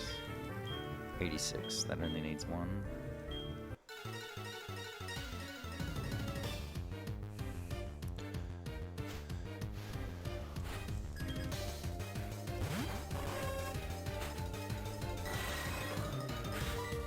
So I've never used Tentacruel for this fight before. It's not where you're supposed to use Tentacruel, so I'm just guessing on the amount of X items that it needs.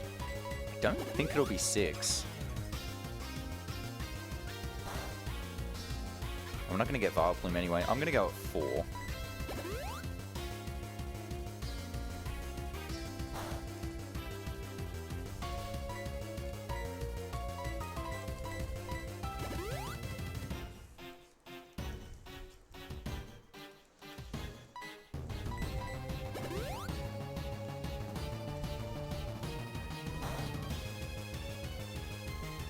Orange Berry's gonna kick in there. I wasn't expecting to one-hit that Umbreon. It's crit me. Amazing. I wasn't expecting to one-hit that Umbreon. I actually just wanted to do half damage to it. So I actually probably only need 3.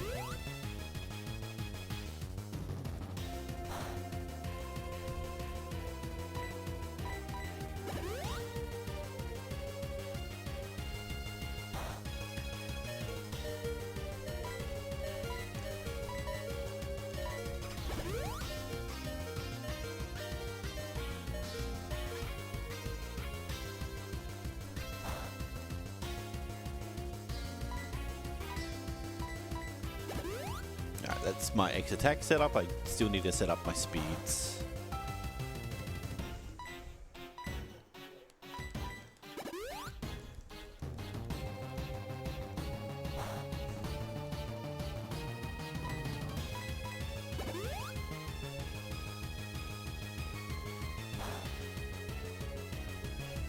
That was the last possible turn as well. Very unfortunate. Nothing I could have done there. This is going really well.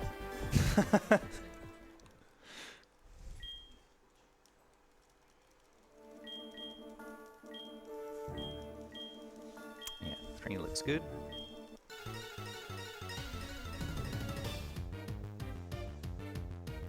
Take 2.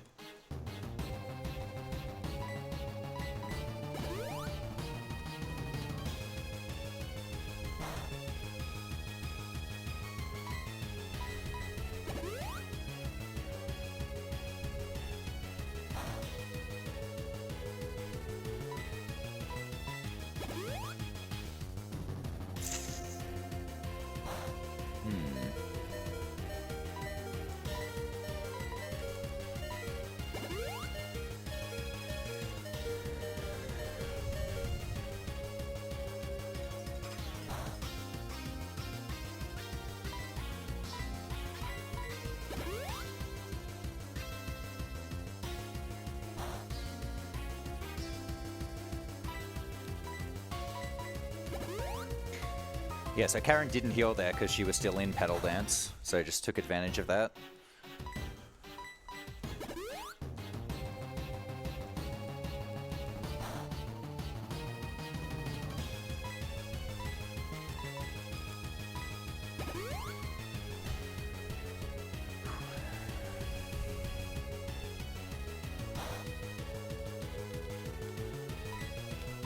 I had to remember where wing attack was. I was setting up so much, I'm just like, where's wing attack?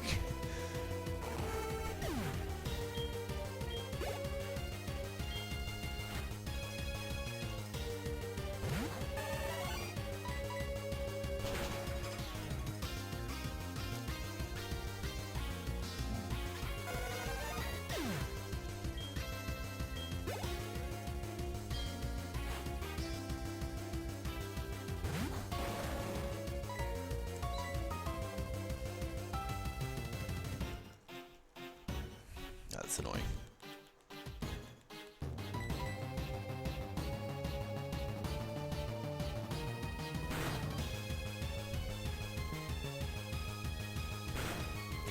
Alright, so the strat for Lance is to actually use the Ditto that JT caught before, the level 40 Ditto, transform into Gyarados, and then use that to reverse against Lance.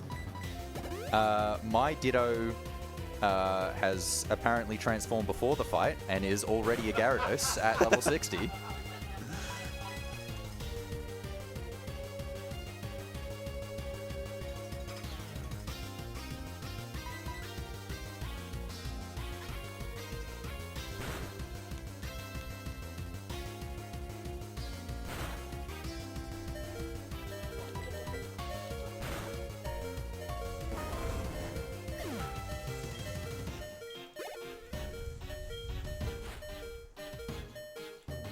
Yeah, I've obviously got a heal on this. Crobat does have wing attack. Sorry, quick attack. What did I say? quick Wing attack. attack. Yeah, it does have wing attack head's too. thinking it does have wing attack too, yes.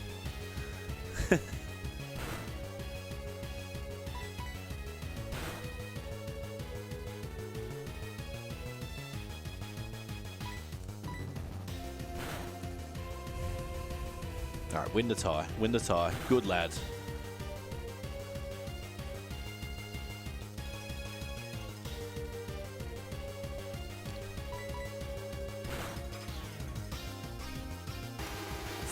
Double fly for Mark, right? Yeah. Yeah, I mean, it depends, but I prefer double fly. So the thing with this muck is it has Black Sludge, so it's actually recovering as you're trying to do damage. But the only thing it can use to do damage is Gunk Shot, which only has 5 PP. So if it runs out of Gunk Shot, it will then start spamming Minimize. And it can do that before you get to that point as well. That's unfortunate.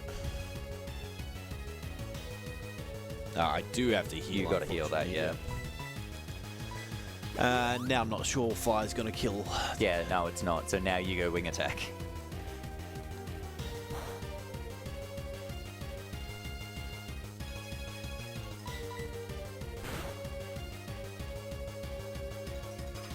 Oh, nice. Yes! Beautiful.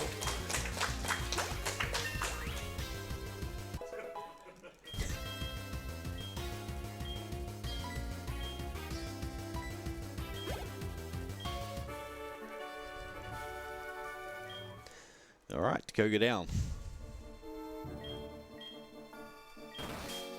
Okay, now we go to Donphan.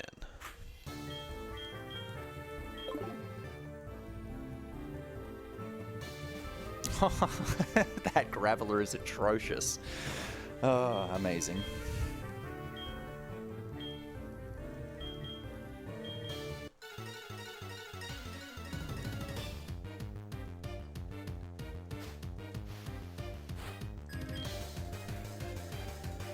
Yeah, so how was your Donphan? Do you remember? No. Let's have a look. 89.41. Okay. Okay enough speed. Yes, that's +3. Yeah, so you kind of got to remember the thresholds for basically how many X items do I need to use to get the critical speed thresholds. So Hitmonlee has 99 speed, so the critical thresholds are wanting to be above 39 and 49, because at 50 you can just 2x speed, that gets you to 100, because it increases by, well, doubles it. And then at 40 or above, it multiplies by 2.5, so 40 gets to 100 as well. So 41 will get there at 3.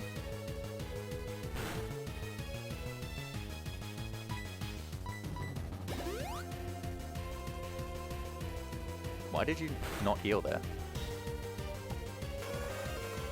Good question, actually. I'll get back to you on that one.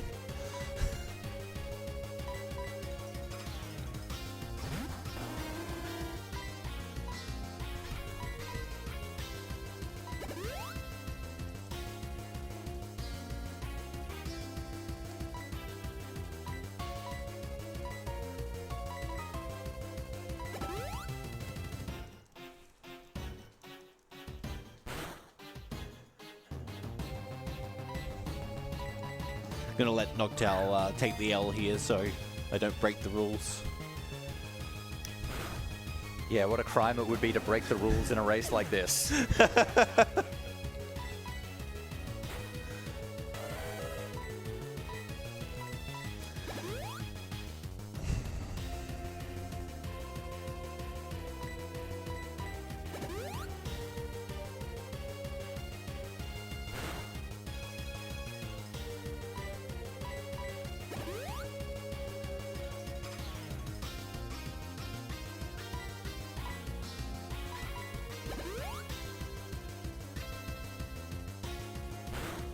Yeah, so I do have to go to +6, unfortunately, because my attack is not that good. Oh yeah, so one of the route differences that we're doing is JT is actually playing on a completely different day to me. So on the day that I'm playing, I'm able to get soft sand.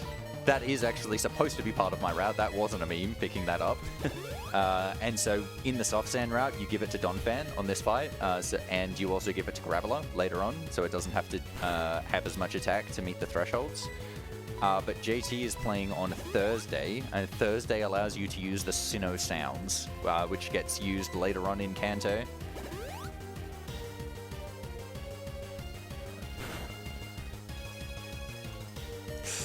I gotta heal that again.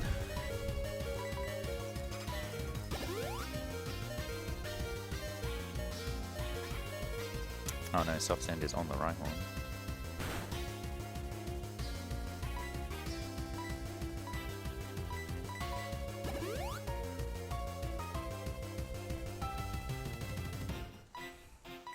Oh yeah, right, I've already used them. Okay, now we can use Earthquake. So even though Hitmontop's underground, we can still hit it with Earthquake, which is quite cool.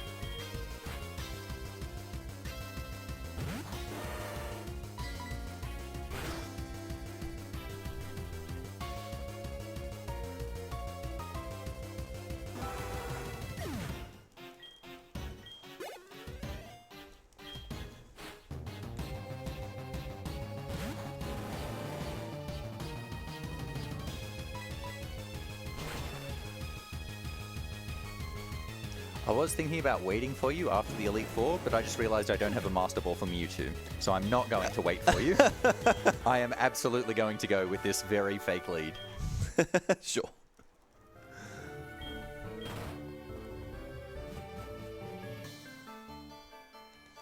Alright, so now it's Miltank's time to shine.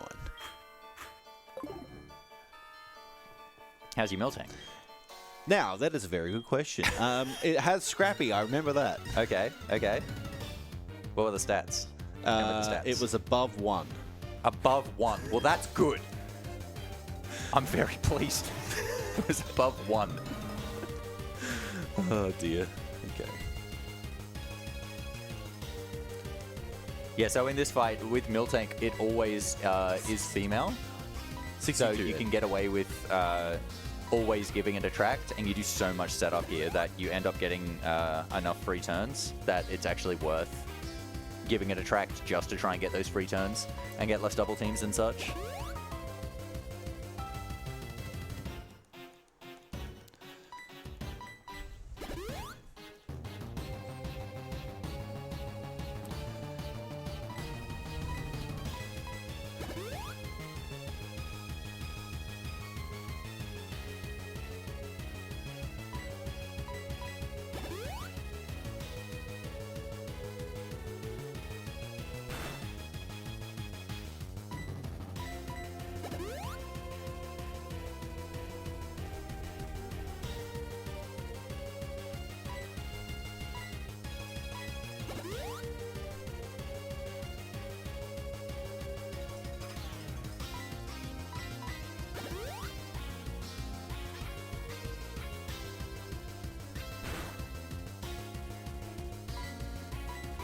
Oh yeah, right. So now I'm going to use my X accuracy, and then off we go.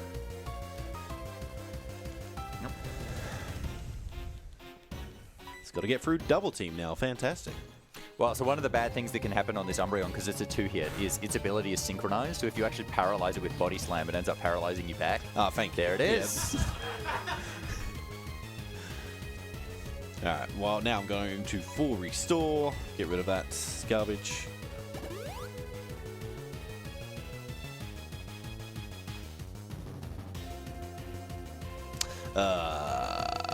I'm going to heal that. I'm not taking the risk. That's the correct decision. Because if you take that risk and you hit yourself on Gengar, it will one-hit you.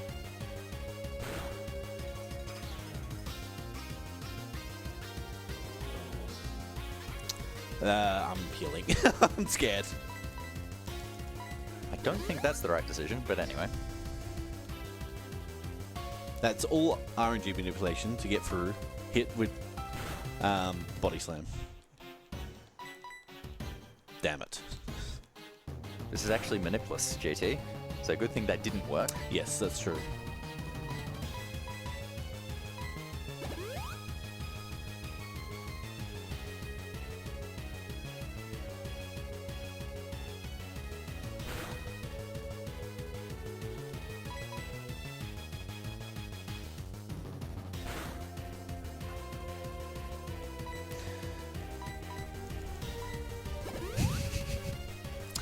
Yeah, so double team's a very cool move.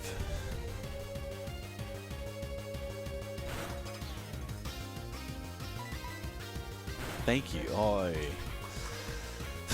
jeez.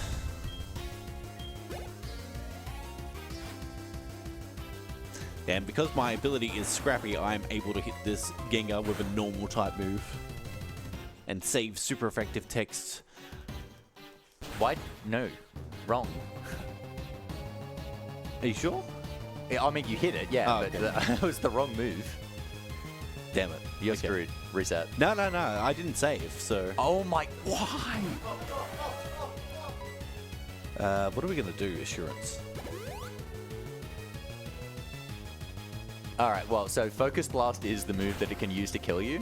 So the run's now invalid, because you've already used Donphan. Well, at this point, I don't feel bad about that.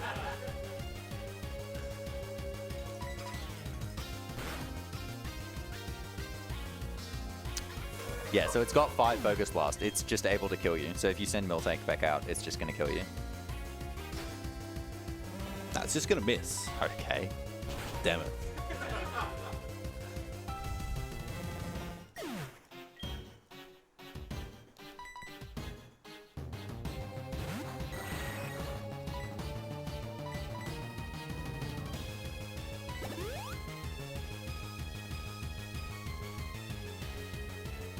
Yeah, of course it does.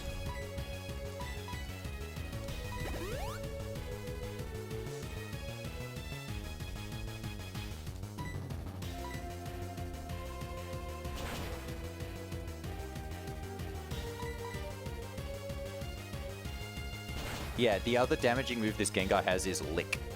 So it can't do much damage outside of Focus Blast. But I do think you're going to hit it into heal range / Destiny Bond range. There we go.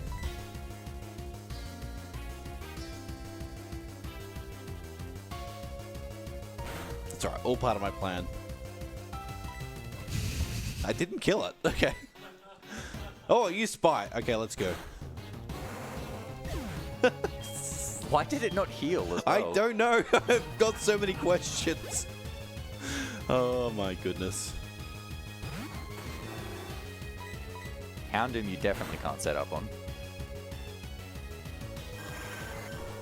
So what do I do here? Just Gyarados. I Oh, you don't have it? Oh, you're screwed, man. Yeah, man.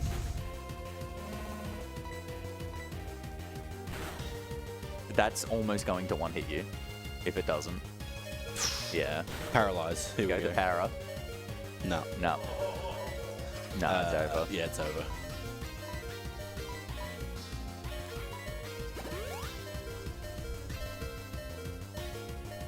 No, it's just going to keep attacking. You've got to reload save to wherever it was, even if it's a Koga. Yeah, it is at Koga. Yeah, like that's your closest. Because otherwise it's a full wipe through E4. Yeah, just go. Yeah. Yeah, it's got Dark Pulse as well. It's got 3 attacking moves that are doing huge damage. And it has Nasty Plot too, so it can double its special attack also.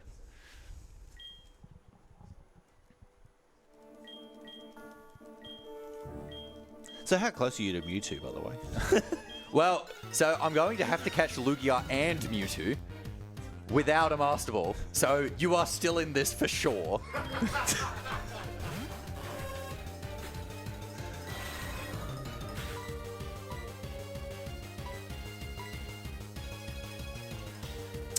Defend.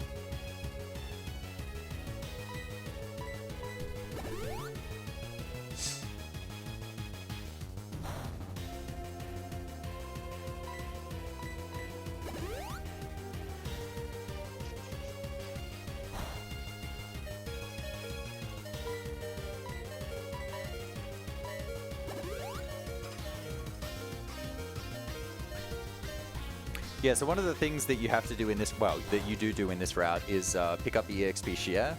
It is used at the moment for me on Ponyta.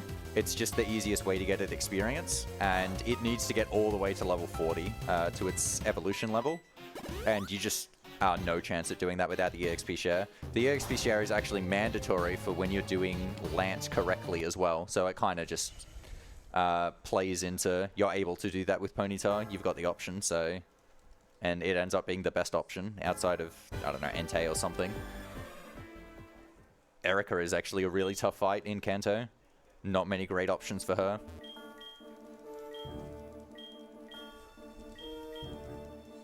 So this is Koga again. Again. Yeah, he crit me. For the 6th time I think so. between us.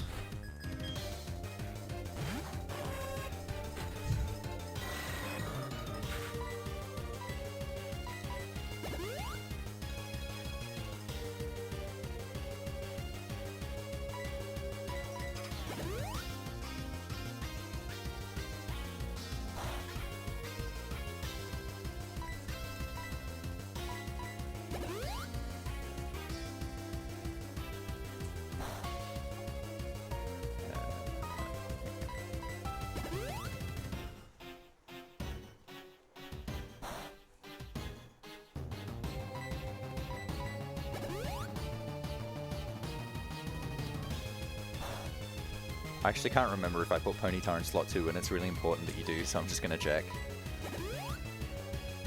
Yeah, I did not. Good thing I checked. Because this is a double battle. I need Ponyta to actually be used in the double battle, because it gets 3/4 experience here with the EXP share, and it needs all of it. Also, it's actually helpful in this double battle, because they're nice enough to send out Paris. That's a shame. So is one of us going to finish this? I hope so. I don't think so.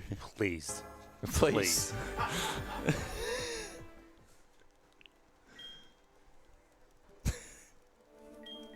So if neither of you finish it, do you have to battle each other to find out who wins? I'm like genuinely considering, if I get near the end and we're like close to time, actually doing a trade. You equip the Master Ball to a Pokemon, so I Okay. can catch the Mewtwo with the Master Ball. This is how scuffed we're at. This is the level of gaming. Yeah, I'm down for that.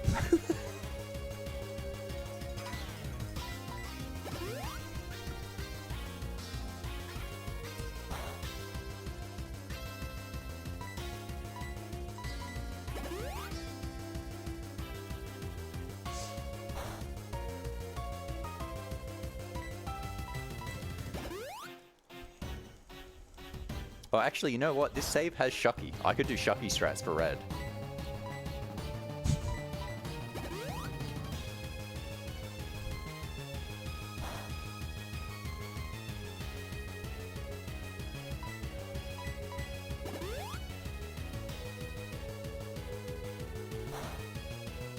Ponytail's actually pretty good.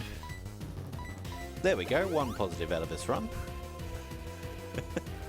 Yep.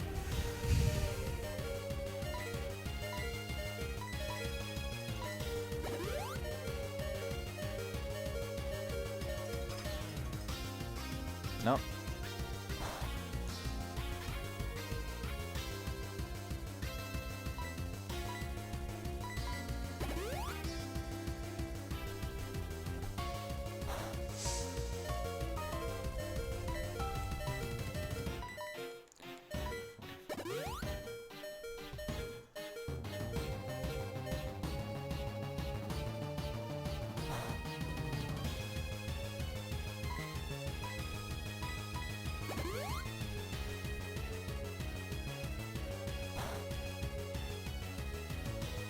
I've done this fight so many times, I can't remember if I used snake speed in this one.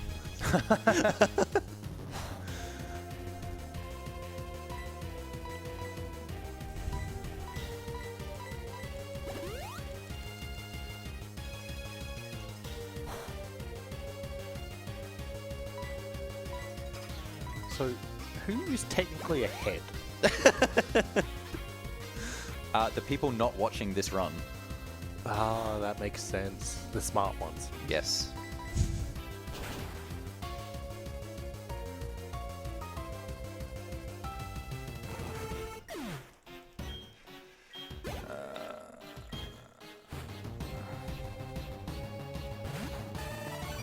Oh no, I should have gotten all of them. How many is it?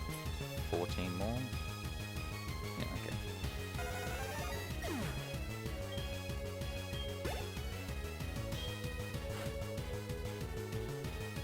So while they go through some pain, I can talk about some of the upcoming incentives that we do have.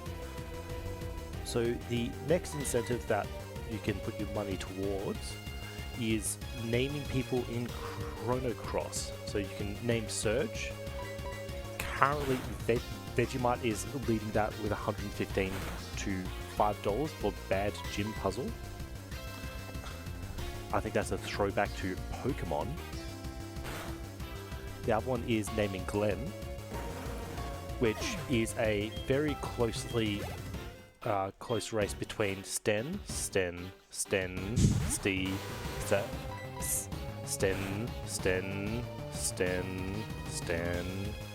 and then Sten, who is leading with $80.01. So please go in there and vote for your favorite Sten.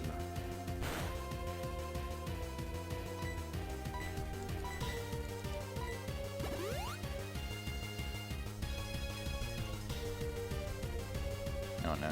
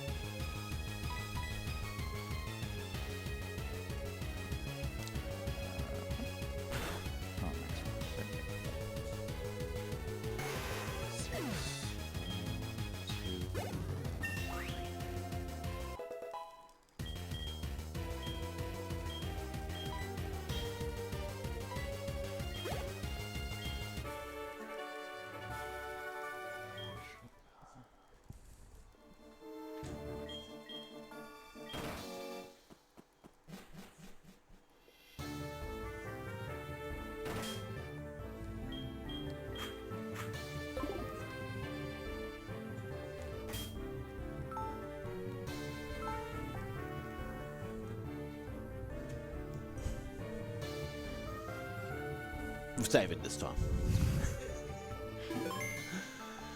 Oh dear.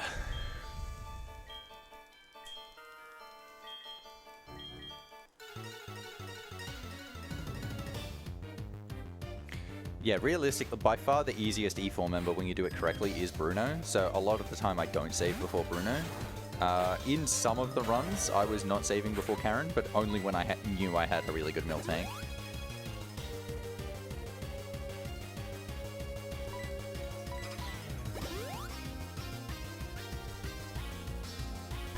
I just saw on the screen a very ominous message. Upjohn ends in about 24 hours. So, Thank terrible. God. When do I end? Hopefully soon. Oh.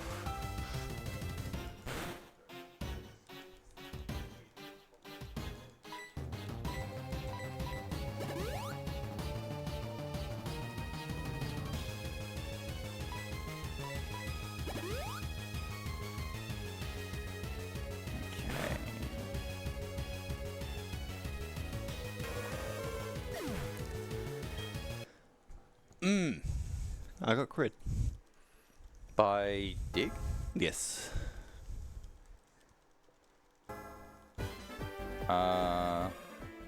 Yes, I should be able to get this. Yeah, I did get the radio card.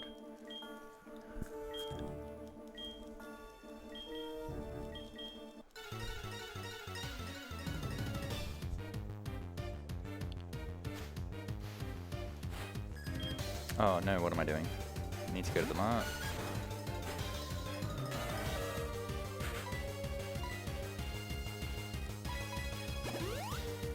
Need to buy some markers.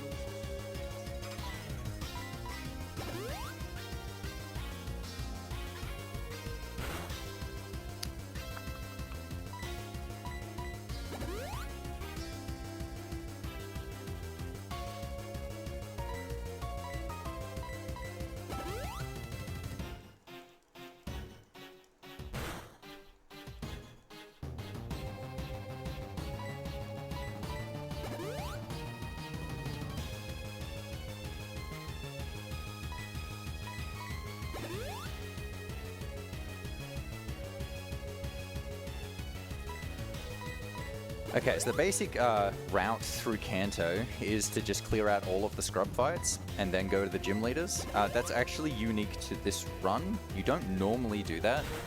You do fight some gym leaders earlier, and like you wouldn't do things like go get the machine part and then just not fight Misty and run away. But I don't actually have the Pokemon for Misty yet. And it just so happens that the way the route pans out, you need to go through Kanto in order to get the stuff that you would fight for the trainers beforehand. So like I needed Rock Polish for Graveler before going into Surge, and I need this Super Rod to get a few of the pokes for the other gym leaders in Kanto as well.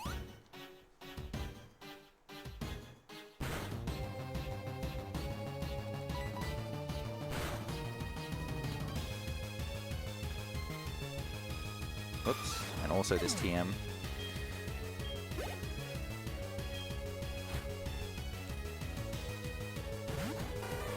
Alright, so you're going to save before Snorlax here. Snorlax is also one that we want to catch, and it's not a super easy catch.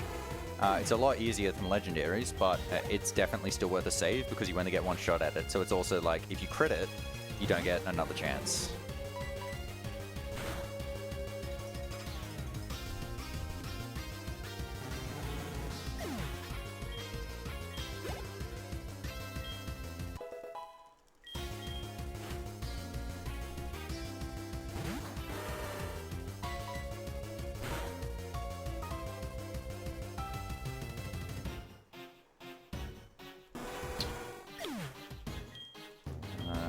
Everything's going to kill there. I've got to go Dusk now.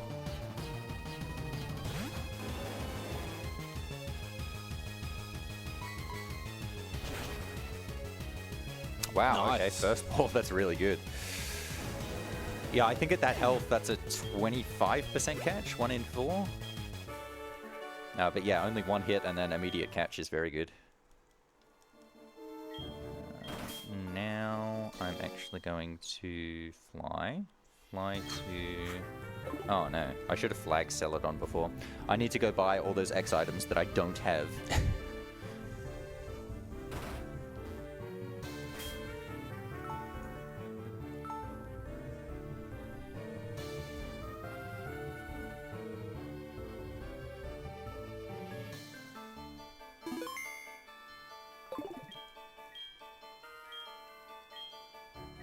Alright.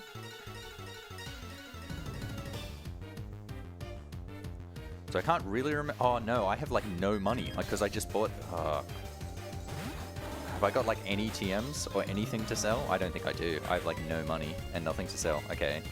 Charge Beam I can sell. And that's it. Cool. Alright, so I'm going to buy the 3 guard specs and then I'll come back again later.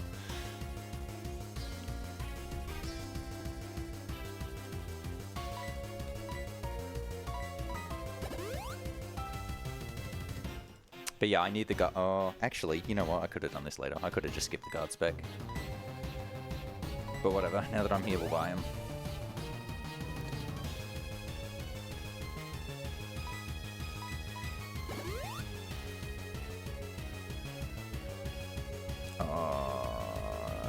Do I have X defense? I have 1. I probably need 2. Okay, back up we go.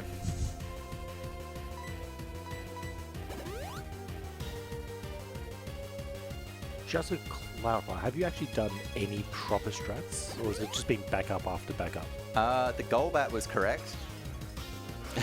Okay. Yeah, let's sell these. And now I'm gonna need more maxes. Yes, yes, please sell.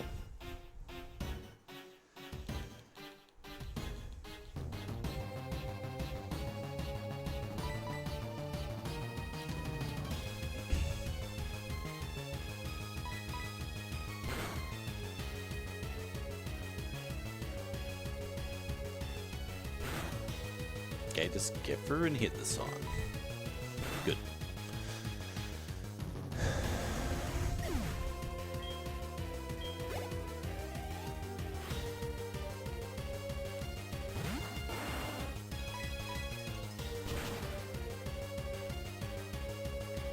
Okay.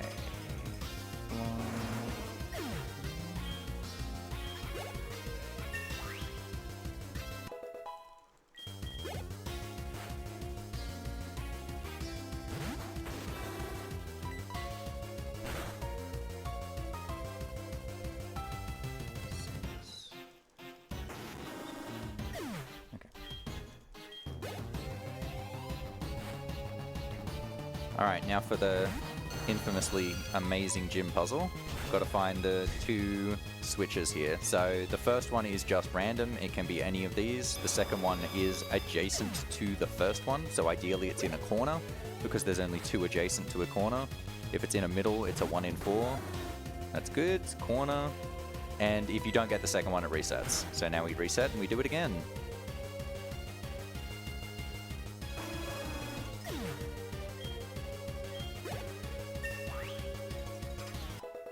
Get in there. Hello. Alright, so that's 1 in 3.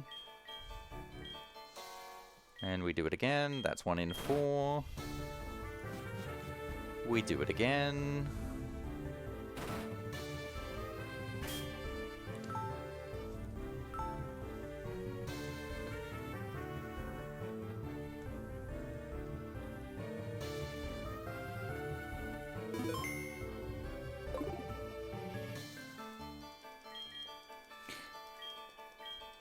Alright, I'm actually going to save this time in case I get it wrong.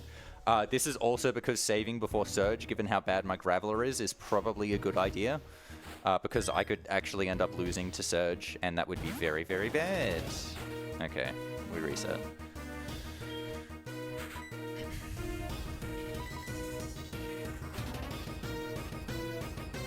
Alright, meanwhile, I'm switching to Stantler to get the Intimidate off for Ditto to come out and beat Lance. This is to ensure that Ditto actually lives a waterfall attack because it doesn't have an item. Yeah, no flinch. Very good. So the now Ditto obviously copies Gyarados. It doesn't have the exact same output as Gyarados because it is a lower level than the Gyarados, so it does a little bit less damage than it. Because the damage calculation for you know, the level still actually applies, even though it does have Gyarados' stats at the moment. And when you use X items, it affects the stats that you've copied from Gyarados, and Gyarados actually has really good moves in order to beat Lance. However, with Ditto, its stats actually, like, when you get a level up, they revert back to Ditto's stats for the X speed boosts, or, well, all the X item boosts, which is why you need to have the EXP share on something else during this fight, because if Ditto gets a level up against Lance, its stats are then just not good enough to actually win. It's also why you give a Ditto a rare candy, because at level 40, even with the EXP share and splitting, it just gets a level. So you don't actually care about any of the stats to level 41, it's all just about making sure Ditto does not get another level. I needed to fix it.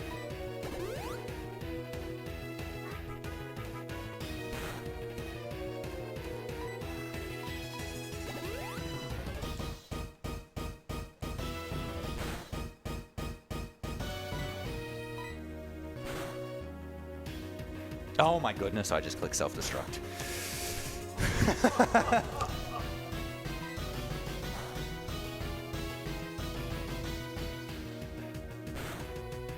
And now the game's not booting. Good thing I saved.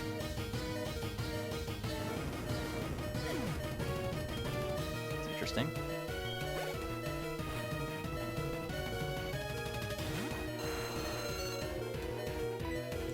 Alright, just gotta make sure I click the right moves. If I click the wrong move, I'm probably dead.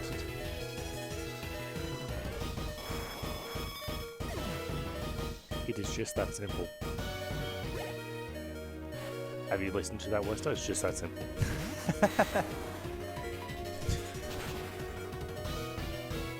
There we go. Alright.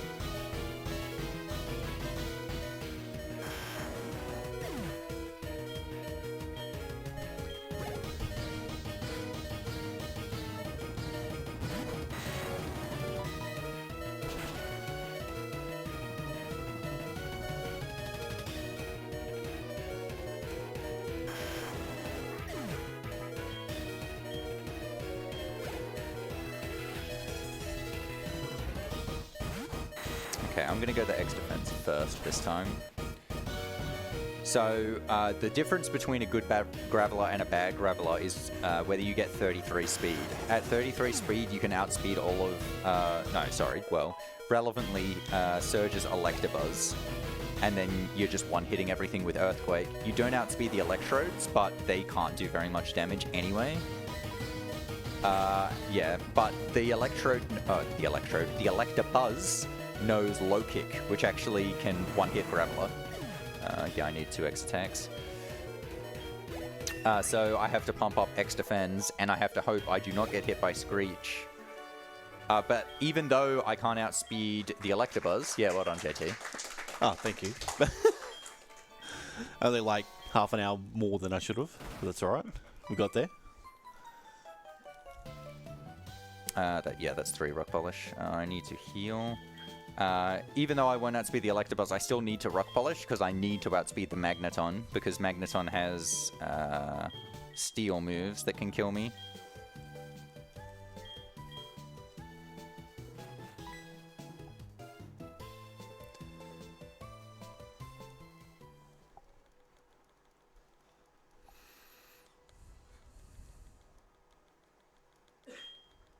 There we go. Alright, hopefully 69 is enough to live a low kick. I think it should be, but I wasn't really checking my defense. My attack and speed is so bad, I can't imagine defense is awful. One of them's got to be the minus nature.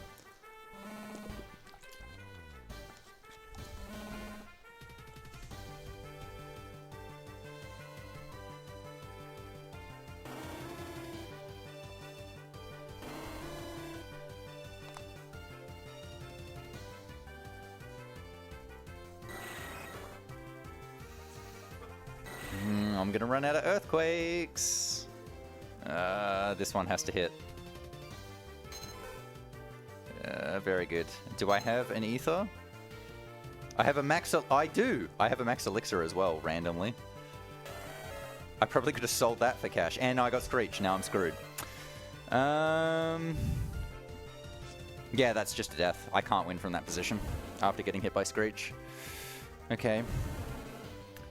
We go again. I think we need to set a cutoff time. There's no way I'm going to make it, I'm afraid. I can't. I think it's 3 p.m. Should be the cutoff time, I think. Yeah, so we got an hour. An hour? Because that's half an hour behind. Yes. You have an hour and 4 minutes. Okay. So keep on playing. Why? Why? Yeah, exactly.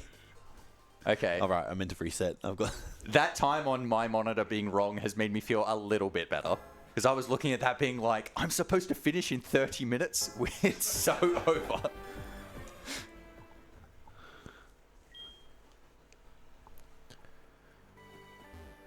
So I would like to remind everyone that we have Gigabyte, who is our major sponsor for this event. For those in Australia who donate at least $50, you'll be going into the running for one of 2 32-inch monitors. These are 2 of our grand prizes, which you can win during the event. If you want any other details, you can go to prizes.ausspeedruns.com, or you can just ask us.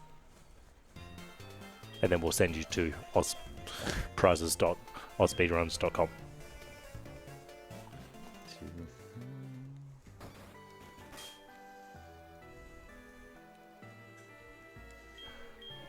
We do also still have a donation match happening. That'll be going on for roughly the next day. So if you donate $1, it's like donating 2. And if you donate $2, it's like donating 4. If you want more maths, just ask. yes, please. Keep going up, John. So if you donate $4, that's like donating 8. If you donate $8, it's like donating 16. If you donate 16, what is it, Werster? Death. No. 32. Oh, very good. Very well good. Done. I have my doubts. Alright, guard spec this time. I've got enough. I'm just going to give the Electrode a turn. I don't want to get Screech and just instantly lose. It's probably just a free double team turn, but oh well. Yep, that sounds about right. That sounds about right. There we go. Alright, now please live a low kick.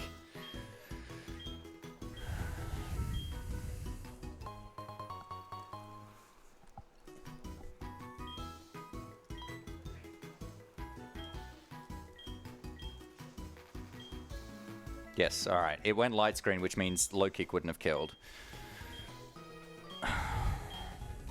It still could have picked low kick there, but if low kick could have killed it, 100% would have picked it. Because Surge does have kill AI, proper kill AI. That Graveler is so bad. So the Graveler is 2 levels higher than it's supposed to be, and its speed is 28. And it's supposed to have 33. which is like below average. All right. Finally, one Kanto gym leader down.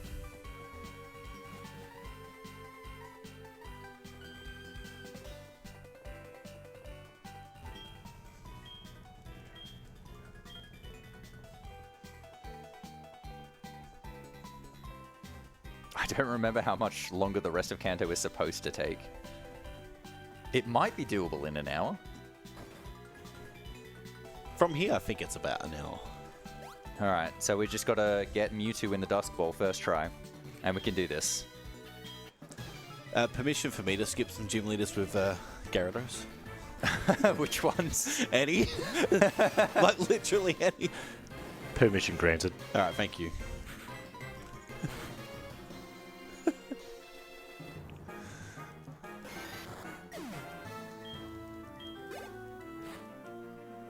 As long as it means you finish before Werster. Yeah, at this point, we're just throwing out the rules. So. Wait. Yeah, it's like, well, we threw out the rules, what, 10 minutes into the run or something? I mean, So if you were here, you would know. I was sleeping. Yeah, exactly. Oh, dear. Alright, so I'm going to go up here, flag Pewter, and then just immediately come back down. Just so I can fly here later. Golbat, Gyarados, and Sentry.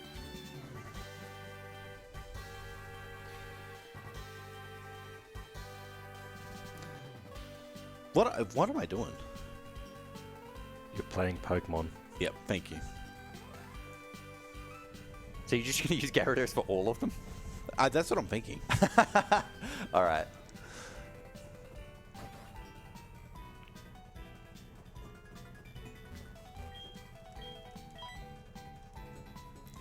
But even then, that might actually be pushing it for time, to be honest. You can definitely do Kanto in an hour with Gyarados. Okay.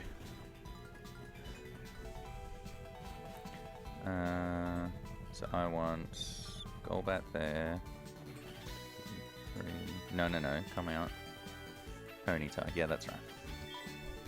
I don't need Sentry yet. I get Sentry later.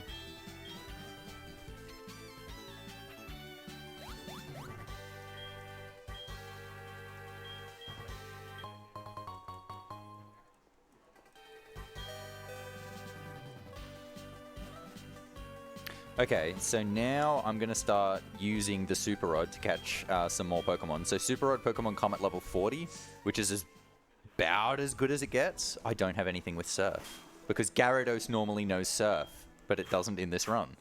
Amazing. Okay, whatever. I'm just teaching Surf to Gyarados. I'm not going back. Get rid of Earthquake? I probably don't need Earthquake. So we've just received a $1,500 donation from Bagley with no comment. Base. Thank you so much. Yeah, give it up. Come on, louder. You can be louder. Thank you to that one person. Let's go Super Rod. Alright, so the Pokemon I'm looking for here is Chinchou. That was actually a really fast landing. So when you're fishing in this game, it is actually variable how long it takes until a Pokemon shows up. And it is Chinchou. You love to see it. How many rare candies do I need in Kanto? I need one for Chinchou. I only have one currently. One for Mewtwo. I can get that one in Mount Silver. Well, I guess we're hoping the Tangela is really good. I guess that's where we're at. Oh no, I need one for Krabby. Uh-oh. Okay. I'm gonna have to go back to Vermilion and get the candy there. Use another Max Repel. Just gonna give these specs to Chinchou while I'm here. I will also use the candy. I'll just do the full menu. Evolve Chinchou into Lantern. So Lantern's going to be used for the next gym leader, which is Blaine. I'm just going down the Cinnabar at the moment.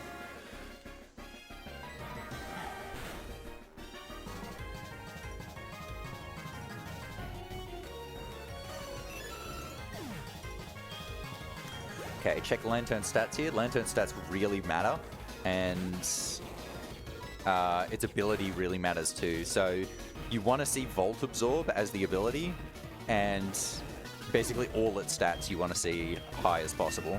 That's really good special defense, but really bad defense. Special defense probably more important? Question mark. I didn't see its ability. Oh well. If it's Volt Absorb though, that's good. Because Magmar, it actually can still use Thunder Punch, even with Volt Absorb, but that's its physical move to do damage. So then we'll go to the Tangela here. Tangela, again, all its stats matter. It has the most complex strat variation based on its stats, because depending on its combination of defense and special defense, the trainer it's used for is Brock, and he can send out either Onyx or Omastar second, and if he sends out Omastar second, you're screwed if you don't have good enough stats to get the Omastar straight away, because Omastar just one-hits you. Oh, I needed to switch Gyarados back to the front. Okay. Yeah, no, I can't do that. But yeah, that isn't actually for a while. Brock's actually right near the end. And I don't check Tangela's stats until much later, because I need to teach it Giga Drain, which is the TM I get for beating Erica. I'm actually not going to risk that. I actually think I would have made it, but I can't remember with the encounter that I got.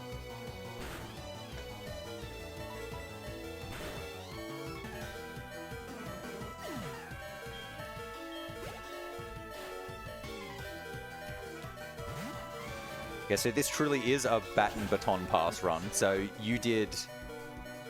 I did. You did Johto with the rules, yes. And I'm going to do Kanto with the rules.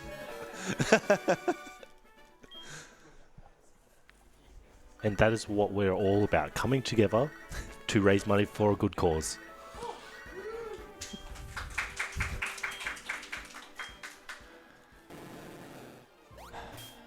Yeah, what's up here?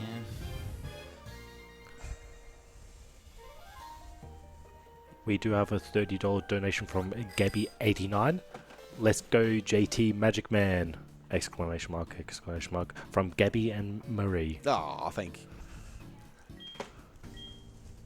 I also read that as worse, so you do worse. I'm trying my very best.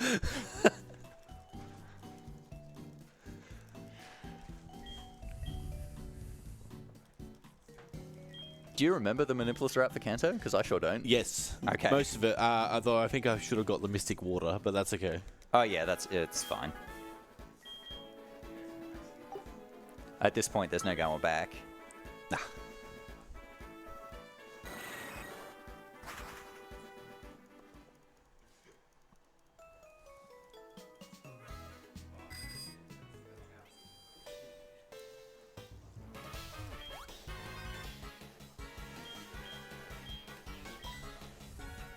Yeah, so there were two like non-Johto or Kanto Pokemon that are forced fights in this run.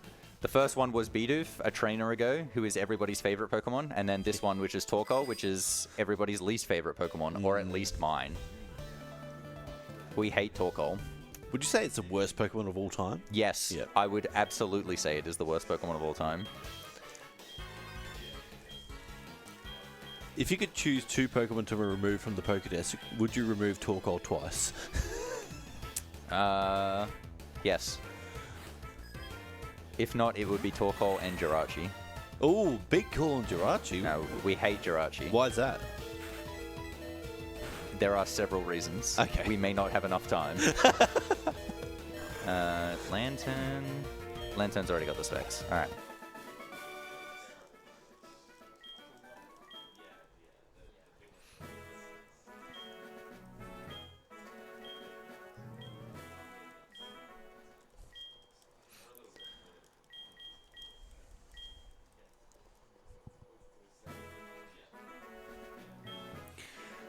All right, so Blaine fight after this. So Blaine, it can go so many different ways. It's very easy for this fight to go sideways. As I said, I didn't see the ability. I did hear someone in the crowd shout out Volt Absorb, but I'm going to pretend that I didn't hear that because that would be cheating.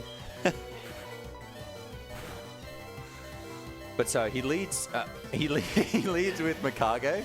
That's not a problem. The other two are going to outspeed, and I'm not going to be able to kill. They know Sunny Day and Overheat, which does pretty hefty amounts of damage. The way abilities work when it's you can have two separate abilities is the AI just keeps guessing over and over. So the Magmar can use Thunder Punch because it can just guess that I don't have Volt Absorb. And I think it will do that if it's not Sun up. Special. But with Sun up, Overheat will do more. Yeah, it's gone Sun. Into Confuse Ray, that's not great. By which I mean very bad. Ah, there's Thunder Punch, very good. Still confused, very bad. There's Overheat.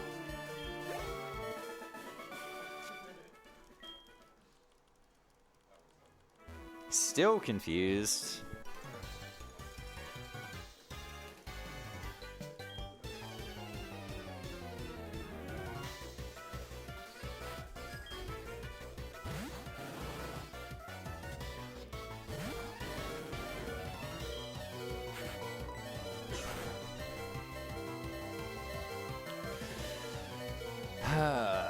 This is actually not a great situation at all. I don't have any extra fens left either. He's going to set the Sun back up. I'm going to be screwed on Rapidash. I think Vaporeon has Quick Attack from memory. Yeah, it does. Yep. It does.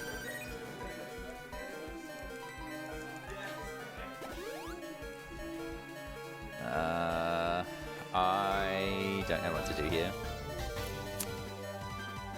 Got 6.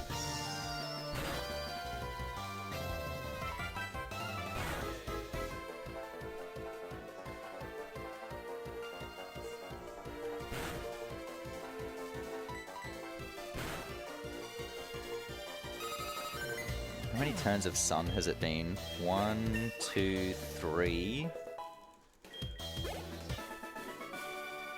I think it's one more. Surf, Spec, Hyper. Yes, one more.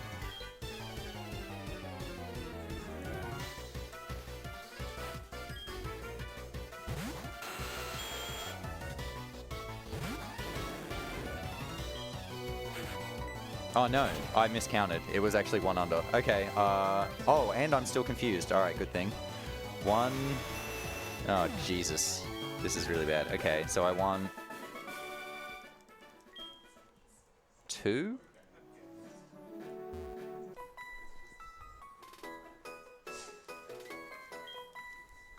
Why did it use Confuse Ray? Let's just throw a ball. 1, 2, 3... Why is it still using Confuse Ray? Oh, it's out of Overheat and it doesn't want a Thunder Punch. Oh my goodness. So it's going to spam Confuse Ray. Alright, I've just got to go then.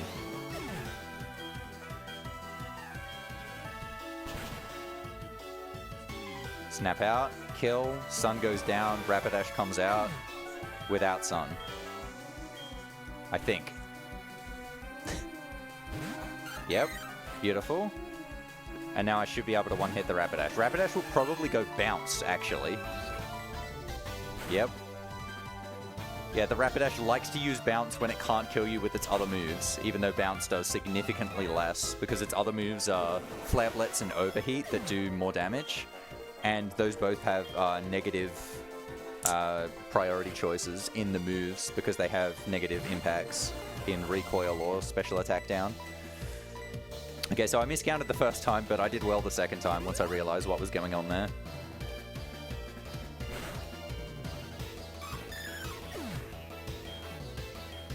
Oh, Golbat for the double. Yeah, Golbat. What a play.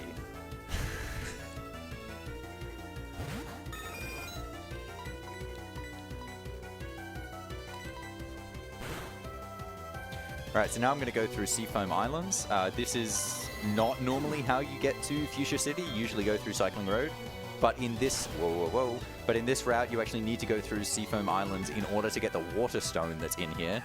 And it also just cuts out going through Cycling Road as well. I'm also going to get some Pokemon just below Fuchsia with the Super Rod as well.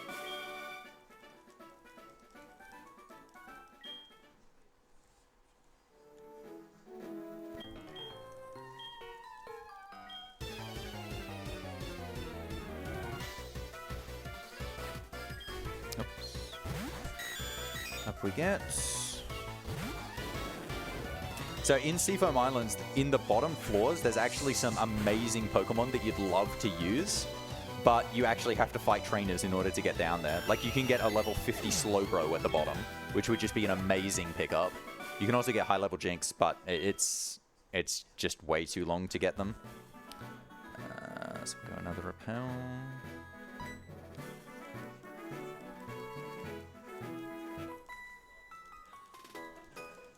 Oh, no, not above that one. Go here. Alright, now we're going to fish. So I'm looking for two different Pokemon here. I'm looking for Krabby and Staryu. So Krabby's a 60%er and Staryu is a 30%er, and I need both. There's Krabby.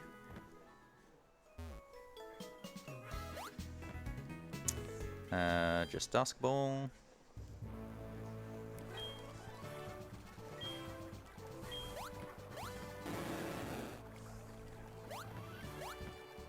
Good. That's going to mess up the cycle. And then Staryu. And so Staryu is a Pokemon that only appears at night. So in this route, we set the time to around 5:30 because we need it to be day at the start in order to avoid the policeman. And then we need it to be night after Claire so that the Dusk Balls start working with their catch modifier, because they always work at night. In this game, there are certain scenarios where they don't work at night in future games.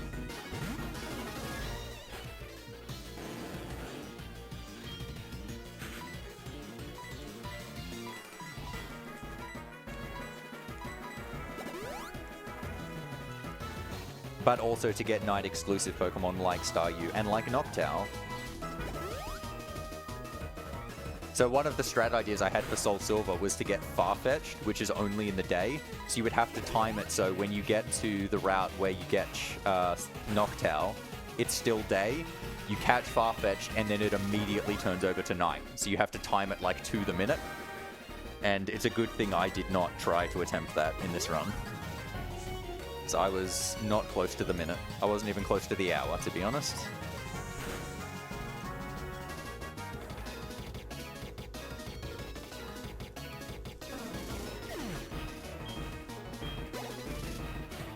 Kingler.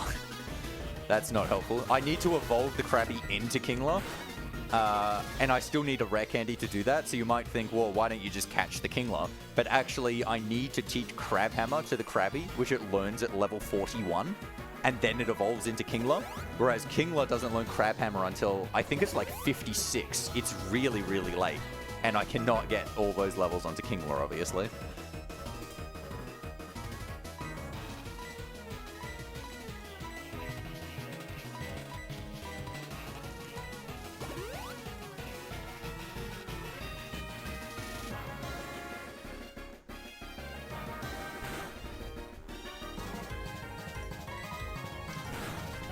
Not getting such good luck on this Staryu. This is supposed to be the last, like, actual hunt of the run as well.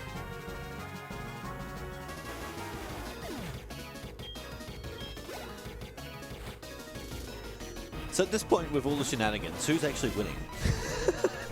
I don't think anybody I don't knows. think anyone's winning. Charity's winning. The game is winning. That's what I think is winning.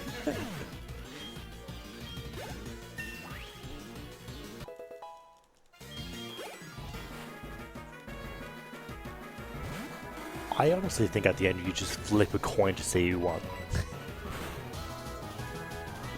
And then it's going to land on this side, so... Yeah, I wouldn't do that. I mean, the way I've been going, I might end up breaking some of the tech by trying to flip a coin.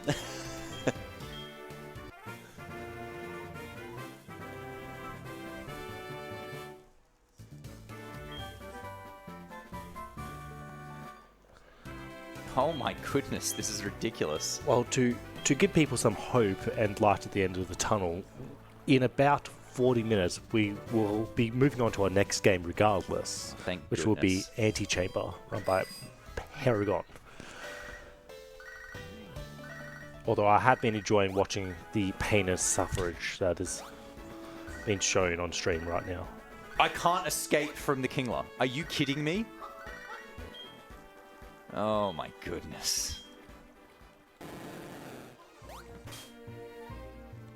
So running away is actually determined by speed, so you can be unable to run away if you're not faster than them. So apparently one fast Kingler. It's also why Ho-Oh is better than Lugia to run away from.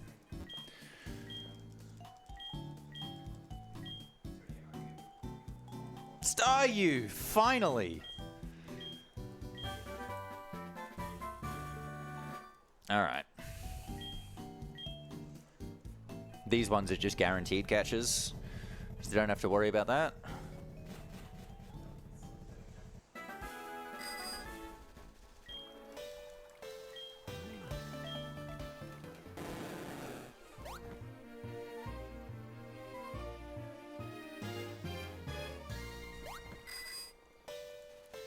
Alright, now I'm going to go up and flag Fuchsia, but then I'm going to have to fly away because I don't even think Krabby's in my party, but I definitely do need to get a rare candy for Krabby. I should have done this before, but... Oh, Krabby is in my party, okay. I'm going to fly to Vermilion and get the rare candy here for Krabby, which means I definitely do not have one for Tangela, so Tangela has to have good stats.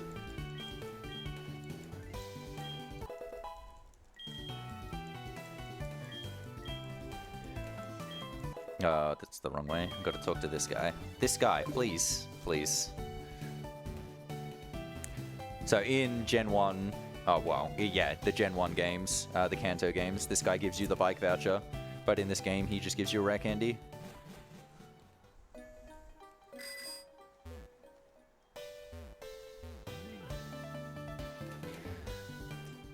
Okay. Rare candy to Krabby. 260. Okay. Get up the ladder, oh my gosh. Yeah, protect, that's fine. Hypercut, a bad ability.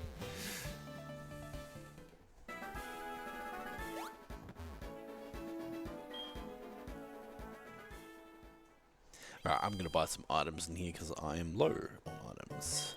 You should be really high on items because you don't need as many No, like decks. mag repels, etc. Oh, yeah. You do need to do that at some stage, yeah. Nope. I think 11's enough from here. Yeah. Yep.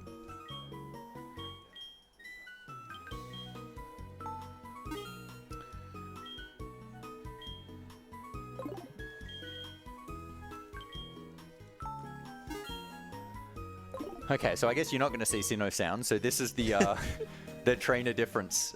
So without Sinnoh Sounds, I'm using the Kingler for Janine here. With Sinnoh Sound, you get a Bronzor in Seafoam Islands and use that against Janine. I'm actually going to save before Janine, just because dying here would be very, very bad. And I didn't get the safe ability. So the other ability Kingler can have is Shell Armor, which prevents criticals. Amazing ability when you're doing a bunch of setup. But yeah, I didn't get it. I got the other one. I got Hypercutter, which prevents my attack from being lowered, which is useless because that can't happen. This Crobat does have Screech though, which is why I need to get the guard specs, because I can't have my defense be lowered. So Yeah, I'll delay. Oh, I don't think I have an X accuracy. Oh my goodness. Nope. Okay. We're gonna have to hit all the crab hammers. Amazing. What floor is X items on in Saffron? 5. 5, thank you. In Celadon. That's the one I meant. Yeah. Floor 5.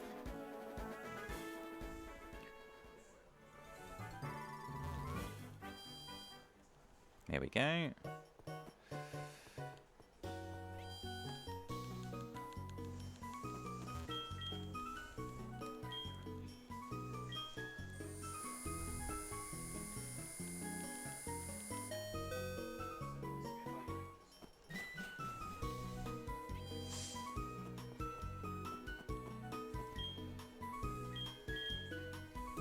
Yep.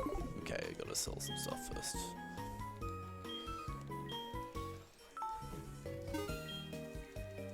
Godsmack.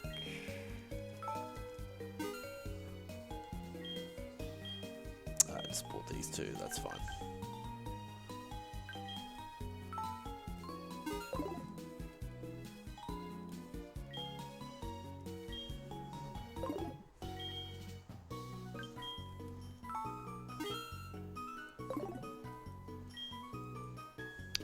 I don't have any full restores. Oh no. Okay, I do still have a full heal, but I would have much preferred to be using a full restore on that turn. So I've just been told that if we raise another $230, we can prolong their suffering and they can go for an extra 30 minutes. No!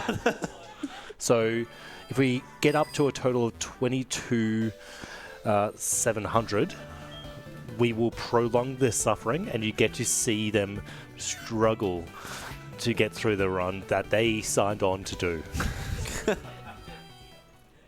So get those donations in because I'm enjoying this.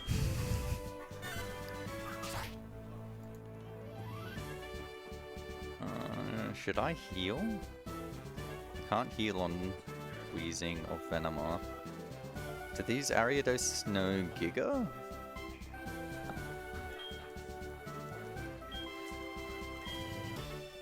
I don't know. I'm not going to heal. I'm just going to hit the crap hammers. I've hit the hard 3.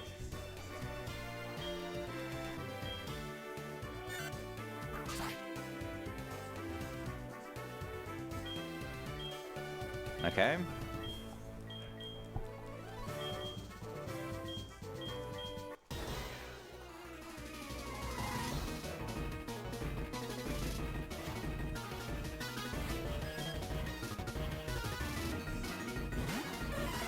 Yes, all 5. All right, beautiful. Beat Janine. Okay. I think I have enough X items for Misty. I definitely have. Yeah, I should, because I've got. I've still got. I haven't used any more specials. I used 2 on Lantern, 3 on Tentacruel, and I've definitely still got a speed. So yeah, okay. I'll do Misty, I'll do Sabrina, and then I'll buy more X items.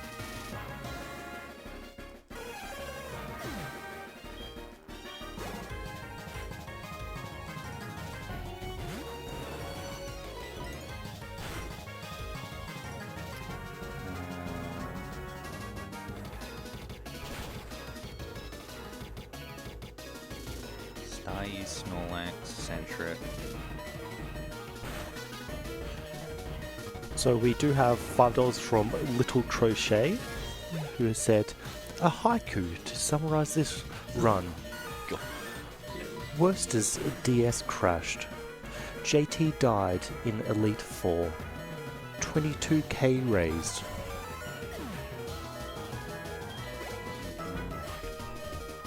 Like, it's not Tangela. I'm just gonna keep that. I think it's for Surf. That's why I keep Gyarados. Yep. Okay. Oh no, it's not. Whatever.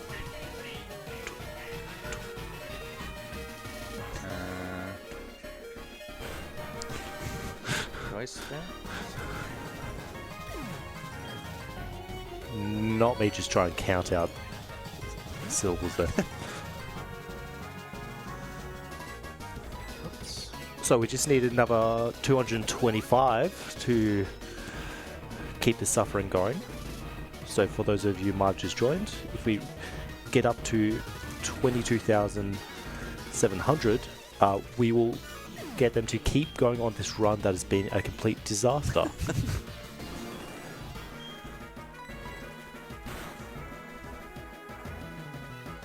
Oh, how did that not kill? Get out of here. Boy. Okay.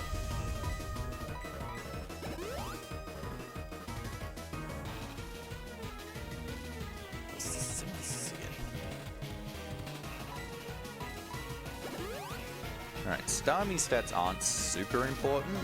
It's only if they're insanely good or insanely bad. Guess which one I just got? It's insanely bad. Dear.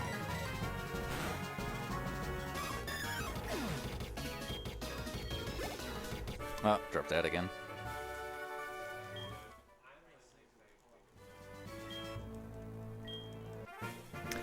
Yeah, and that special attack was something. What, minus on like 0 to 3 or something? Yeah, I have no idea, but very bad. Very, very bad. No, special attack you should not be seeing a 7 in front of.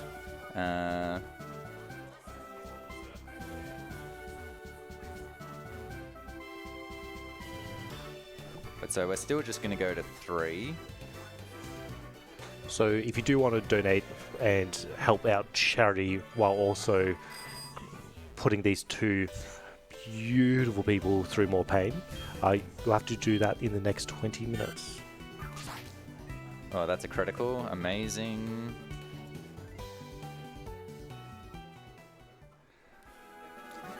So this Golduck also knows Psych Up, which copies my stat changes, and I can't let it do that. It will do that as soon as I go to +3. So I actually have to heal the confusion now, and then use the 3rd X special. Oh, you snake that eats popsicles on a Wednesday. He just... Wow. Sorry. Oh, the spinner on Cycling Road. Yeah, that's very unfortunate. Hey. That's nuts. And we'll just see how Starmie goes.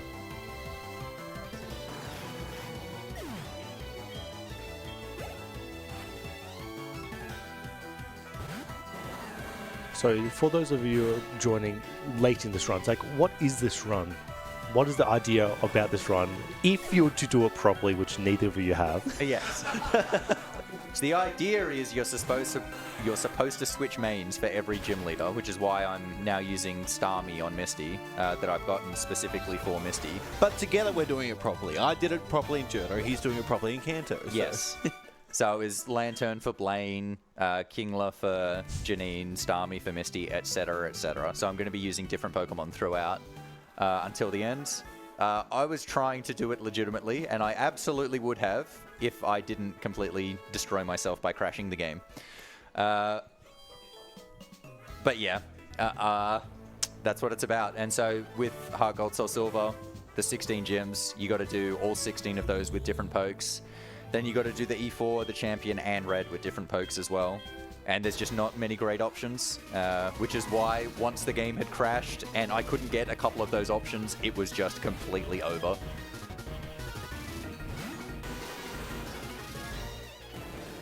Okay, so that's Misty done. So now we're going to do Sabrina. There's only a few more gym leaders left. So Sabrina, Erica, Brock, and then Blue. And then we can go off to Red. That's the wrong way. We go this way. How long do you think that will roughly take? How long's a piece of string? Yeah, because the problem is I need to catch Mewtwo without a Master Ball, and that can take between 17 seconds and 17 hours. So...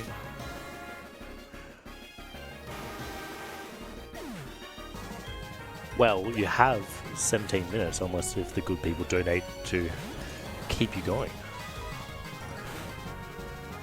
Yeah, I'm not going to get it done in 17 minutes. That's not going to happen. I could maybe get to Blue. Oh, beautiful setup there. All right, Sabrina.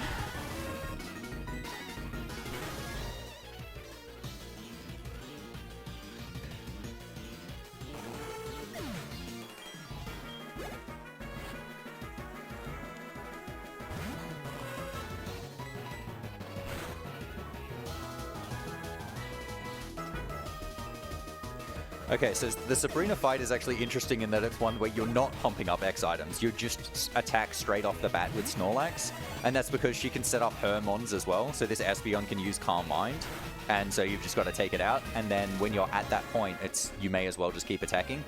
Snorlax, you just keep the held item that it comes with as well. It comes with leftovers, just to improve its livability during this fight. Snorlax, obviously being a level 50, is a really crucial mon to use and throughout a run like this.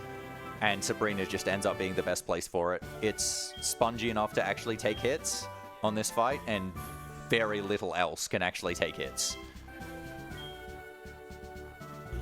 Alright, Light Screen was good. Psychic not so good from Mime there. I did not kill that. Oh dear. Alright. The move I wanted to see was Mimic. Did not get it. Hopefully I get it this time and I just get more leftovers recovery before Zam comes out. Probably means my attack on this Snorlax is not great. Snorlax is also one of the only Pokemon that you just don't check its stats. You just go in because you don't actually teach it any moves or give it a level. It's actually the only one I think that's the case for. Outside of, I guess, Rocky and Kenya, because they always have the same stats every single time. Zam pretty much always goes Reflect. And will definitely be taking 3 hits unless I get a crit or a def drop here. That is neither. Psychic.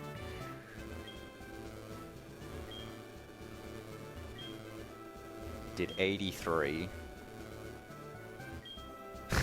Amazing.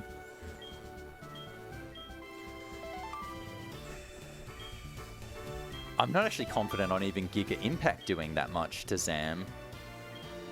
I've got to go for it though, because Crunch is guaranteed to hit it into heal range.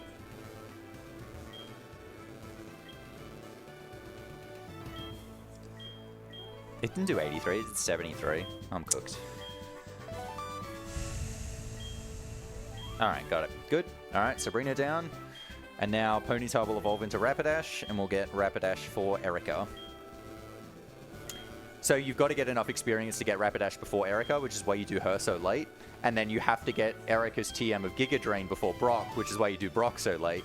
They force you to do Blue last, and so the gym leader order just kind of writes itself based on those few points. Hey, there we go, finally, jeez. Alright, so how do I do this fight again? I think it's just X attack and go in. You beat their Pokemon.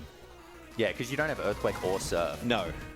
This is X attack, sweep with Waterfall, I think. Yeah, probably. Yeah, that's going to be your best option. No, I need X speed as well, don't I? I want to bet I think. Yeah, I need X speed as well. Well, what is your speed? 110. Still 110? 120-ish, yeah. Oh, yeah. Whatever.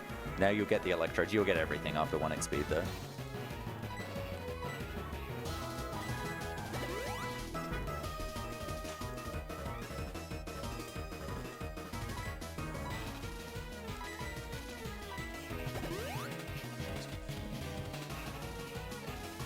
Okay, it's tits. Oh, no. Okay, so now I'm going to buy X items. Thank goodness I remembered that at the last second. Buy X items before going to Erica. Oh, whoops. That's the wrong way. Okay, have to heal, don't we? Yes. Yeah, fully.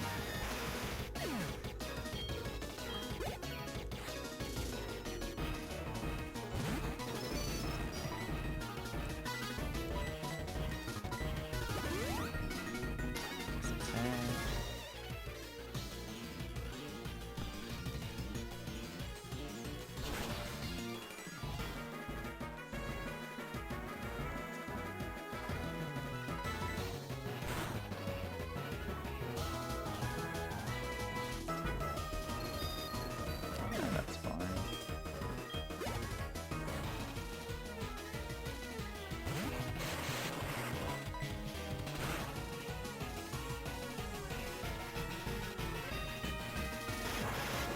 Oh yes, I should mention that all of these, the Electrodes and the Electabuzz have the ability Static, and we're hoping not to get it. Yeah, so it's just any contact move has a chance of paralyzing. We've got $10 from Anon, who just says pain. Pain. A. Beautiful. Yeah, I can't buy full restores there. Okay. Oops.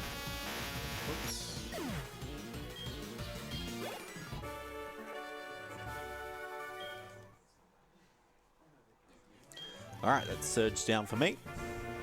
So I've only got Brock and blue and then red. Where are my specs? Did I not take them off Star U yet? Star me? Yeah, I didn't. Okay. So you have 10 minutes. No pressure.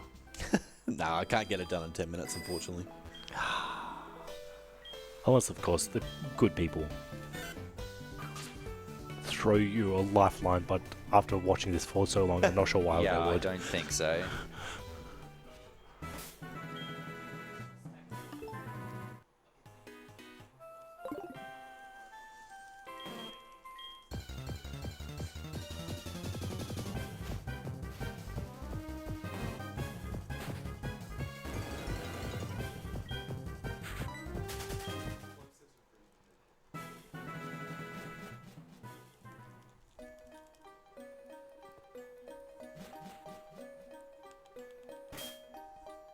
Alright, so the Erica fight with Rapidash, even though you spend all the time getting 2 Rapidash, is actually still not free.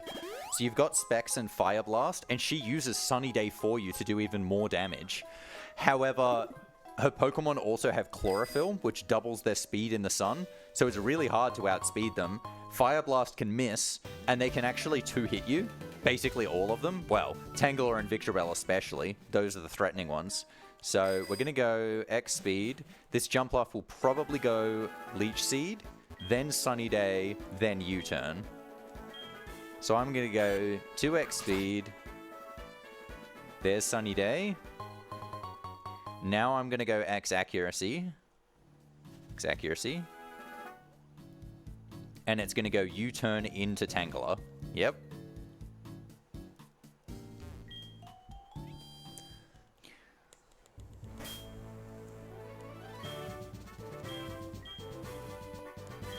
Now with the Sun Boost and the accuracy, I should be able to get the 2 really threatening ones with Fire Blast.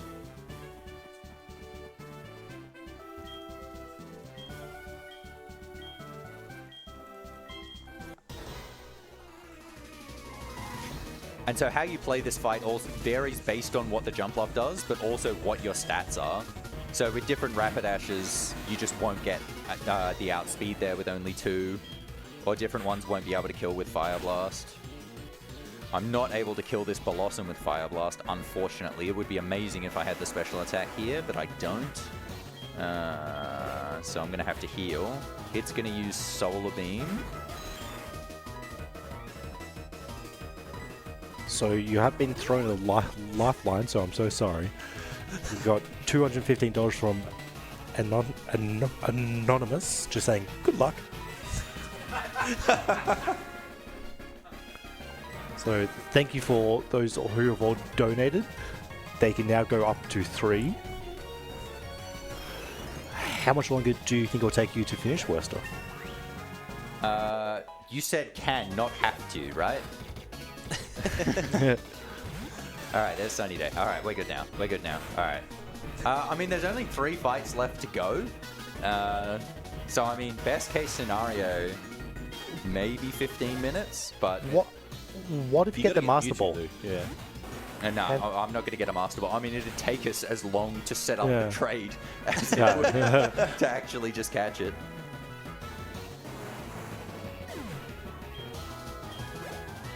Alright, that fight actually was pretty nice for Erica, given the Rapidash that I had. I had the speed, but I didn't have the special attack. I'll definitely take that. My special defense was actually atrocious. The Blossom did so much damage to me, but whatever. It's all good. Alright. But I will say, I'm still yet to do Brock, and I don't have a rare candy for Tangela, so I still need an amazing Tangela here, or we are in big, big trouble.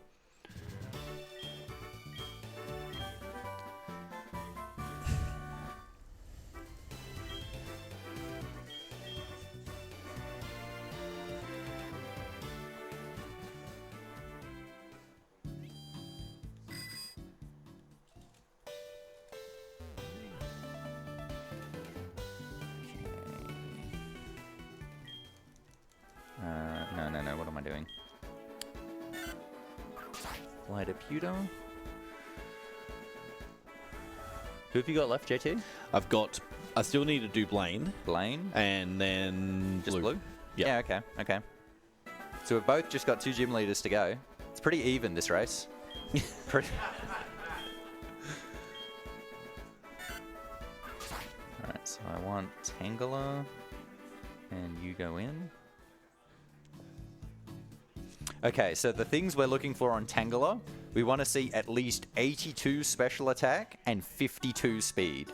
If not, it's going to come down to the defenses being a swap, which is very hard to explain. To repel. But it's you want really good special defense and not good physical defense. Okay. Haha, did not get the special attack. I actually think that defense threshold will work though. That will work. I will get Onyx. All right, cool. We're back in there.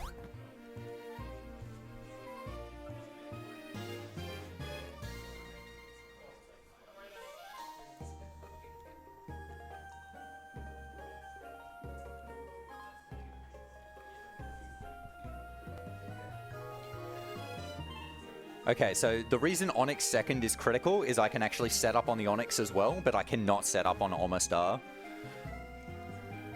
And Graveler's going to be able to 2-hit me, so I need to be able to set up on something else if Graveler doesn't play nice. The other thing, like Graveler can just use Defense Curl and be really nice to me. He did not do that. Jesus, that's really bad defense. Okay. So I need an X special before Omastar comes out to make sure I one-hit the Omastar. So I'm going to have to use a second X speed so I can beat Onyx on speed.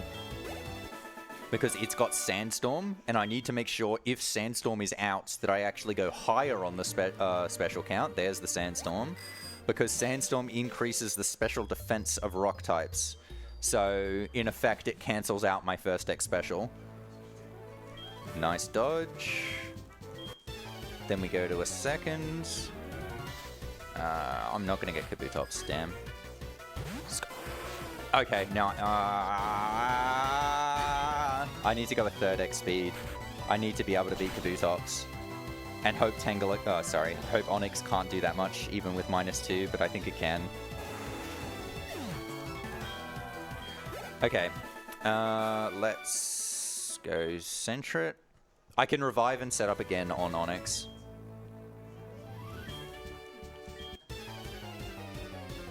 I don't think I have guard specs anymore. I just need to hope it stops picking Screech.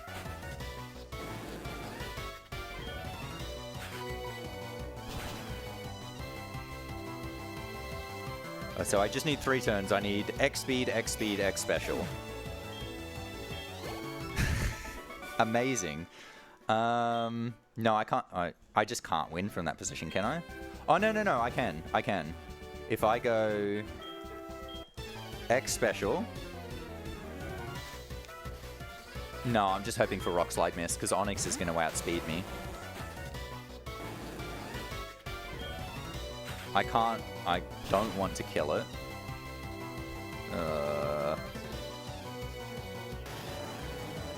Go the second. I just have to hope it misses. Oh, but then Kabutops will kill me. Yeah, I'll just die to Kabutops, won't I? Oh, but that's fine. Yeah, okay.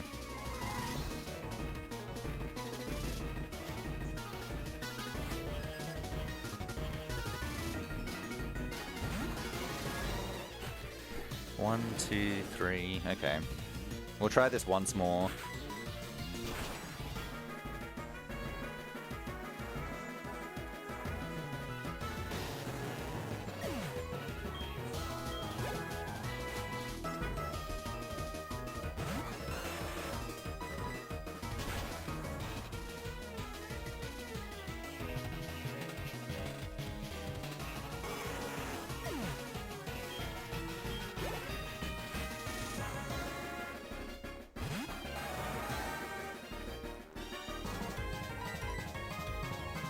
Oh, it's fast. No. Okay. Have an elixir.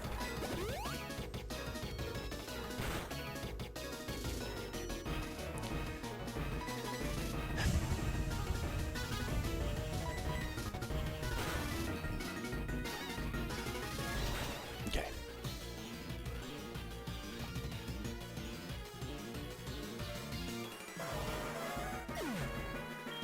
Use Screech. Don't use Screech.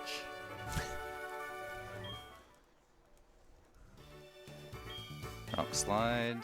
Please don't crit. Thank you. Okay.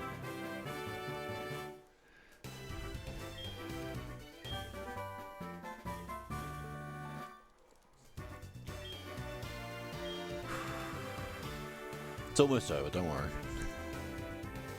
Two tops should not be able to kill without a flinch.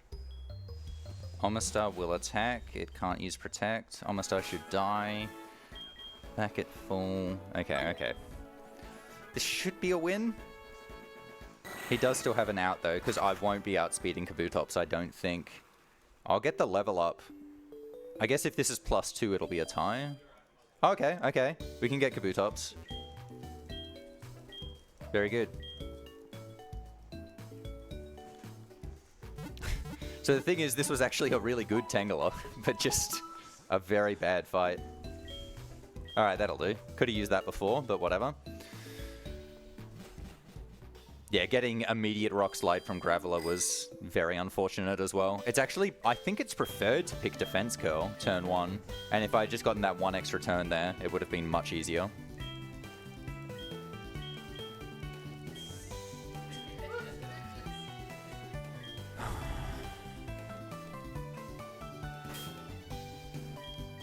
Nope. No, no, no. Get the item off. Thank you.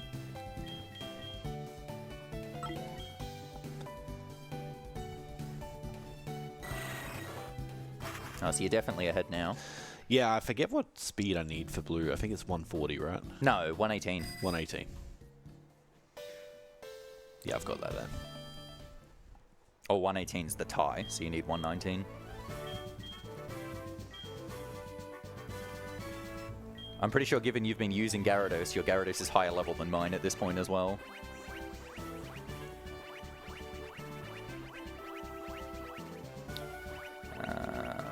What am I doing? Gyarados.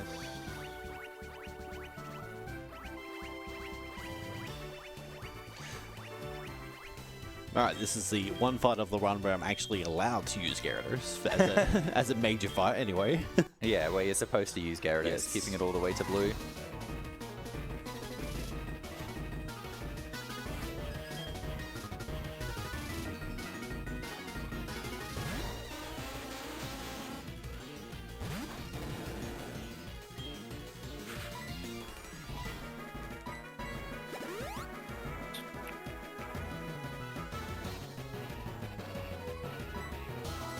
Yes, the blue fight is actually a pretty unique one in that he does set up Trick Room. And so Trick Room makes it so slower Pokemon actually go first. And so you need to time it so that you kill the Exeggutor the turn Trick Room goes down. Otherwise, it's almost certainly just going to set Trick Room again. And the second Pokemon he throws out is Rhydon. And if Trick Room is out while Rhydon comes out, it just kills you. And the Exeggutor's also got Hypnosis, so it can put you to sleep. So given I have no full restores, I'm kind of screwed if that happens. Because you need to use a full restore on the turn it's going to wear off. Otherwise, you're just boned. Okay, he missed Hypnosis. That's very, very lucky.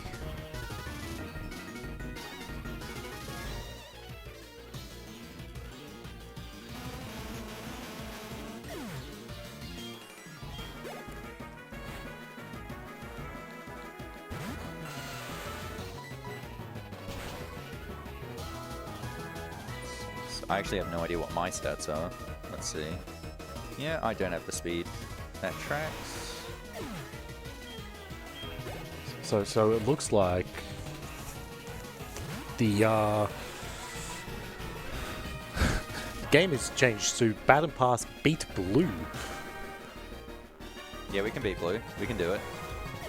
It's going to be really close in the end.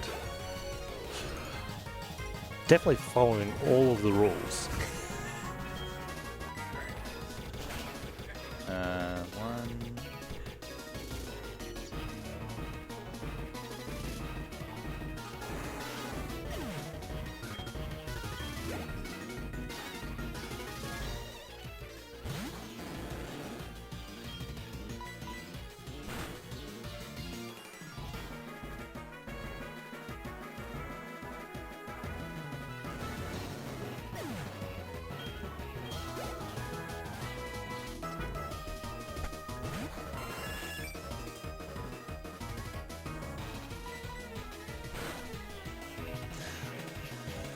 Okay, that's blue down for me. One fight left. Oh no, you win. We're just You win? beating blue. Oh, is that it? Oh. Yeah. Yeah. Time will be when you leave the fight. All right, well, not yet. That's time now for me.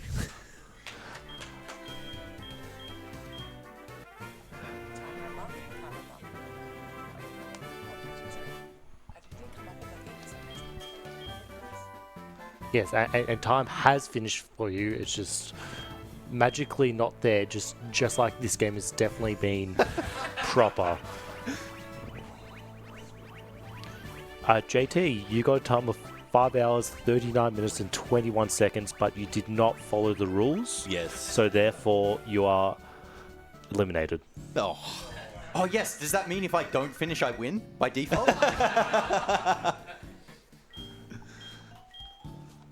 Yes, I got crit. I quit. Let's go. And because you forfeited, you also. Oh, dear. So thank you for everyone who donated so they could just go on for a bit longer and make this run even more scuffed than what it was.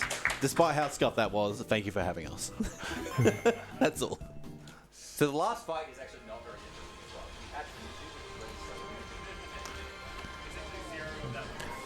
So up next, we'll hopefully get a quick